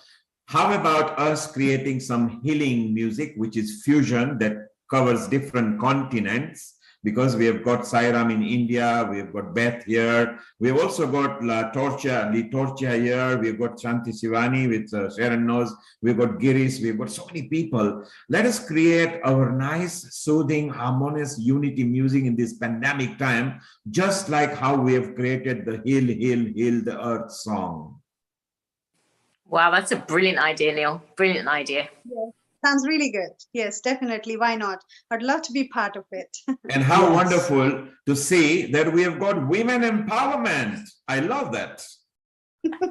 So we men will back you completely. Over to you, Sheila and Sharon. And if you could nicely, gently conclude with Beth. Beth, hang around. We've got our next guest as well shortly. She will be presenting herself. She's from America. Janine Rashley here. So over to you, Sheila and Sharon. And let's give a nice, good thank you to Beth. Beth, that was amazing. Sharon, thank you so much for introducing us to Beth. This was just so amazing. And in just that 30, 40 minutes that we had, it's like I felt so relaxed. I felt rejuvenated. It's just, I can't wait to share this beautiful talent, this beautiful soul with the world, especially on this platform, Healing Our Earth. Thank you so much, Sharon. Sheila, talking about women empowerment, Jeze has decided to put his video on and say, we men are with you as well. So Jeze Mano, go and support me on this. Yay, man. That's exactly what I was thinking. Is this, we got it. I missed supporting you today. You know, when we are by ourselves, we play as many instruments as we can. Yeah. But I remember playing at least two of those songs with you, and it made me so happy to hear your voice. Well, the first one was improv, and so thank we've you done for plenty of having improv together. So also I want to tell you that on our Nectar of Bliss, Jesse must play 20 instruments. He's fabulous on it. And also he sings Kawali style. Oh, wow.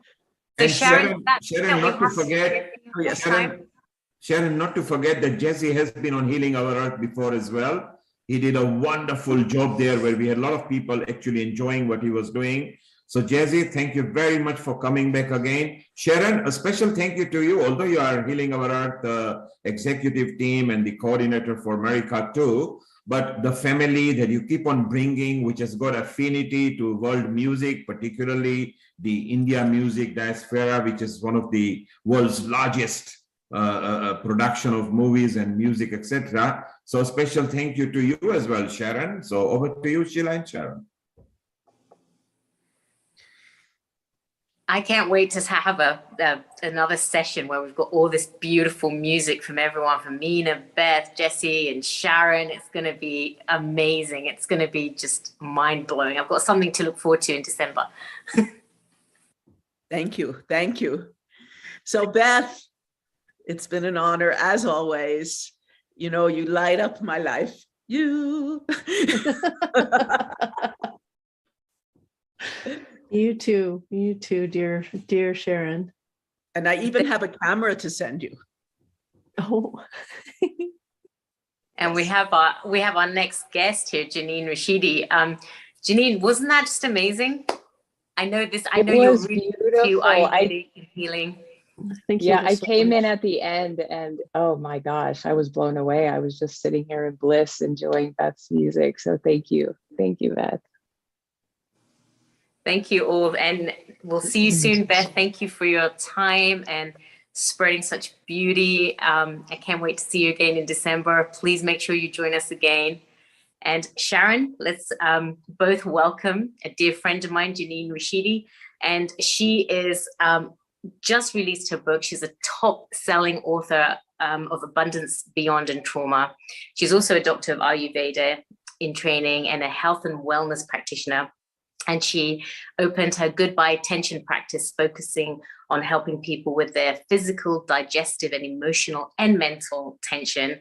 And for the past 18 years, she is been empowering and inspiring clients to work towards working within themselves and healing themselves. And she's got so many years of experience through trauma and PTSD. And her book is an excellent resource for health and wellness practitioners and for doctors to help them understand the mind and process to guide clients and patients towards healing themselves. So today, it's my honor to introduce you to Janine, and she's going to be discussing her new book, Abundance Beyond Trauma. And she's going to be sharing some useful tips, and we're going to have a great discussion with all of us at the end, kind of just how to kind of lead a healthier and happier life. Welcome, Janine. Hi, Sheila. Hi, Sharon. Thank you so much. It's an honor to be back here on the show. Yeah, it's a great honor. My book reached top 10 bestseller last week. That also is a great honor because this is my first book. And today what I wanted to do was focus on creating a healthy relationship with yourself and why that is such a priority. Because in order for us to create great change, we really have to be willing to do the inner work within ourselves, because how we relate with ourselves determines how we will relate with others. So that will determine what's going on within the family structure. Once that's healthy and balanced, and we can move that out into our communities, the communities will become healthier and balanced. And then we take that out into the world. So I'm going to go ahead and share my, I'm sorry, say that again. I was saying that's really important because a lot of people are just not connected with themselves, right? So to actually learn about your relationship with yourself and work on that. And that's where the start of everything is, right? Right. I also think that this has been the blessing of the COVID time, that we've I had 100% agree. to go inward. And I'm very excited to hear your presentation today. I have experience in healing in craniosacral therapy and Feldenkrais and other modalities, and I'm very interested in what you're bringing. So thank you. Thank you.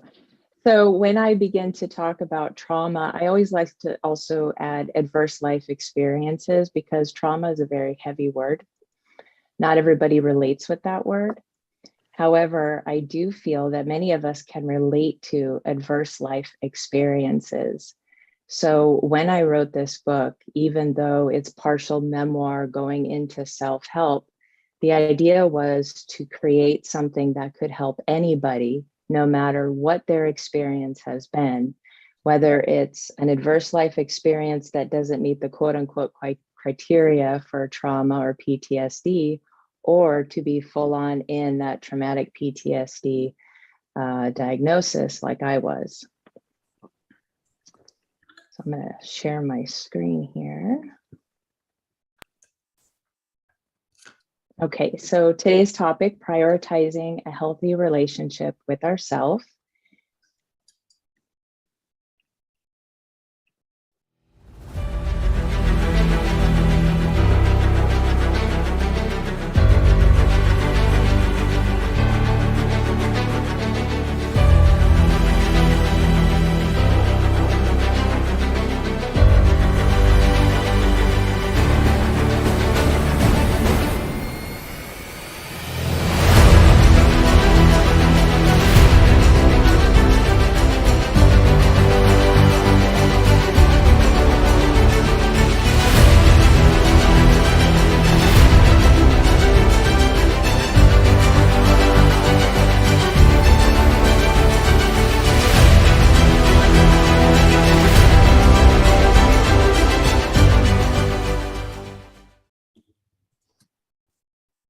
I just had that made. I was excited to share that.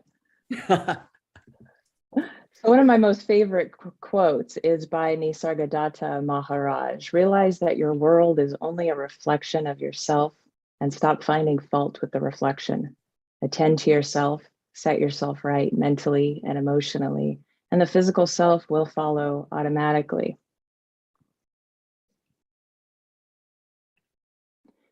So this journey of life, it begins with you. Your relationship with yourself, it impacts your partnerships, your friendships, your family, communities, and the world. My mission is to bring about a revolution in how we relate harmoniously between the heart and mind. So now you may be asking yourself, how do you create an understanding and loving relationship with your mind? And why is there even a disconnect to begin with? So from my personal experience and professional experience, what happens with traumatic events or adverse life experiences, and since we're all, still experiencing the effects of COVID can actually be considered an adverse life experience where we've all had to make these huge adjustments in our lives, spend a lot of time with ourselves, meaning all of our stuff that we've been pushing down has been coming up. So I feel this is something we can actually all relate with. So from a traumatic perspective, what happens when we experience something that is more than our heart and mind, our psyche can handle? A separation or a disconnect happens, and it's a self-preservation mechanism so that we can maintain some sense of control within our heart, our mind, or our psyche. So in my case, my disconnect actually kept me alive through many traumatic experiences. But what happens when you're no longer in those traumatic experiences? The disconnect is still there and it's a part of you. So essentially a part of you has disconnected from yourself to preserve yourself, but it's still very active.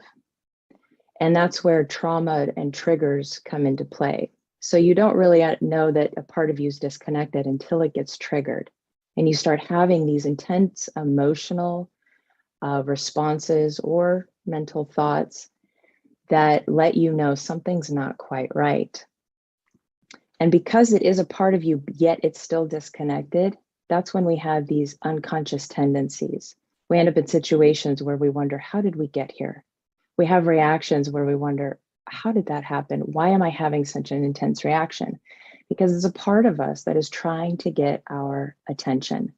And I call it being stuck in the trauma time loop, the triggered trauma time loop, where it gets activated from a trigger, and then that part of you is reliving that trigger or that trauma that you've had.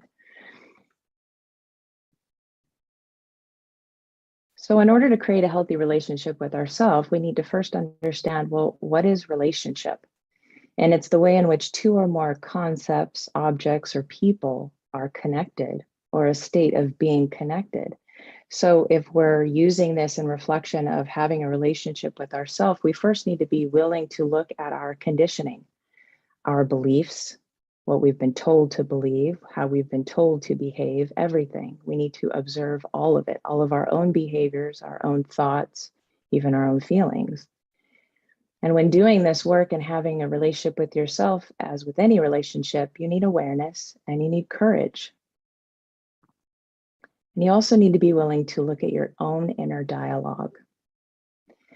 Now, when doing this work where you're trying to create a better relationship with yourself, you might be asking yourself, well, I don't even know where to begin. So always look for the opposite quality to try to find balance. For example, if you've come across a part of you that is, let's say, extremely dark, you're going to need some light to counterbalance. And it's really about the balance of darkness and light. Just like with nature, there is a balance of sun and daytime, there's a balance of nighttime. Both serve a purpose as long as they're in balance. And wherever there's ignorance, there needs to be wisdom. And then wherever there's judgment, we need self-love. So in my book, Abundance Beyond Trauma, I go through the 25 years of physical, mental, emotional, psychological, and sexual abuse that I went through, but I keep it at a very high level because I learned throughout my healing that my story can actually create trauma. And I certainly don't want to do that. So it was more important for me to be able to express, here's the situation of what happened, but here's more important how it affects the decisions that one makes, the relationships you might end up in if you don't heal those impressions, and how that can affect the rest of your life. It was also really important that I create something that would help others who were in the grips of their trauma. Since I had severe PTSD, I experienced many triggers. And what I was hoping for in those experiences was some sort of lifeline to pull me out. So I had created the I'm Triggered Pocket Guide, which I'll be going into a little bit later. And through my work with not only myself, but with my clients for the last 18 years, I also created a process of healing called Adhere, to help you get to the deeper aspect of why you're getting triggered so that you can come into unity with these disconnected aspects of yourself and ultimately become you again. So it's important to remember that each moment is an opportunity for growth. Every time you interact with someone, there's something that each of you will learn from the other. And it's important to remember that even the moments where we get triggered. And it's easy when you get triggered or activated by something, it's very easy to point the finger, to place blame. But the reality is that that triggering experience has only pointed out that which is already there within you.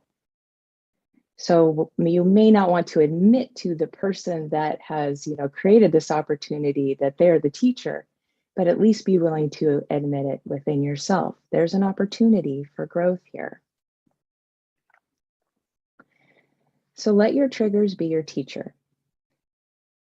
Whether you're feeling insecure, uncertain, angry, etc., the list goes on and on.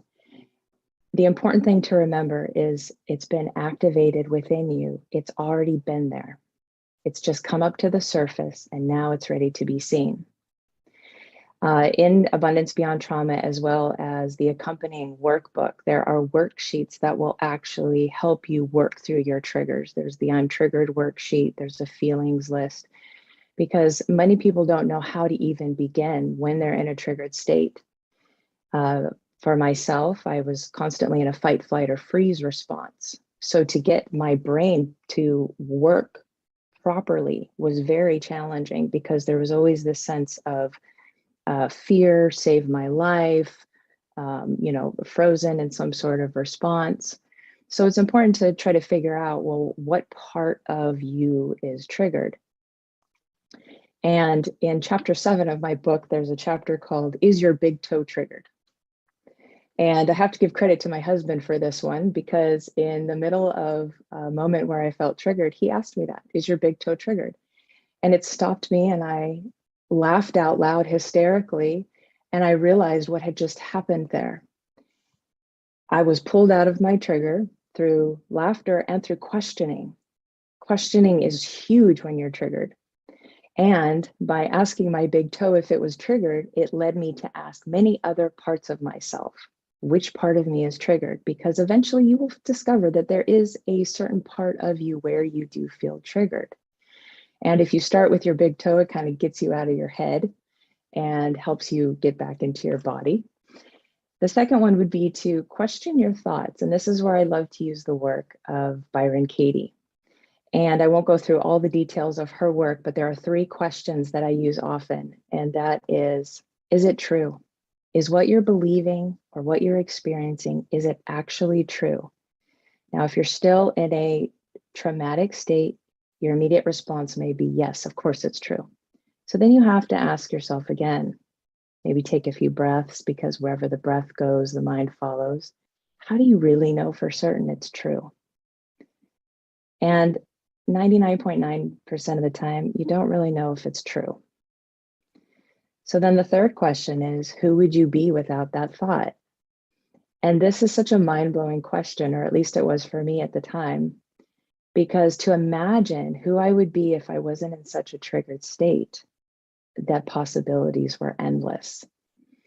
So challenge yourself by at least questioning what you believe to be true, especially when you're in an activated state. You may be pleasantly surprised how quickly you can change your own experience. And then I like to change how I relate with words. So I found this acronym, FACE Everything and RISE, for the word fear. So instead of running away from and not looking at, what if you turned around and you looked directly at your fear?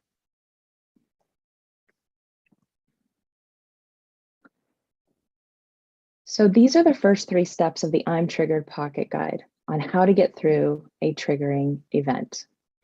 Now, we can actually go through this together because I'm sure many of you have had some sort of event that has grabbed hold of you emotionally and taken you on quite a ride. So if you want to bring that to this experience, this would be a great time. In the I'm Triggered Pocket Guide, there are actually 10 steps. These first 3 will help at least shift your experience. The remaining steps are if you're willing to do the deeper work to find out, why did you get so triggered to begin with? And that's where we'll go into the adhere process after that. So step 1, you need to stop and you need to breathe. Now, I don't recommend deep diaphragmatic breaths when you're triggered because your heart rate is already elevated and you may actually be in a hyperventilating state or breathing rapidly. So I say let's try to catch the breath. So you would start with 2 quick inhales and a long exhale. The most powerful tool you have is your breath. It is also the easiest to forget, especially when you're in an activated state. So trying to catch your breath is the first step. The reason why stop is such a huge word, because if you start making decisions or acting from a triggered place, you may be taking your life in a direction that you don't want it to go because you're operating from a compromised state of being. So it would be better to give either the universal timeout sign, excuse yourself. You don't have to explain yourself to anyone. You can just excuse yourself until you regain some sort of composure. And that's actually quite self-responsible to be able to do that. The second step is to locate. Now, when one is activated in such a way that you're frozen, it's important to keep the eyes moving. But even if you're in the fight or flight response, you also need to keep your eyes moving because we're trying to create more presence here. So you're going to try to locate 3 items that either represent something living, like a plant, the sun, a cup of water, or something that represents this time and space. Because when you're in a triggered state of mind, you're no longer present. You're actually reliving some sort of traumatic event, whether you are aware yet of what's happening. So again, you're going to catch your breath with 2 quick inhales and a long exhale. As you look around, I see the water in my cup. I see the beautiful tree outside, and I see the sunlight. So we're coming more into presence. We haven't made any life-changing decisions. And then step 3, you need to identify your well-wishers. So these are the people that you know you can count on, even in your worst moments. Now, whether you actually call them when you're in a triggered response or not, just thinking about them will help change your experience. And by now, you might be able to take a long inhale and a long exhale. But if not, keep with the 2 quick and the 1 long.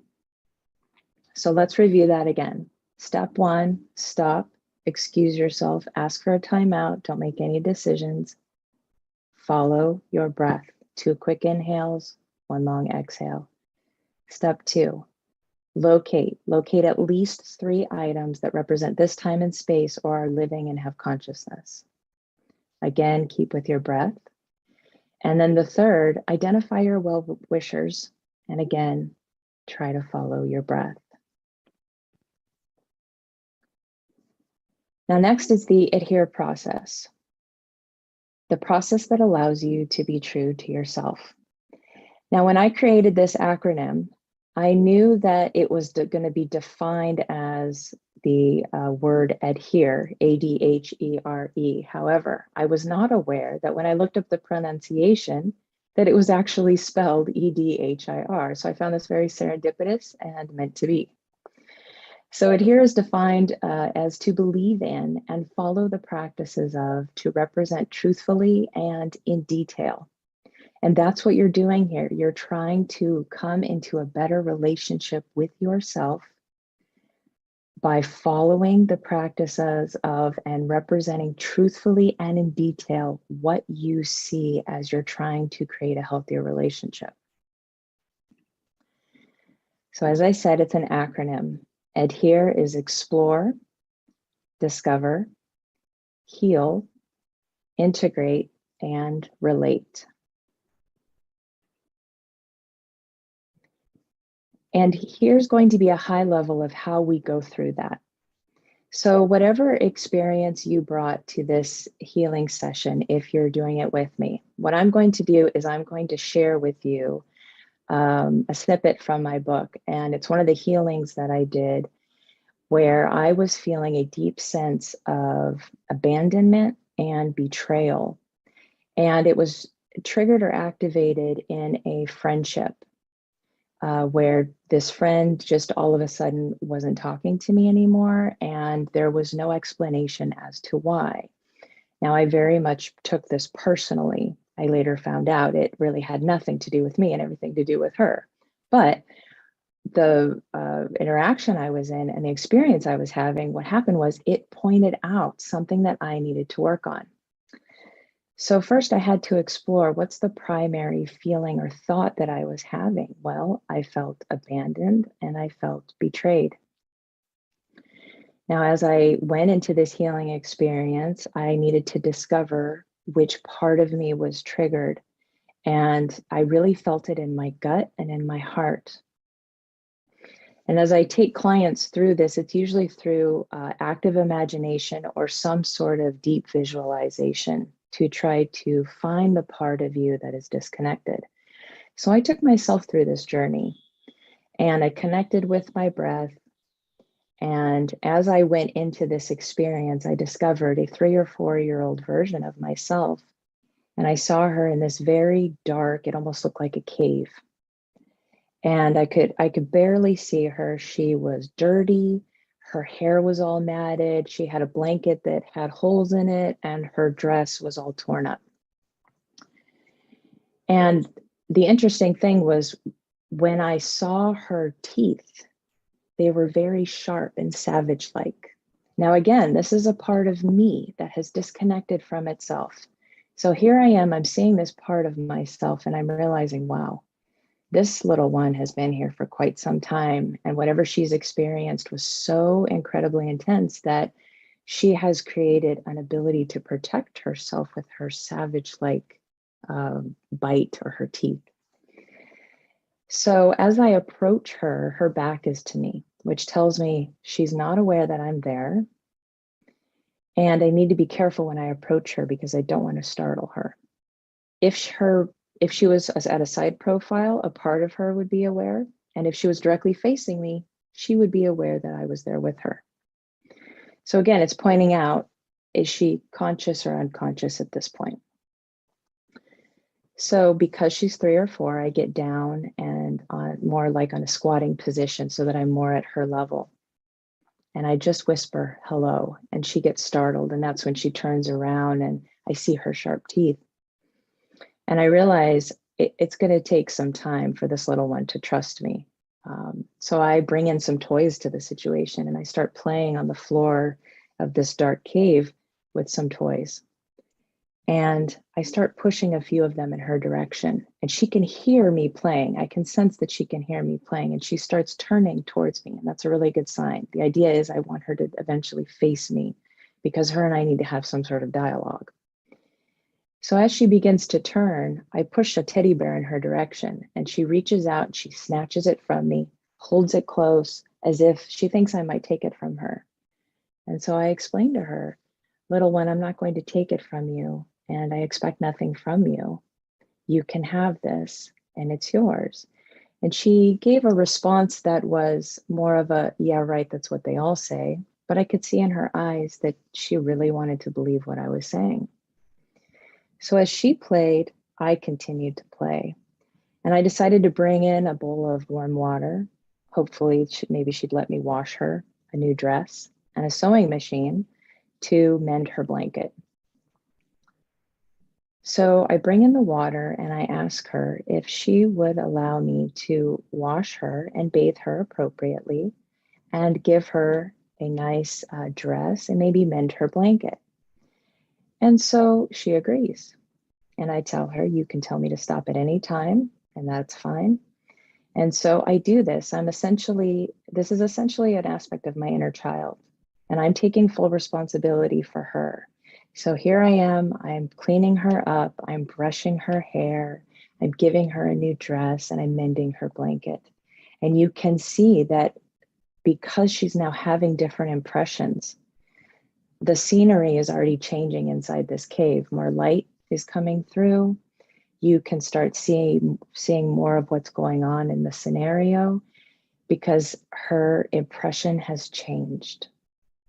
So now we can see that there's an opening to this cave and there's this bright light shining from the doorway. And I asked her if she would like to join me outside. And so I hold out my left hand. She reaches out her right hand, and we hold hands as we walk through the door out into a field of wildflowers. And as she blinks her eyes and she's adjusting to the light, she runs out into the field of wildflowers, and she's skipping and she's running and she's playing and she's having just an amazing time. And then she looks back to see if I'm still there. And I wave to her and I let her know, yep, I'm still here. I'm not going to leave you. So then I decide to approach her and I said, how would you feel about coming with me and leaving the dark cave? She's shocked and she runs back to what's familiar. She runs back into the cave. Thing is, the cave has already started changing. So what she knows is familiar has now changed. So now she's confused. So I use this opportunity to talk to her and tell her, I'm sorry. I'm sorry that I abandoned you. And the reason that I need to say, I'm sorry I abandoned you, because I disconnected from a part of myself. Sure, it was a defense mechanism at 3 or 4 years old. However, I'm an adult now, and I am aware that this has happened, and I need to take responsibility for this part of me. So I need to make a commitment and a promise to her. So I tell her I'm never going to abandon her. I promise I'm going to take care of her. I'm going to listen to her. She's going to be a part of me. And I keep reiterating this. And as I'm telling her, you can see her whole state of being softens. Her teeth are starting to change. And that's my cue that, okay, things are now really shifting. So as I'm doing this healing, what's happening is I got real big so that I could see a 360-degree view of what's happening, so that I knew what this part of me needed. And that's what you need to realize, is there is a part of you that is above and beyond all of this, that does know what you needed when you didn't get it. Once you figure that out, you can offer it to that version of yourself. And so that's what I did. I got big. I could see what she needed. I needed to basically take full responsibility for her, clean her up, change her experience, give her a new impression, and make a promise that that would never happen again. So then she agrees. She agrees to come with me. And so again, we hold hands, we leave the cave, and we walk out into the field of wildflowers. And I start matching my breath with hers. And again, I'm still at a 360-degree view. I'm watching the part of me that's taking responsibility for this other part of me. And as I'm observing the breath being connected between the two, them holding hands, the two of them now integrate and become one. coming into union with the disconnected part of myself. So now as I come out of the healing session, and as you come out of the healing session, what you need to realize is you are now an upgraded version of yourself, which means you will relate differently, not only with yourself, but with others. That also means that others may need to adjust to this new version of you. And don't be surprised if some people have a hard time with this. They're used to you being a certain way. You are now different. You may actually now trigger something within them, which is simply shining the light on something that was already there. And it's an opportunity for growth. So the adhere process, you first explore, then you discover, you heal, you integrate, and relate. Now in the I'm Triggered Pocket Guide, we went through the first 3 steps: stop, locate, identify. Once you've done that, then you can come back and start working these steps. Now, before it's complete, I like to test things out. So before you come out of the healing session, I would suggest that whatever trigger you brought, you actually go back and see if it still triggers you, just in thought. If it still triggers you, you need to go back and do the adhere process again. Something isn't healed yet, because ideally at the end of this, you should not feel triggered by the experience. There should be healing. So always test it out before you finish. And if you need to go back through it, go back through it. You may discover yet another part of yourself. Then if you're not triggered, then you can come out and get to know yourself again. And I always recommend that you're dating yourself. Try to figure out, who are you now? Do you still like the same things? Do you like things differently? Maybe you behave differently, but you're only going to figure it out again if you have a genuine commitment to having a relationship with yourself. And if you are interested in possibly doing this work with me, or just getting in touch with me, or if you're interested about the book, which is available on Amazon, here's my contact info. You can reach me at goodbyetension.com. Abundance Beyond Trauma, as well as the workbook, is available on Amazon. It's highly discounted right now for the holidays. The ebook is 99 cents, the paperback is $9.99, and the audiobook is out. So depending on your Audible subscription, you may actually get it for free or as low as like $6. Yeah, so thank you. Now I'd like to open it up for questions or conversation. Wow, that was really insightful. The thing that I really liked was the fact that you kind of said, just before you kind of get angry, to kind of stop and almost remove yourself from that situation. Because so many people, you get mad and then you say something and then you regret it, and then you just feel bad about it for so long, and you don't mean it, but then those words can kind of, they're like razor sharp. They can affect that person for a long, long time. So what I took from that talk that you just gave was just take a breath, kind of stop and like remove yourself so that you can kind of just ground yourself. Because really, when you say something at that moment, that's not really you. I mean, it is you, but it's the unhealed version of you that just is getting triggered about something else, taking it out in that current situation. And that was really very, very helpful. And the other thing that you mentioned too is like how much trauma people are going through right now because of the whole COVID. It's been like a few years of people in that heightened sense of stress. And I'm seeing it with my patients coming in with anxiety and depression and just feeling kind of uneasy. What advice would you give people currently right now that are facing a really traumatic time? They might be alone by themselves. Obviously, getting your book is going to help them a lot. But what advice would you give that person that's kind of feeling depressed or kind of alone or just really anxious about COVID? I would say, remember your courage. And it's actually, that's why I chose my subtitle. It's all about discovering your courage to want something different, to change your experience. We cannot change what's happening outside of ourselves, but we can change our own inner experience. And that's what we need to remember.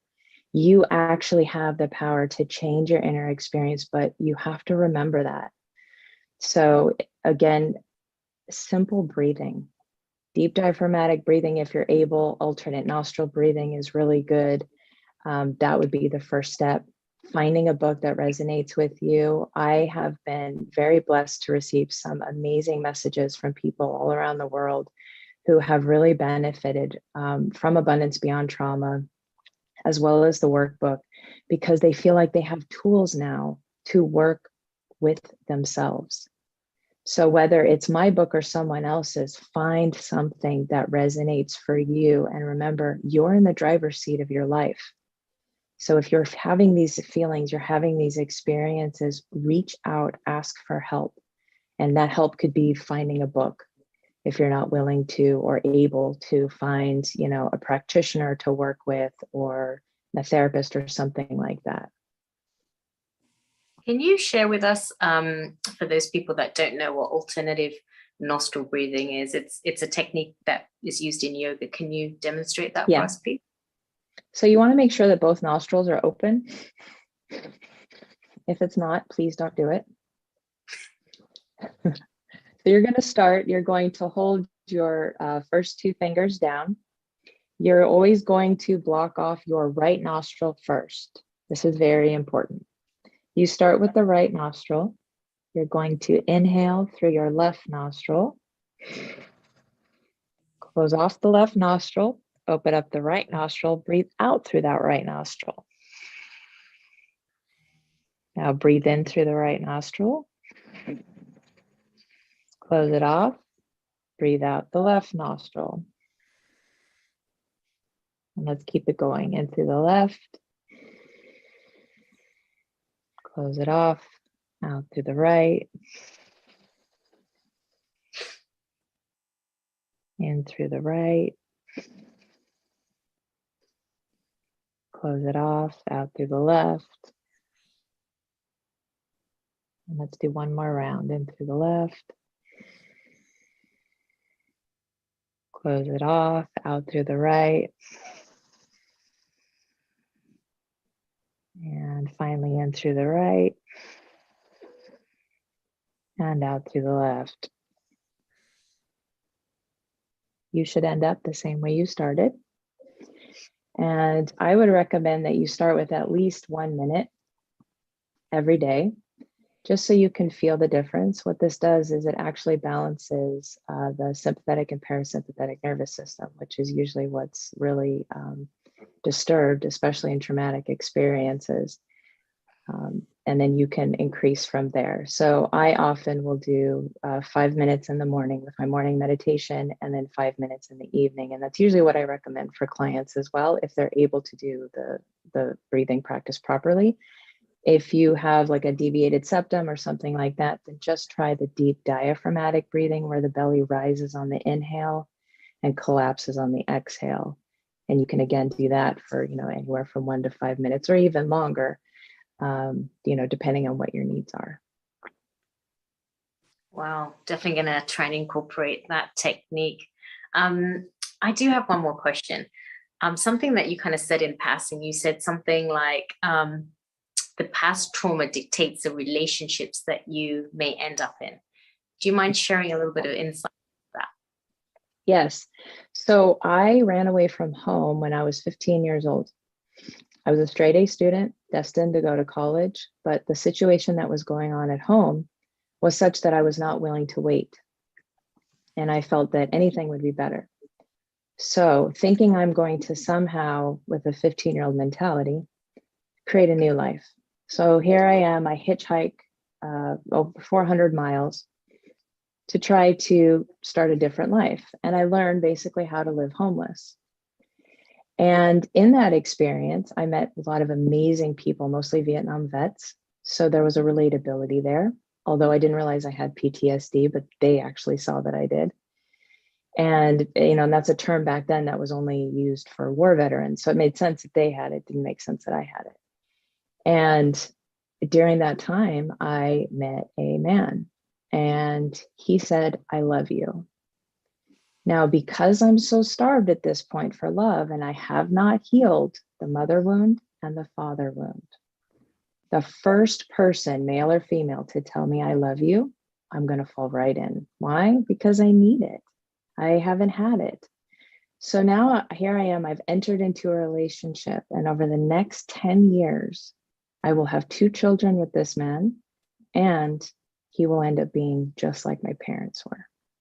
That cycle repeated itself.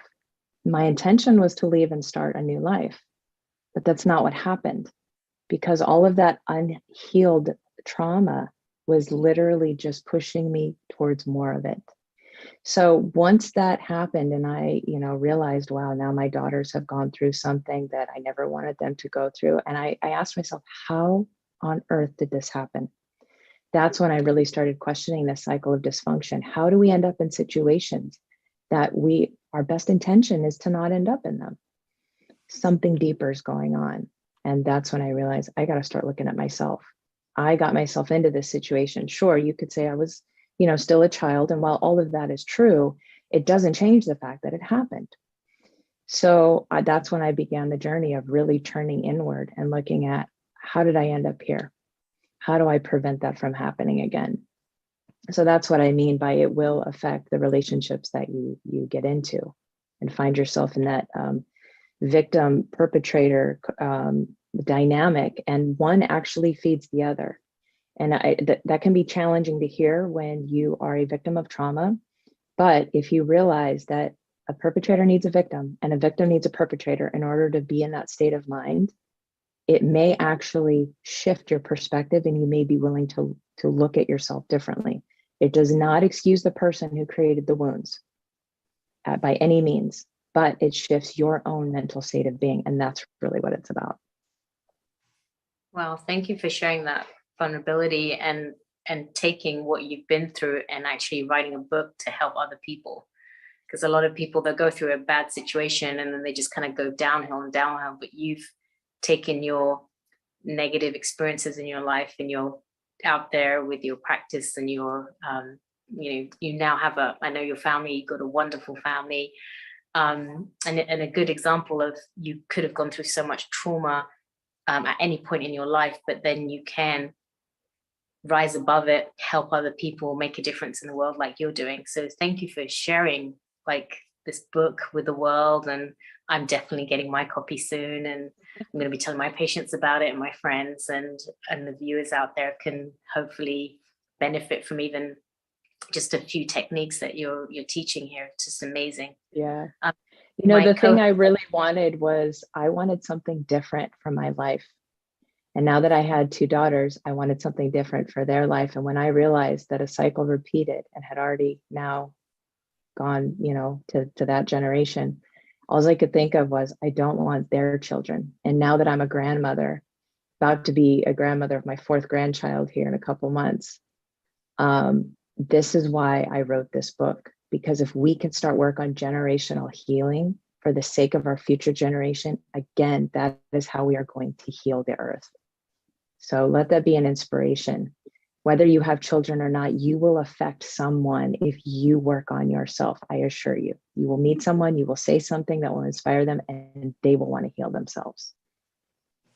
I think that's such a valuable comment there, that the world just needs the healing, because so many people are hurting. They don't know what to do. They're going to drugs, to alcohol, to unhealthy relationships.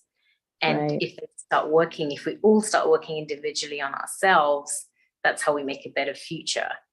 Because obviously there is so much negativity. We kind of look at the news, and then we kind of, every time we watch the news, there's something new coming out, the new variant, there's this and that. And then you get kind of in that turmoil and depression and stress, and then you talk to your friends about it, and then it seems like it's just so much negativity.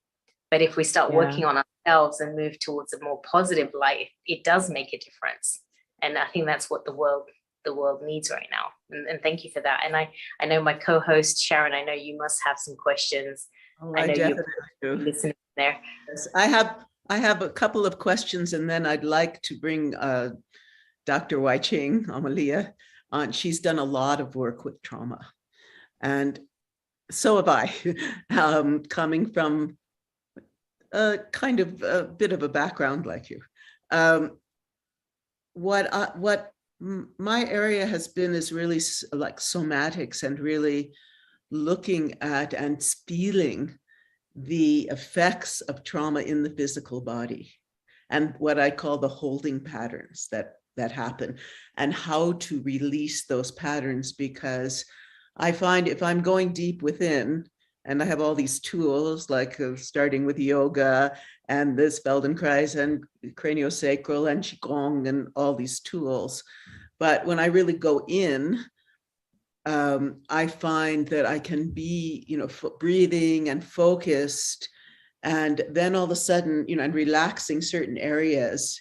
So many of us are in fight flight, and so we're clenched, and I'll be in this state, and then all of a sudden, I find that my thoughts are going off, in swirling around in those patterns that we have, those traumatic patterns. And then when I kind of wake up and I can sense it, I'm actually physically holding that pattern. So then, like you do, I let go, breathe into, recognize the holding, and breathe into it and let it go and do my best to stay there. So do you bring this into your work as well, this kind of? I do actually. Towards the end of the book, I brought in 3 client cases. And one of them was a woman who had severe shoulder pain, and she had tried everything. Doctors said, oh, no, you're fine. We don't see anything. And she had tried massage therapy.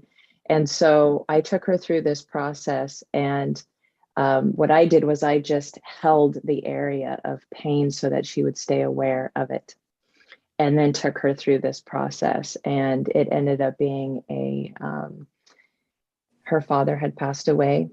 She had some unresolved issues there, and she had a conversation with him in that, deeper healing. And when she came out, the shoulder pain was gone. So there's definitely an element where that's why I created the I'm Triggered worksheet, to figure out what part of you is triggered, because that part of you is actually telling you, hey, wake up, there's something happening here. And the body is incredibly intelligent if we would just listen. So yeah, if that answers your question, I do bring that into the sessions as well. And another thing is about the word triggered, and in the US today. Yeah. We're finding more and more people are almost reveling in, young people, reveling in their triggers. They think that's a cool thing, rather than understanding what you're bringing forth. What's funny is the original title of my book was going to be I'm Triggered, Now What? And my youngest daughter, she goes, Mom, no, you can't, because my generation, this is how it's being used. And then I think it was our previous president's son wrote a book called Triggered. And I realized I don't want any association with that. So I had to change. But the reason why I say I'm Triggered Pocket Guide, that's the verbiage I use. But you could say activated, but I certainly don't mean it how it is being used in the world today. Yeah, and we need to do everything. And I think that this is some of the mission of Healing Our Earth. We are bringing forth all of these teachings to help people come to that place of clarity and serenity from so many traditions. And it's wonderful to have you. I'd like to turn this over to Wai Ching here, who I'm sure has some wonderful thoughts and questions to bring forth.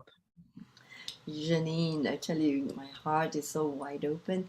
Thank you so much for having the clarity to change the languaging of healing, right? The language of healing, and not just use the same words that have been used, like the word trigger. I know where the origin came from, that like, the group that says, what's your trigger? And then by asking that question, people get more triggered. And it's very ego-based, and rather than spirit-based, where we are coming from. And so you know which group I'm referring to. I'm not mentioning the names. That they have this particular a protocol, the process that do that. So I really appreciate you doing that, and also lifting your experience. And I can feel your experience from your family to your husband or ex-husband. And because this is exactly right this moment, I'm supporting a woman through that. And I've been doing it for 30 years, and Sharon knows that through this. So I really appreciate that you have that beauty and clarity, that you've done your healing and then uplifting the experience, that it is a part of our service into the world with this experience, and not get, in the density, stay in the density of it. And that to bring in that inner child work so beautifully, which I'm doing too. And that is so powerful, right? And that somatics that you brought in, and the breath, the very first thing. So I just want to say thank you and honor you for writing this book. And this is something that's so needed now, right? And Thank so, you. yes. And any stories and any experiences, more of what you had to share, would be so valuable and so powerful at this time. We have to link up, you and I, to do Yeah, that more. would be wonderful. Yeah. I do have many stories to share. I think we're just reaching our time limit. We know. I just wanted to share that, and just really appreciating what you have done, and your own life experience, and like so angelic, your experience Oh, thank you. shining the light on all the density, and what you explained, even the dark and the light. That's what Sharon and I, we always talk about, the yin yang aspects, from the ancient wisdom, the qigong aspect, into modern times, especially this current times, when this work is so necessary, to see what is the reflection of the reality outside and inside. And if you want to say something about that, the current situation, do you have any insights that you would like to share about what's happening in the world and within Well, us? I have felt for a very long time that historically, the biggest issue within our world is an inability to relate and truly understand. Our own stuff gets in the way, which brings me back to, you gotta do the work within yourself. If everybody could work on themselves more and then set more of an intention to try to relate better, doesn't mean you have to agree, but there's a way to have healthy discussion, healthy debate, make healthier choices that aren't so dramatic and traumatic, but I really feel it's because of an inability to relate. Yes, and this is where I ask the question again: how do we get this work to the so-called leaders of the world, who are so disconnected to the people, to themselves, first of all? Yeah. Well, we hope they watch this YouTube channel. But there are so many of us that have this intention, but really the desire to work on yourself has to come from you. So until an experience happens that creates an inner reflection where you start questioning yourself, it won't change. Oh, thank you so much. And Dr. Wai-Ching, you always have such great insight, and it's been such an honor to have you on Healing Our Earth. And it's as being part of this team for the past over a year now, and just meeting such wonderful, wonderful people. It's been so great. And Janine, having you on board with us now to help, make a difference in the world, it's been such a great honor, and learning constantly. And one thing I've learned from all you wonderful ladies is just the power of breath. Just a simple thing. Like I didn't even think about this prior to being on this group. The importance of like breathing, just to kind of calm yourself down. Importance of meditation. It's just amazing. Kind of, that's what everyone seems to talk about, but we just don't have time for it. But we should make time for it, but we use it as an excuse to not do anything, and then we get into that circle. So thank you for reminding us that it's important to work on ourselves, to have practices like acknowledging when we feel triggered, and breathing through issues and things like that. That's great. I do have a few questions that came in from the live stream. We have Roxana from Cairo that wants to know, what is the best mental exercise to fall asleep easily at night? And anybody can answer that. I can answer. Okay. Yeah, go ahead. So first of all, if they watch, it was last week's show, I brought on Dr. Michael Katz, who was talking about dream yoga. So I would say first to do some breathing, and then what I've been doing for many years, it's from the Tibetan tradition, is to in your mind first do a bit of breathing and release. And even when you're doing the nostril breathing, breathe in the light and breathe out all your worries, your fears, and all of that. Like smoke, think of light coming in and smoke going out.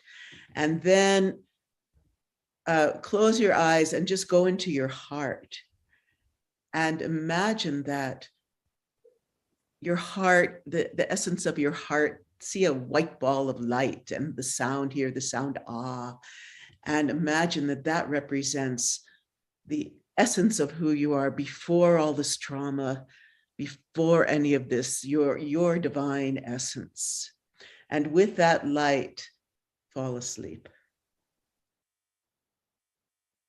That's kind of, and then when you wake up, see if you can recognize that again, and constantly throughout the day, if you're feeling trauma, if you're getting triggered, then just hold that light in your heart, go back there and just find that guru within yourself. And here on the screen, we have Dr. Michael Katz's information, and he was, as you said, last week. So for those of you that didn't get a chance to watch that session, you can go onto the YouTube channel, Healing Our Earth, and go through all our past sessions. And there's so much wealth of knowledge there. It's just like a library of such great knowledge. So do make sure you go onto the channel, subscribe, and get some of the past sessions that are on there. Thank you for that, Sharon. Dr. Wai-Ching, do you have anything that you'd like to share for helping people sleep a little bit better? Yes, I use the same technique actually, and then just also to disengage from too much mental activity. I mean, now it's 3:07 here, so I'm still on this. So I'm in conversation. And so what I do is that when I go to bed, then I really take the time to process, right? Isn't like, that's the word that's used, but really to contemplate, to reflect on this exchange. So I go through all the conversations we have. So it takes a little time to go to bed, because then my ego, my mind understands and feel this connection that I've had with all the souls that been here, and the purpose that it has in my life, and how I would evolve from it, and the juice or the wisdom that I have actually received from every single soul that I've come across today, right? And that's what I do. And what is the deeper message of this conversation, this exchange? So that's what I do every day when I meet people, or the situations, and even my clients, and they go through that. It takes a little time, but really it allows my mind to satisfy itself. And I think a lot of people can't sleep because the mind is, as they say, chattering. Because you're trying to suppress, and you're like, I've got to sleep, I've got to have 8 hours and all that, without really understanding life's meaning. That why are we living this day? And why are we experiencing what we're experiencing? And whether it's the external world, like, the political events and so on, or I just think of what's happening in Africa, or in Los Angeles, or something, or something said, and I go through that, and then I feel spiritually and emotionally satisfied that I have really gained my day's experience and the wisdom that I can live and embody, and then my mind is at peace. And after that, I go like, okay, I've done it, I've exhausted my thinking, but it's more than thinking, it's more like contemplating. And then that, it also accompanies breathing and letting go of whatever stress and tension, like whatever I cannot resolve that time. I said, okay, divine presence, allow me the answers, show me the answers, for the next day.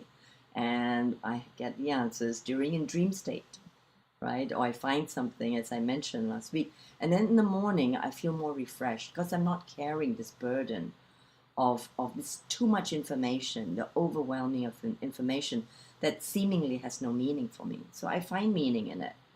And it's not like overthinking. It's quite different from overthinking. It's like a transmutational process that is deeper than that. And then by that time, if I understood it, then I can let it go. That it has no meaning for me anymore. And then they have no attachment to it. So I can come back fresh in the morning and say, okay, what does this day bring to me?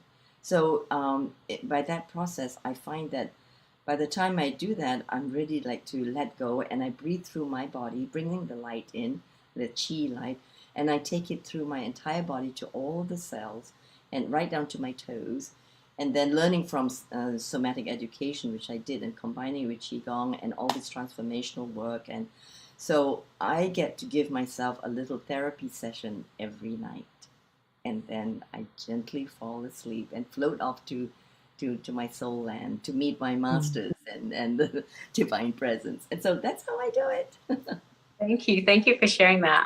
One couple of things I want to mention too is the scientific things, which are making sure that at least an hour before you do go to sleep, make sure your devices are all off, because that blue light does affect your sleep cycle. The other thing is sleeping in a very dark room will help. And making sure that you're not watching any news. And as Sharon has there, she has the blue blocking glasses, which can I show this too? Look. Wow, look at it. We've got all the things that we know we need to do. You've got the blue light blocking glasses, which kind of lets your brain know that it's kind of time to go to bed, as opposed to looking at all the lights on your phone, which activates the brain and then has you have a harder time to go to sleep. The other thing is obviously you don't want to be eating very close to going to bed. So at least 3-4 hours your last meal should be. And making sure, again, like I've said, no news, so that doesn't play constantly on your mind. And then for some people, everyone has their little thing that helps. For some people, it might be a little bit of exercising before. For some people, exercising doesn't help. So these are things that you can kind of experiment and see what helps you. And for a few people, lavender is a really good herb. You can put a few drops on your pillowcase or have it in a little sachet next to your bed. A little bit of chamomile tea, no caffeine before you go to sleep, because caffeine obviously is probably the worst thing.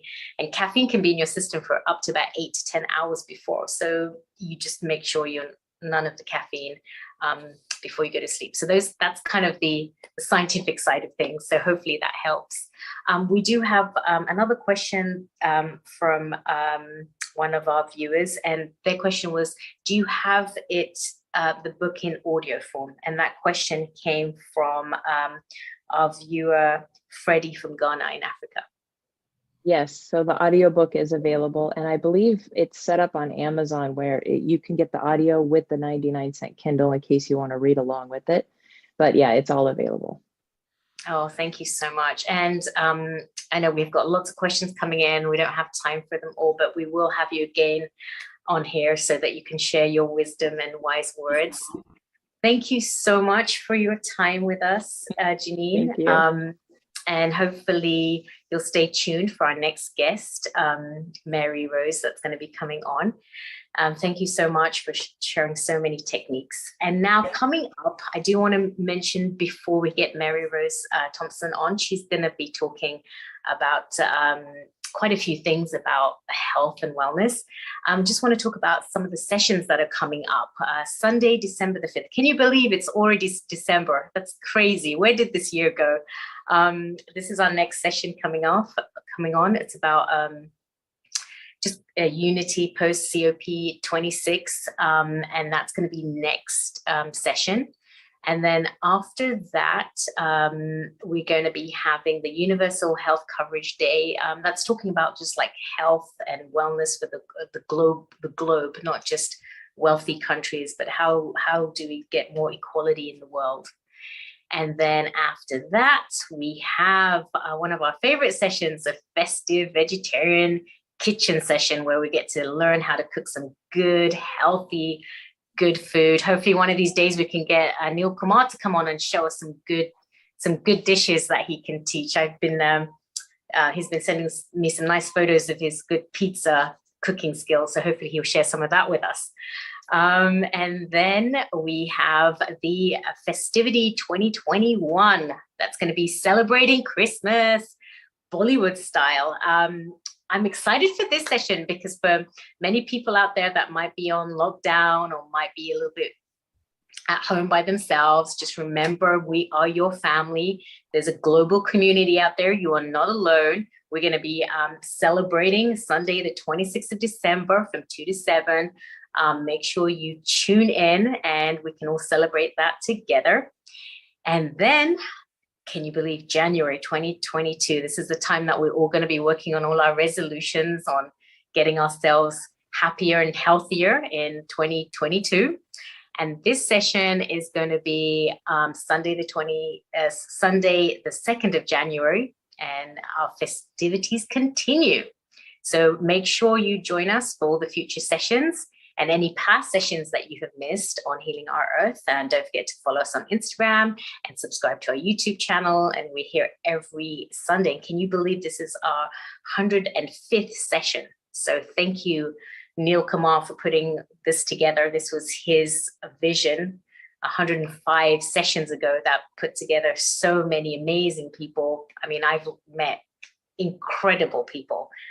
One of the positive things that came out of COVID was just joining this community. And remember, we're here for you. You are never alone. It is a difficult time. And I do ask for everybody to remember the world in their prayers and spread positivity and great light. Which brings me to our next guest now. This is our final guest for the evening, and her name is Mary Rose Thompson. And she has been a nurse for over 30 years, and she's been taking the scenic route through many specialities. She has many qualifications that she's gained over her career, and she is a trained mindfulness teacher and a laughter yoga leader.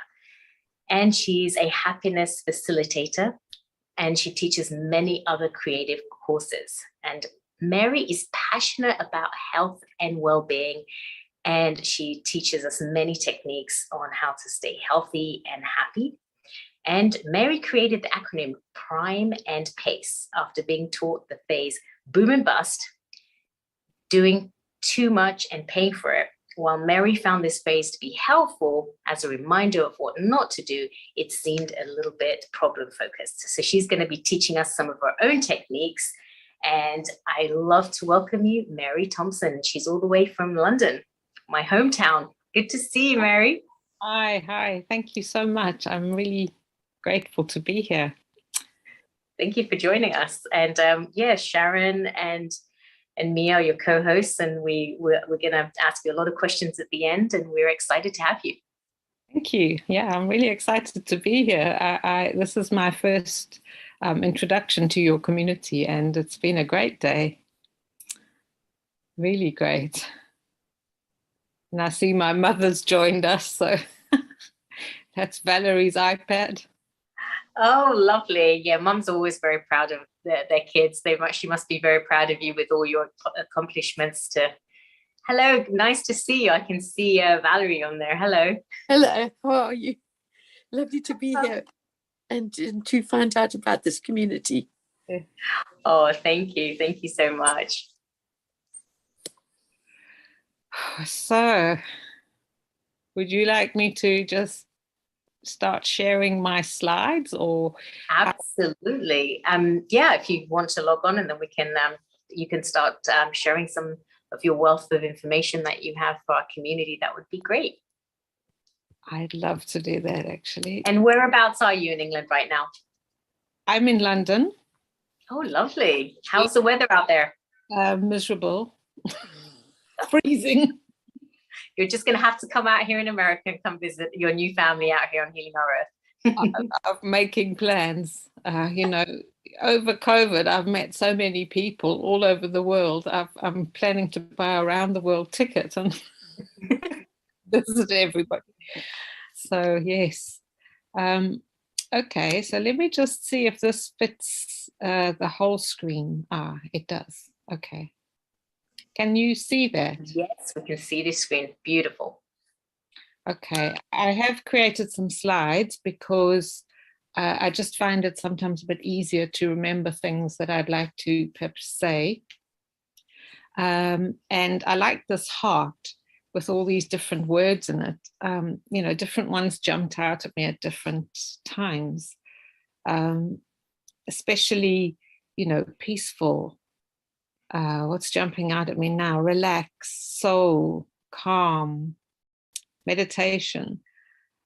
You know, it's not going to have everything. There are people with different religions, perhaps, that don't see that represented here or whatever. But it's just a reminder of how much can contribute to wellness and well-being. I gave the title Well-being and Being Well because I kind of saw them as two separate things. I saw well-being as an act, no, a state, sorry. And momentarily got distracted there, sorry. Well-being as a state and being well as an action or a practice, and then wellness as encompassing all of that. But in actual fact, when I see that there's someone here that's in the waiting room and it says admit, so shall I just admit them? I think welcome. So I saw these as all encompassed in wellness, but actually these words are used interchangeably. The definitions aren't all that different. So then I looked up well, and apart from, you know, a watering well, we used to go when I was a child to a place called Bergville, which was in a quite remote part of South Africa, and visit these, the Little Sisters of Jesus, they were called, and they used to wear these denim dresses with little crosses on.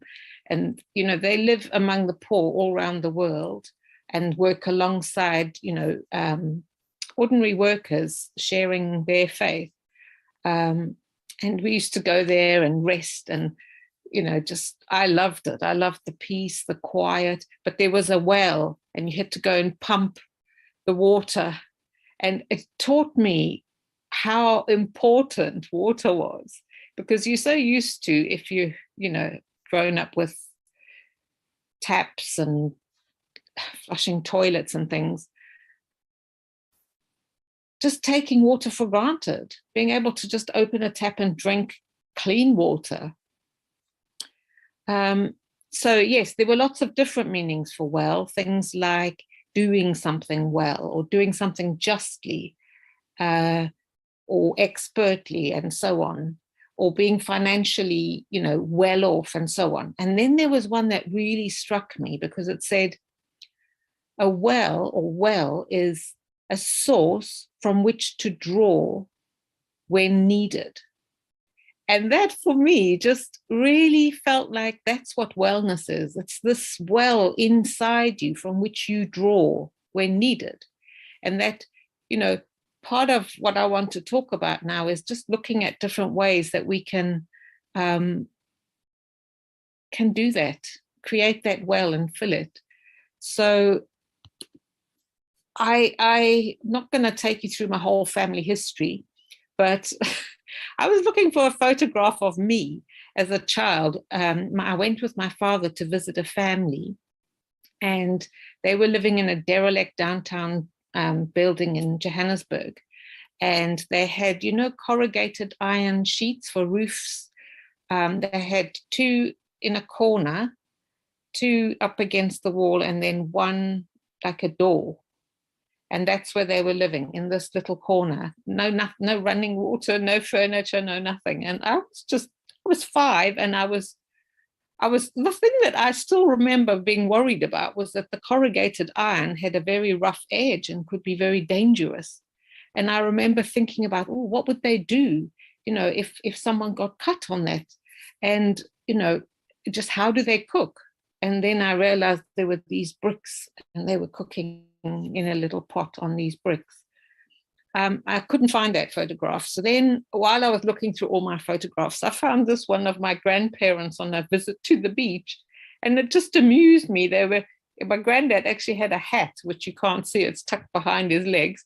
And it just reminded me that we're all unique and different, and the way we do things is different. Nowadays, you might be inclined to see naked people, people in bikinis, all sorts at the beach.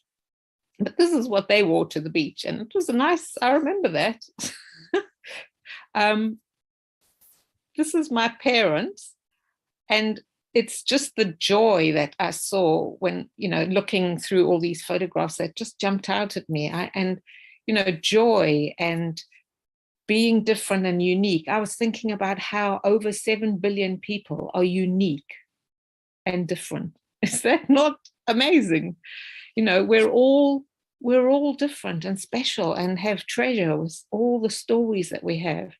And this opportunity to be here today and, to hear all the, different about my voice, and then, hearing Beth play, and I've just been blown away. Been very interesting.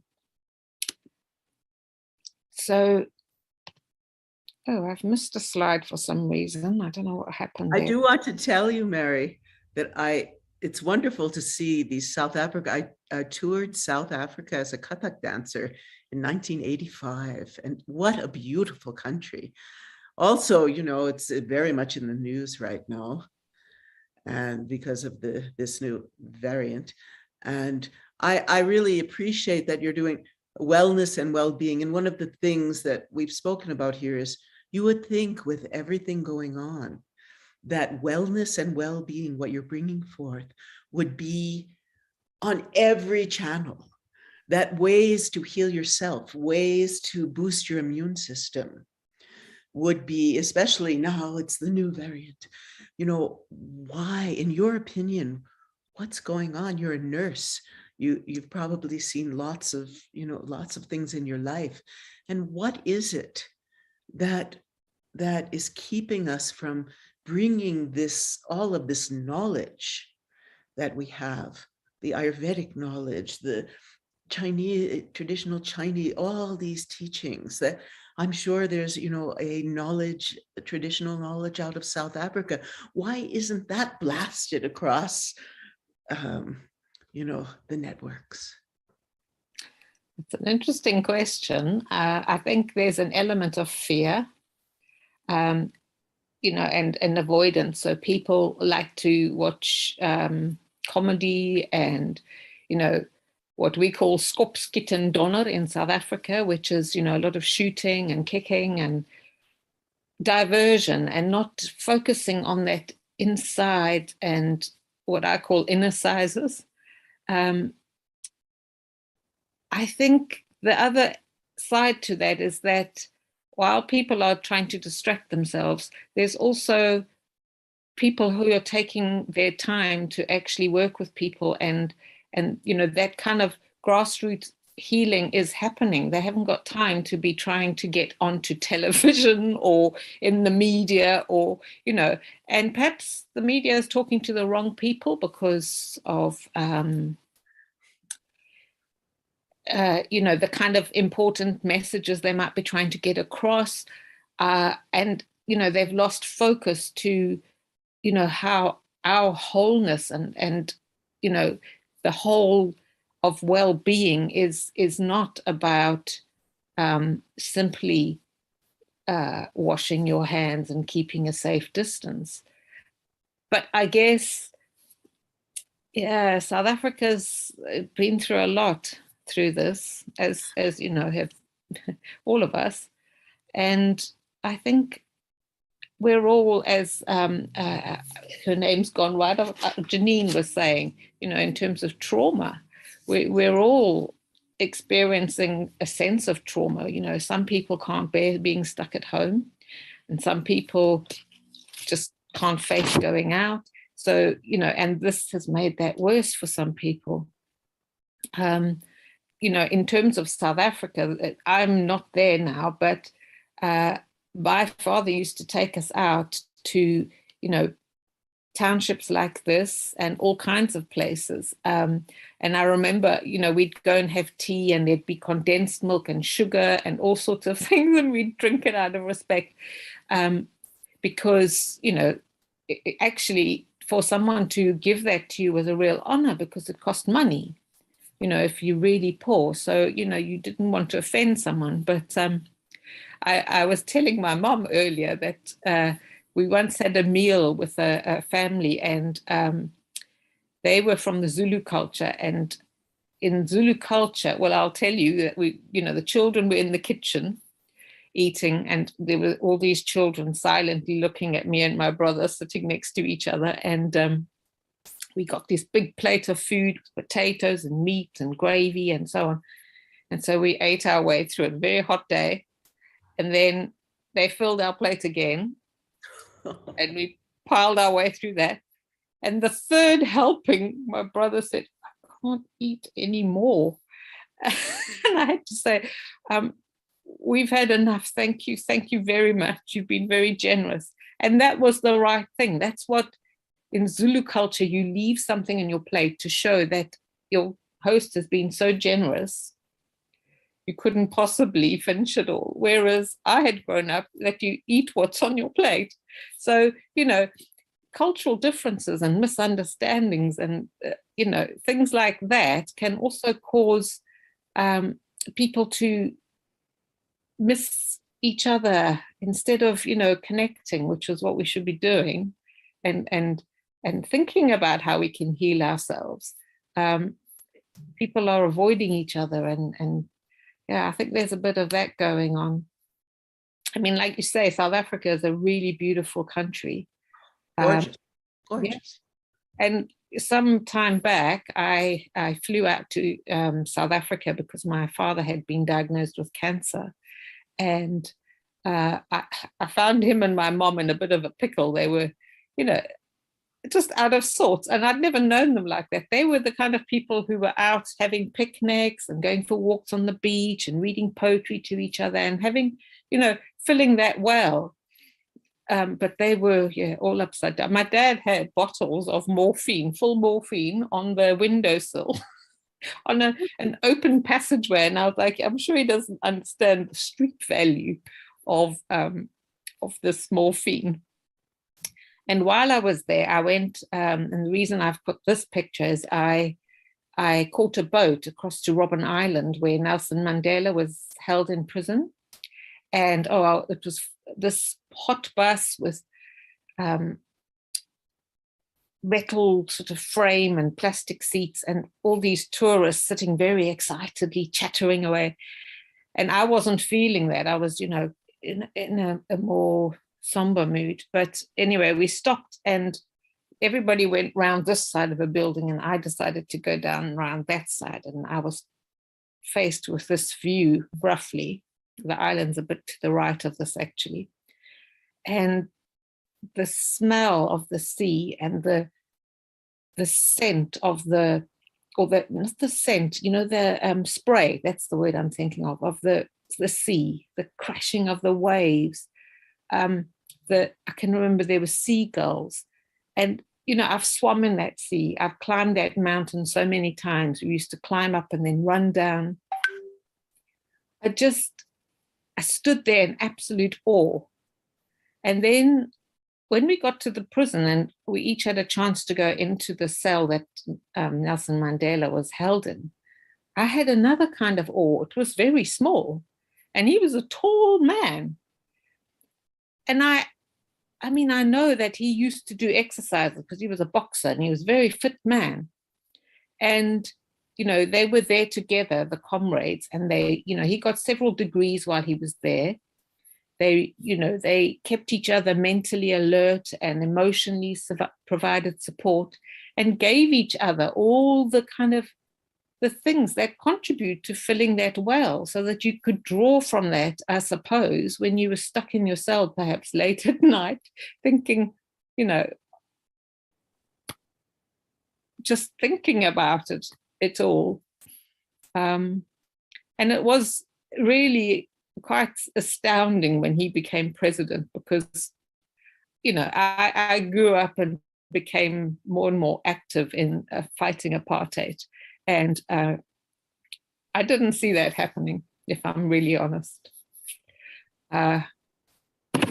Yes. Good. Yes. When I was there, it was 85, so it was a really a time of conflict. But I was spent the time with the Indian community, where there were 1 million Indians, and talk about food. It was incredible. And but also we went to some of these townships too, and we met the head of the Zulus. So I got to get a real sense of South Africa. And it's been through so much. And, our prayer from Healing Our Earth is that, it comes to, some beautiful place, and that all are healed with this variant that we're hearing very different things about, but that we can send our healing light to those in South Africa and around the world who are suffering or getting these illnesses, and help them through learning these tools that we're providing on how to boost your immune system, like on the vegetarian cooking shows, etc. And it's so beautiful to see this, to have that experience of being able to be by the ocean, as you were describing, and breathe that fresh air. It's very powerful. I sometimes visualize, when I'm feeling really unwell, perhaps, or when I'm just very tired, or just for the fun of it, I visualize myself in this tropical pool. What do you call those pools? Infinity pool with the sea in front. And I imagine, the smell of frangipani, and I can hear the birds, and they're very bright and colorful.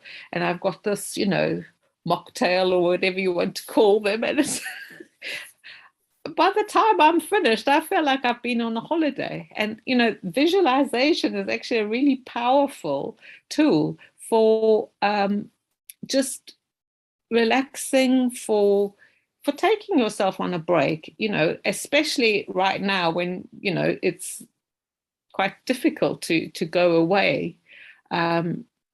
Someone was joking and said to me the other day, you never hear people in the UK say, loving the island, loving the island life. I don't quite know what just happened. I've lost my slides, but anyway. Yeah, it's just, I'll get them back. There we go. I think I'm going to try that visualization thing. I think that's, I'm missing going on vacations and blue waters. So I think I'm going to try that. That sounds like a good idea. Yeah, I recommend it. I'm sorry, I've been clicking around, so the slides have been jumping around. I can't see any of you anymore. I don't know why, and I can't see myself, but that's fine. I'm happy with this view. Yeah, so yes, all sorts of things come to mind, just looking at this. My dad actually died very soon after. We had bought him a tracksuit, or maybe two, and I remember him coming out and going, this is very comfortable. I don't know why I didn't buy one before. He always wore tailored clothes. He had a tailor, he had a barber, he had someone that made him shoes. And my mum and sister and I cleared out his cupboard and just talked and shared stories. And we put, everything into bags and took it to a charity shop. And a few days later, my mother and I were driving along, and we drove past this, and there on a table was my father's pair of shoes. And it was a poignant moment, and it just got me thinking so much about, what his life felt like, and how each person's walk is different. Yeah. So I think I've said that, wellness can be a state of being well. It can be an act, something that you do to keep yourself well, or, that you practice daily as a healthy habit. And, you know, funny enough, I was trying to find pictures and I put in the search box, flourishing human being. And this is what came up amongst other plants. So this was the closest I got to a human being. There were just masses and masses of plants, which I found interesting. And then, of course, we also experience episodes of ill health. Some people have long-term conditions. And, you know, I have been diagnosed with fibromyalgia, which... Oh, me too. Oh, really? Okay, so you'll have an idea, you know, episodes of fatigue and extreme brain fog, and just I had a bit of it then. Sensitivity. I overcame it through meditation, and I had a doctor who specialized. And so I did a lot of meditation. Actually, it was during the time I went to South Africa, but I did a lot of, and took a lot of supplements and came through it, and then worked with women who had fibromyalgia. And some of them, you could hardly touch them. You know, you had to work because the nervous system is overstimulated. I found a number of them had very exacting, you know, parents who were very, very, demanding. You hear that, Mom? Not necessarily both parents, but I recovered from it. I worked with women, and I just want the audience to know, if you have something like this, there are things you can do. You don't have to live in that kind of, oversensitized. How did it affect you, Mary? Well, you know, that sensitivity to a lot of things. You know, I actually had a boost a few days ago, and I've been extremely ill ever since. So I still experience kind of some symptoms at times, especially if I'm not very well. But I agree with you, taking supplements. I take vitamin C, which I find very helpful. And, you know, you can have years without it. And then if you're under some kind of stress, that's when you really need to have a well to draw from. So, yeah, people can overcome it, and other people have, you know, periodic episodes. I know that in training that I went to, one of the things they told us was about boom and bust, you know, where you feel really good, and then so you take the advantage to do everything you've wanted to do when you were feeling rubbish. And then, you know, you're just exhausted. And, you know, I decided that I prefer something that told me more what to do. So I came up with Prime, and I see they've written paste. It's meant to say pace. I think that what's happened is what you call it, predictor has changed it. I remember when I was doing a master's, I had a supervisor who was telling me that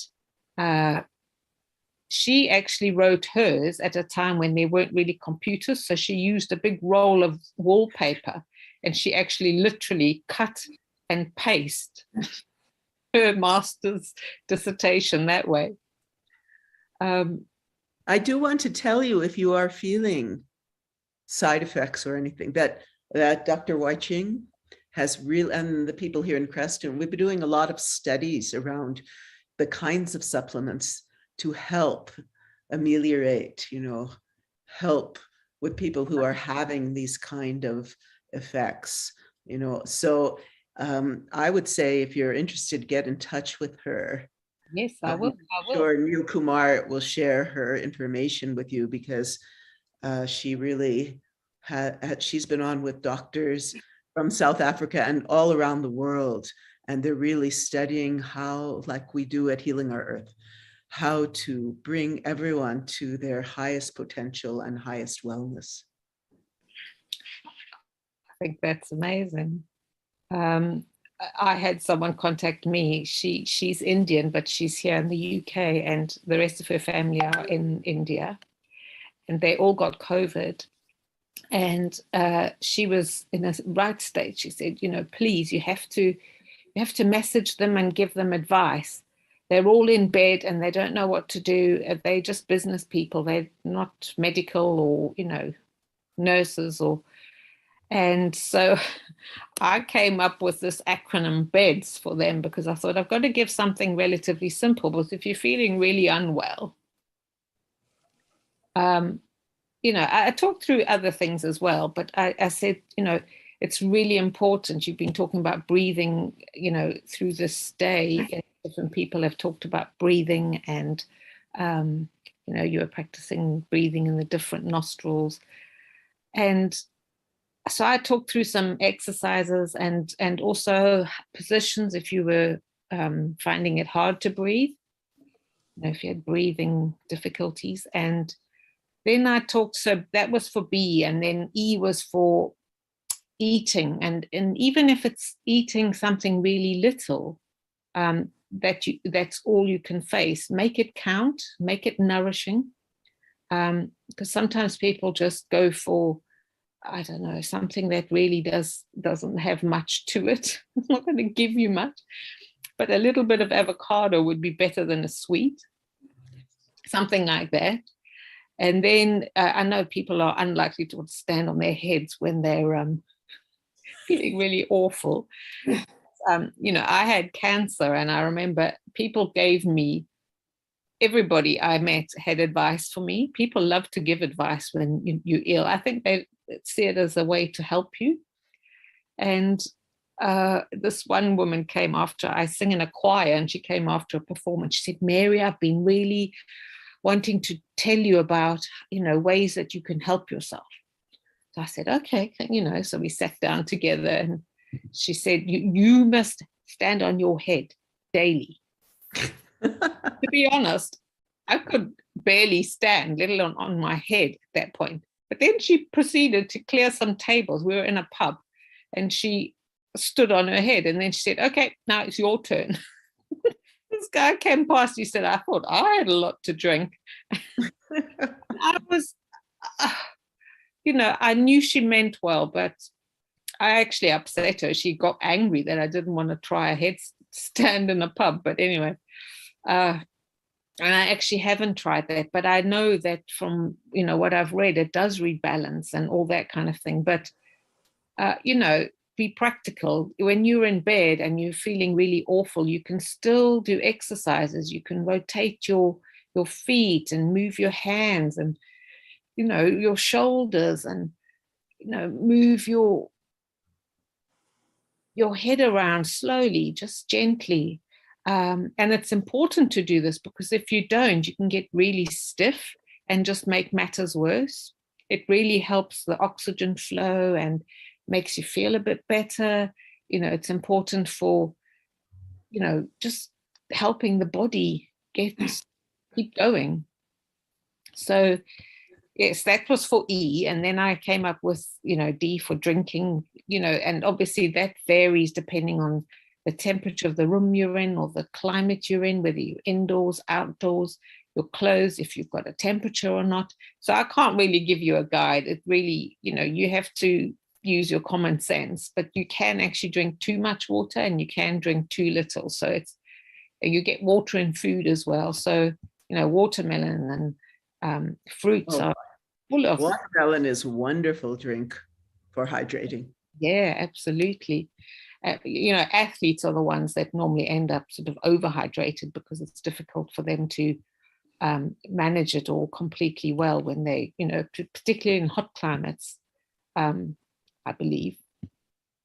And then sleep. Other people have talked about sleep today, and how important it is. And you were talking about, ways that you could go to sleep. Definitely not going to go into great detail here about that, but sleep's really important, and making sure that you give yourself enough time to get to bed, so it's not just, oh goodness, it's late, I must go to bed, I've got to get up early, and get yourself into that kind of whirlwind of, dis-ease about going to bed and then not sleeping well and then waking up extremely tired. I actually experienced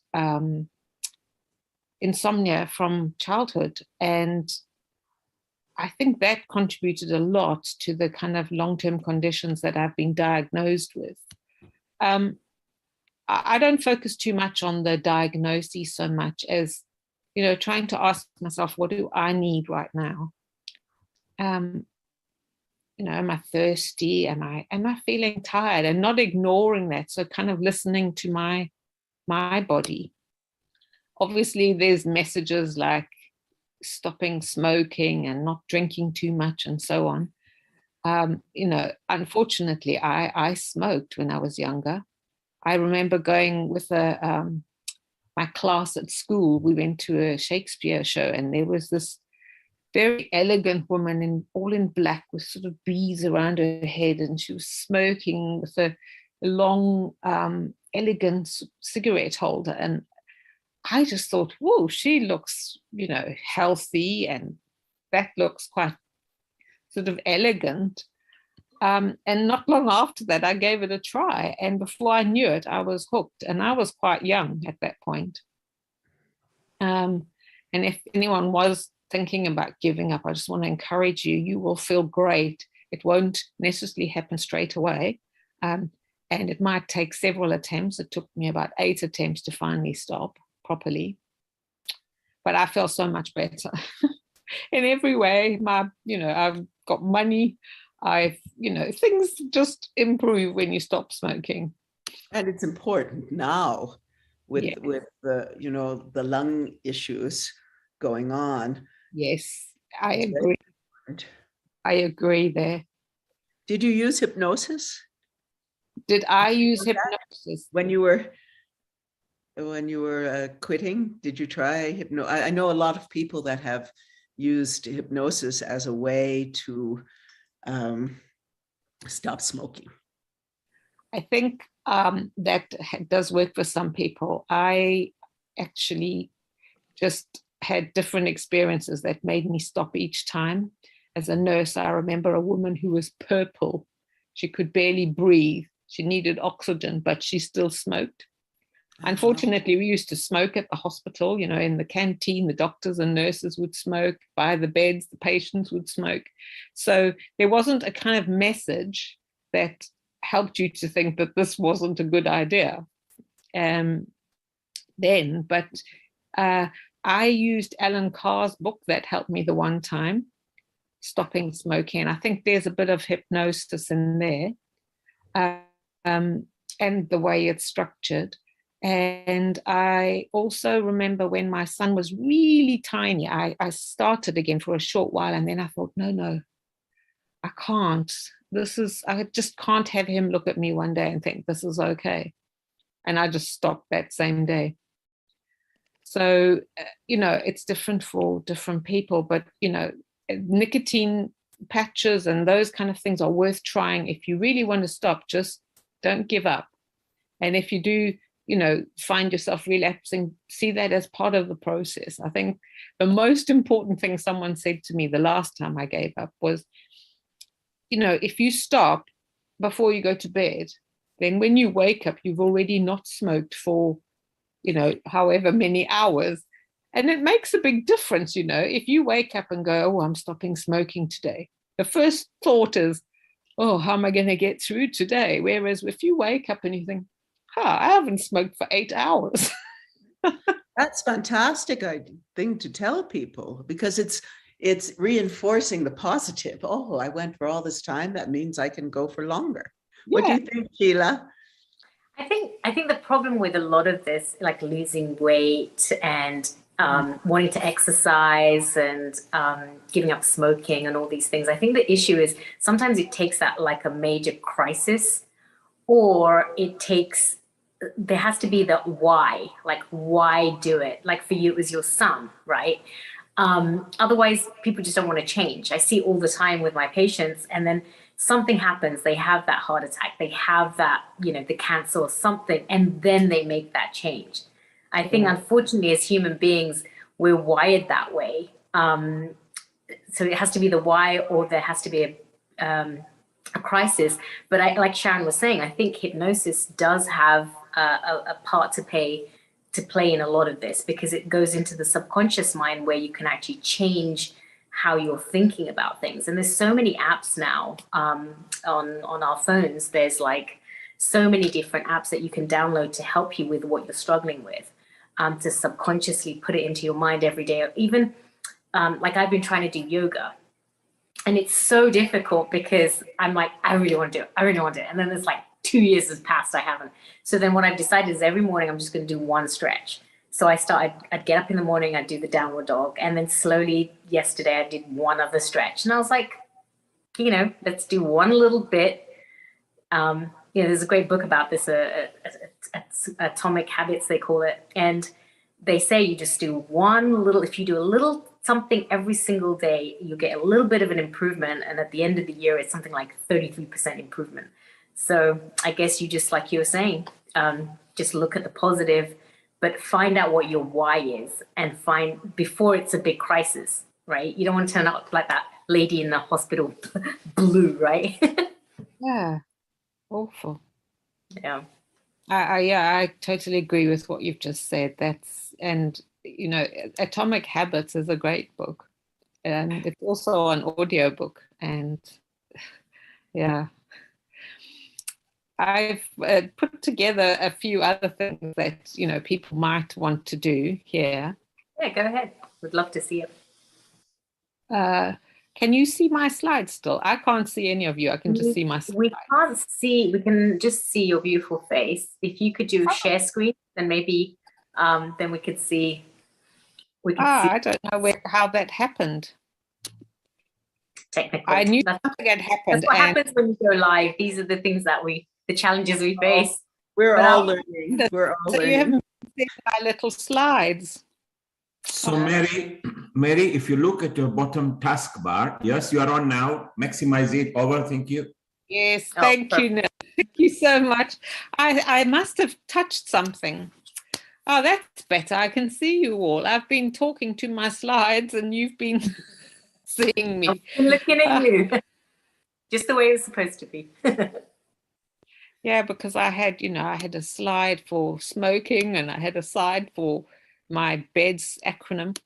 Anyway, and now I have this, which was just different things that I've had some involvement with. And actually, I can say for me that it was when I became unwell that I started to appreciate all the healing and ways to heal that was going on all around me. Even though I was working as a nurse, and you can get quite sort of separated sometimes from the healing element, because you're so busy, treating people, and then they go home where they actually do the healing often. And so and nurses are notoriously unable, for some interesting reason that I want to study, unable to look after themselves as well as they should or could. So yeah, I've explored all sorts of elements and playfulness. I want to say I went to a session where this woman was encouraging us to play, and we climbed under the table and walked along things, and she was talking about how preparing for old age, it's really important to learn to get up off the floor without holding on to anything, and all sorts of things, and how you can stand at a bus stop and just practice balance on one leg and then balance on the other. And so I think my son thought I completely lost the plot. He came home and I was crawling under the table, and I still do it. I get up every now and again, and I'll get down onto the floor, and I'll make sure I can get up. And it's actually strengthened me. Those very simple little balance exercises and things. It's really important. What do they say? Use it or lose it, And that's been a concern during these lockdowns and things, that people are, in their homes, staring at a TV and not getting out in nature, and not even doing, as you spoke about, doing all these just simple exercises that keep a sense of movement and fluidity in your body. Yeah. And how important, the drinking water is for being able to do that, because that helps, the joints, and, keeps your brain and spine, well lubricated. And yeah, there's so many different things that come up when you think about being well. It's just amazing. I've had this opportunity to be part of a group, and it was actually Alexandra in the group who showed me about Healing Earth, and suggested perhaps I'd like to do this session, which I'm doing now, last week. I've been in a group with her, a writing group, where we wrote poetry, like little haiku, and all kinds of different forms of writing. She's a journalist, but it was called a self-compassion writing group, and now it's a self-care writing group, and it's been amazing. The difference, the different ways we all have shared things, and what we've shared and what we've written, just by encouraging each other. There's loads of opportunities to journal with people online, but you can also, just journal on your own. I've talked a little bit about awe. Adventure is another thing. Adventure doesn't have to be like something, you're crossing the desert, or doing something really dramatic. It can be just going with a few friends on a short hike, and just seeing what you find, what kind of flowers you find, what birds you see. Just that experience. It can be very simple, just spending a day by yourself, just watching the sea. That's an adventure, if you just think about what you're seeing, and what you're feeling, and like the jacaranda trees. Oh gosh, Purple flowers in Johannesburg and Santa Barbara in California. Ah, yes. I remember going to a what was it called? I think it was an aquarium type place near there, somewhere along that coast, near Santa Barbara, but further up maybe. And seeing all these sea animals, and that was, just watching wildlife, and the way they walk, and the sounds they make. It fascinates me. I love watching birds in my garden and just listening to them, and just the different types of birds. And there's a little robin that used to hop across my garden, and sometimes he was one size, and another, other times he'd be another size, and then I realized there were two. It just never occurred to me. I was just trying to puzzle this out. Anyway, laughter, mindfulness, gratitude, connecting with people, journaling, all of these can rewire your brain. And when I started doing this intentional laughter, it's not about anything being funny or humor or anything. You can be feeling pretty rough, and with certain exercises you can really laugh for 10 to 15 minutes and change your immune system. They've done studies and found people healed faster from heart attacks and cancer with laughter yoga. It's just phenomenal. Gratitude, being grateful. I felt so awful yesterday. I was thinking, how am I going to do this session? Should I do it? And then I thought, okay, let me see it with gratitude. Let me try. I know there's controversy about whether you should have a vaccination or not, and so on. I just chose to have them. I'm a registered nurse, so in fact, they're going to make it law here for them, to registered nurses, to have the vaccination, which is causing a huge drama at the moment amongst the nursing community. But yeah, I once I started to see it with gratitude, I thought, okay, so somebody's bothered to create something that's hopefully going to protect my health and other people's health. It might be that I'm a bit of an experiment now, but if that helps other people in the future, then I'm okay with that. I'm okay. That's okay. So that's how I got through yesterday and today. And it's all about your attitude. I, as a dancer for a gazillion years, I had to have hip replacements, and I thought, okay, I'm coming. This is going to help me. I'm welcoming it in, and I think that's a piece of it. And it is this huge experiment, and some of us are thinking one way, depending on our experience and our health and the way we are. And so that's why it's been so nice to be on Healing Our Earth, because it's not about, one way or the other way. It's about how do we help people in every situation. Yeah, I think it's also, I was going to say, I think it's also your attitude too, right?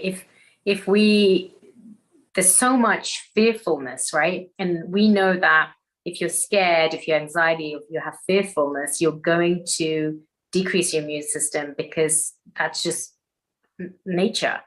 But if you take things in a positive light, and you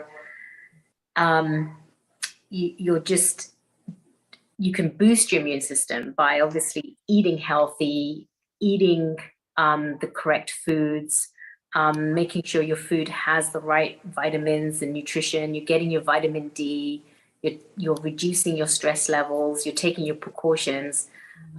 We have to build our body up, right? Absolutely. There's so many ways that we can boost our immune system.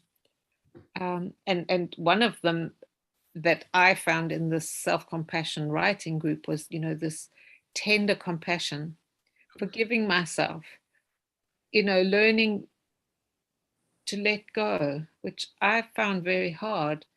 I'm a very interested person, and I'm always taking stuff in, but actually you sometimes need time to just let go and be silent and quiet, and connect with yourself, as I think it was Janine was saying earlier, the relationship that we have with ourselves, that, and rest, learning to rest. I didn't realize, there's a woman that had talked about 7 types of rest in a TED talk. I'm sure as we go along, there'll be 8 types of rest and 6 types of rest, but rest can be physical, mental, emotional, social, and so on. And some of rest is about actively relaxing. So it's what your need is. It's one question that I've learned to ask myself over and over is, what is it that I need now?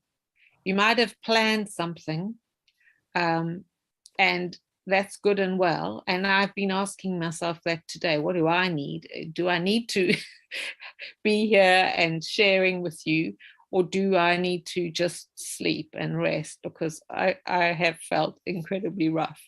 And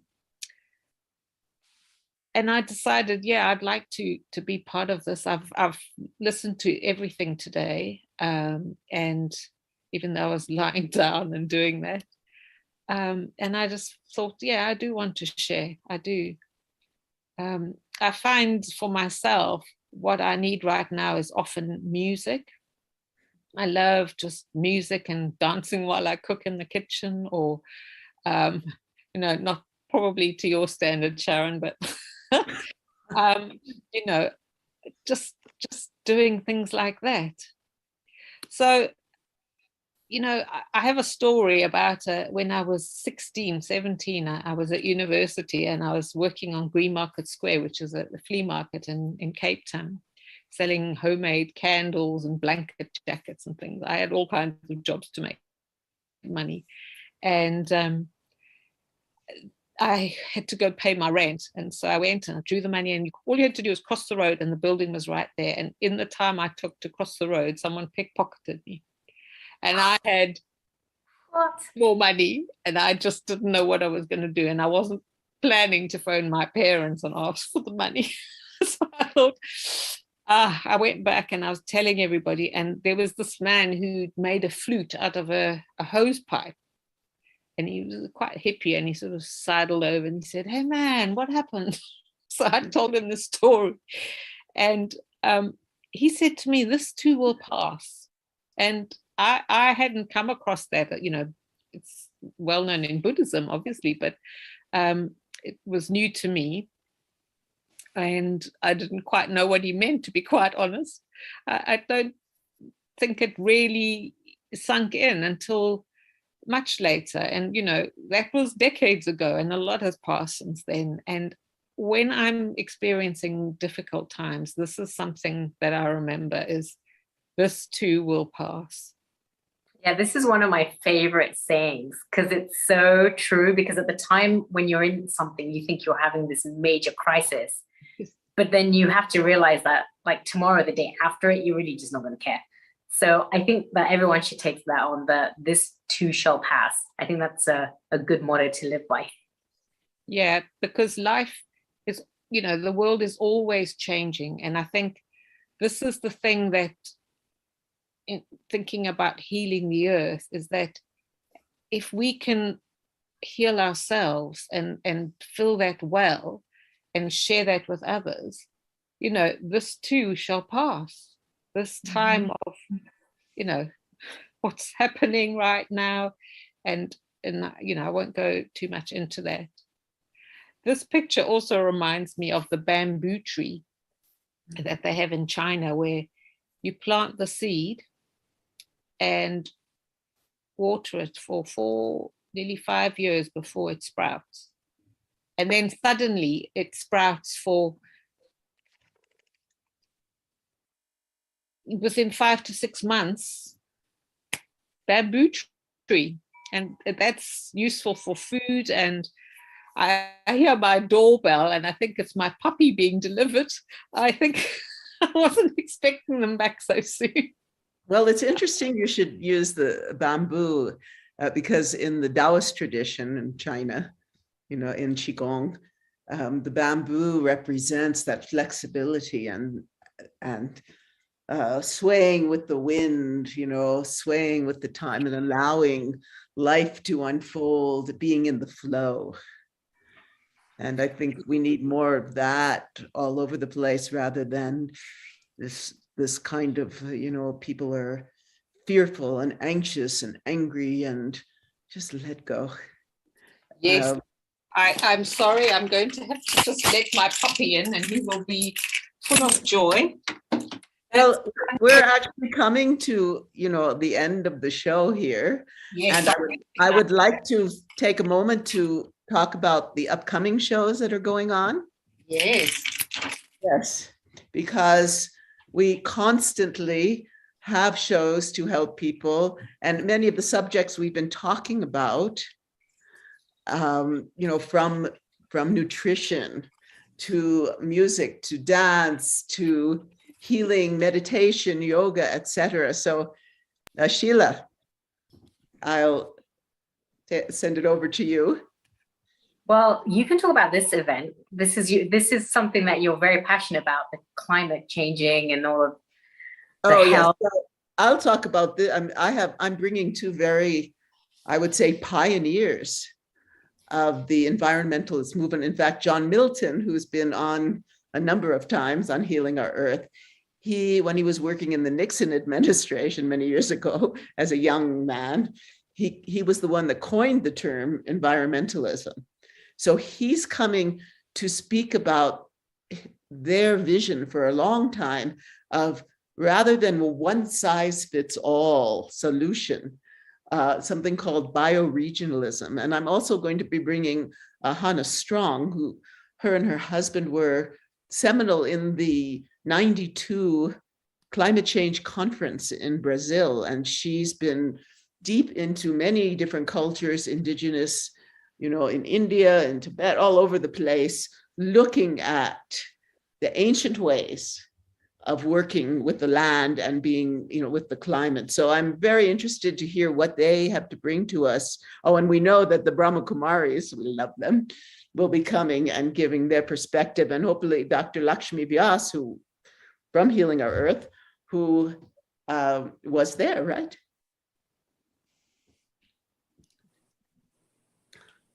And then our next session is going to be the Universal Health Coverage Day, Health for All. That's going to be Sunday, December the 12th. That's going to be a great session, like more kind of universal. How do we get some equality around in the world? Just making sure we're all, you know, we can't, just because we're living in the Western world, we got to take care of everyone else that can't perhaps afford food or water or so many things. So it's kind of great to have this session.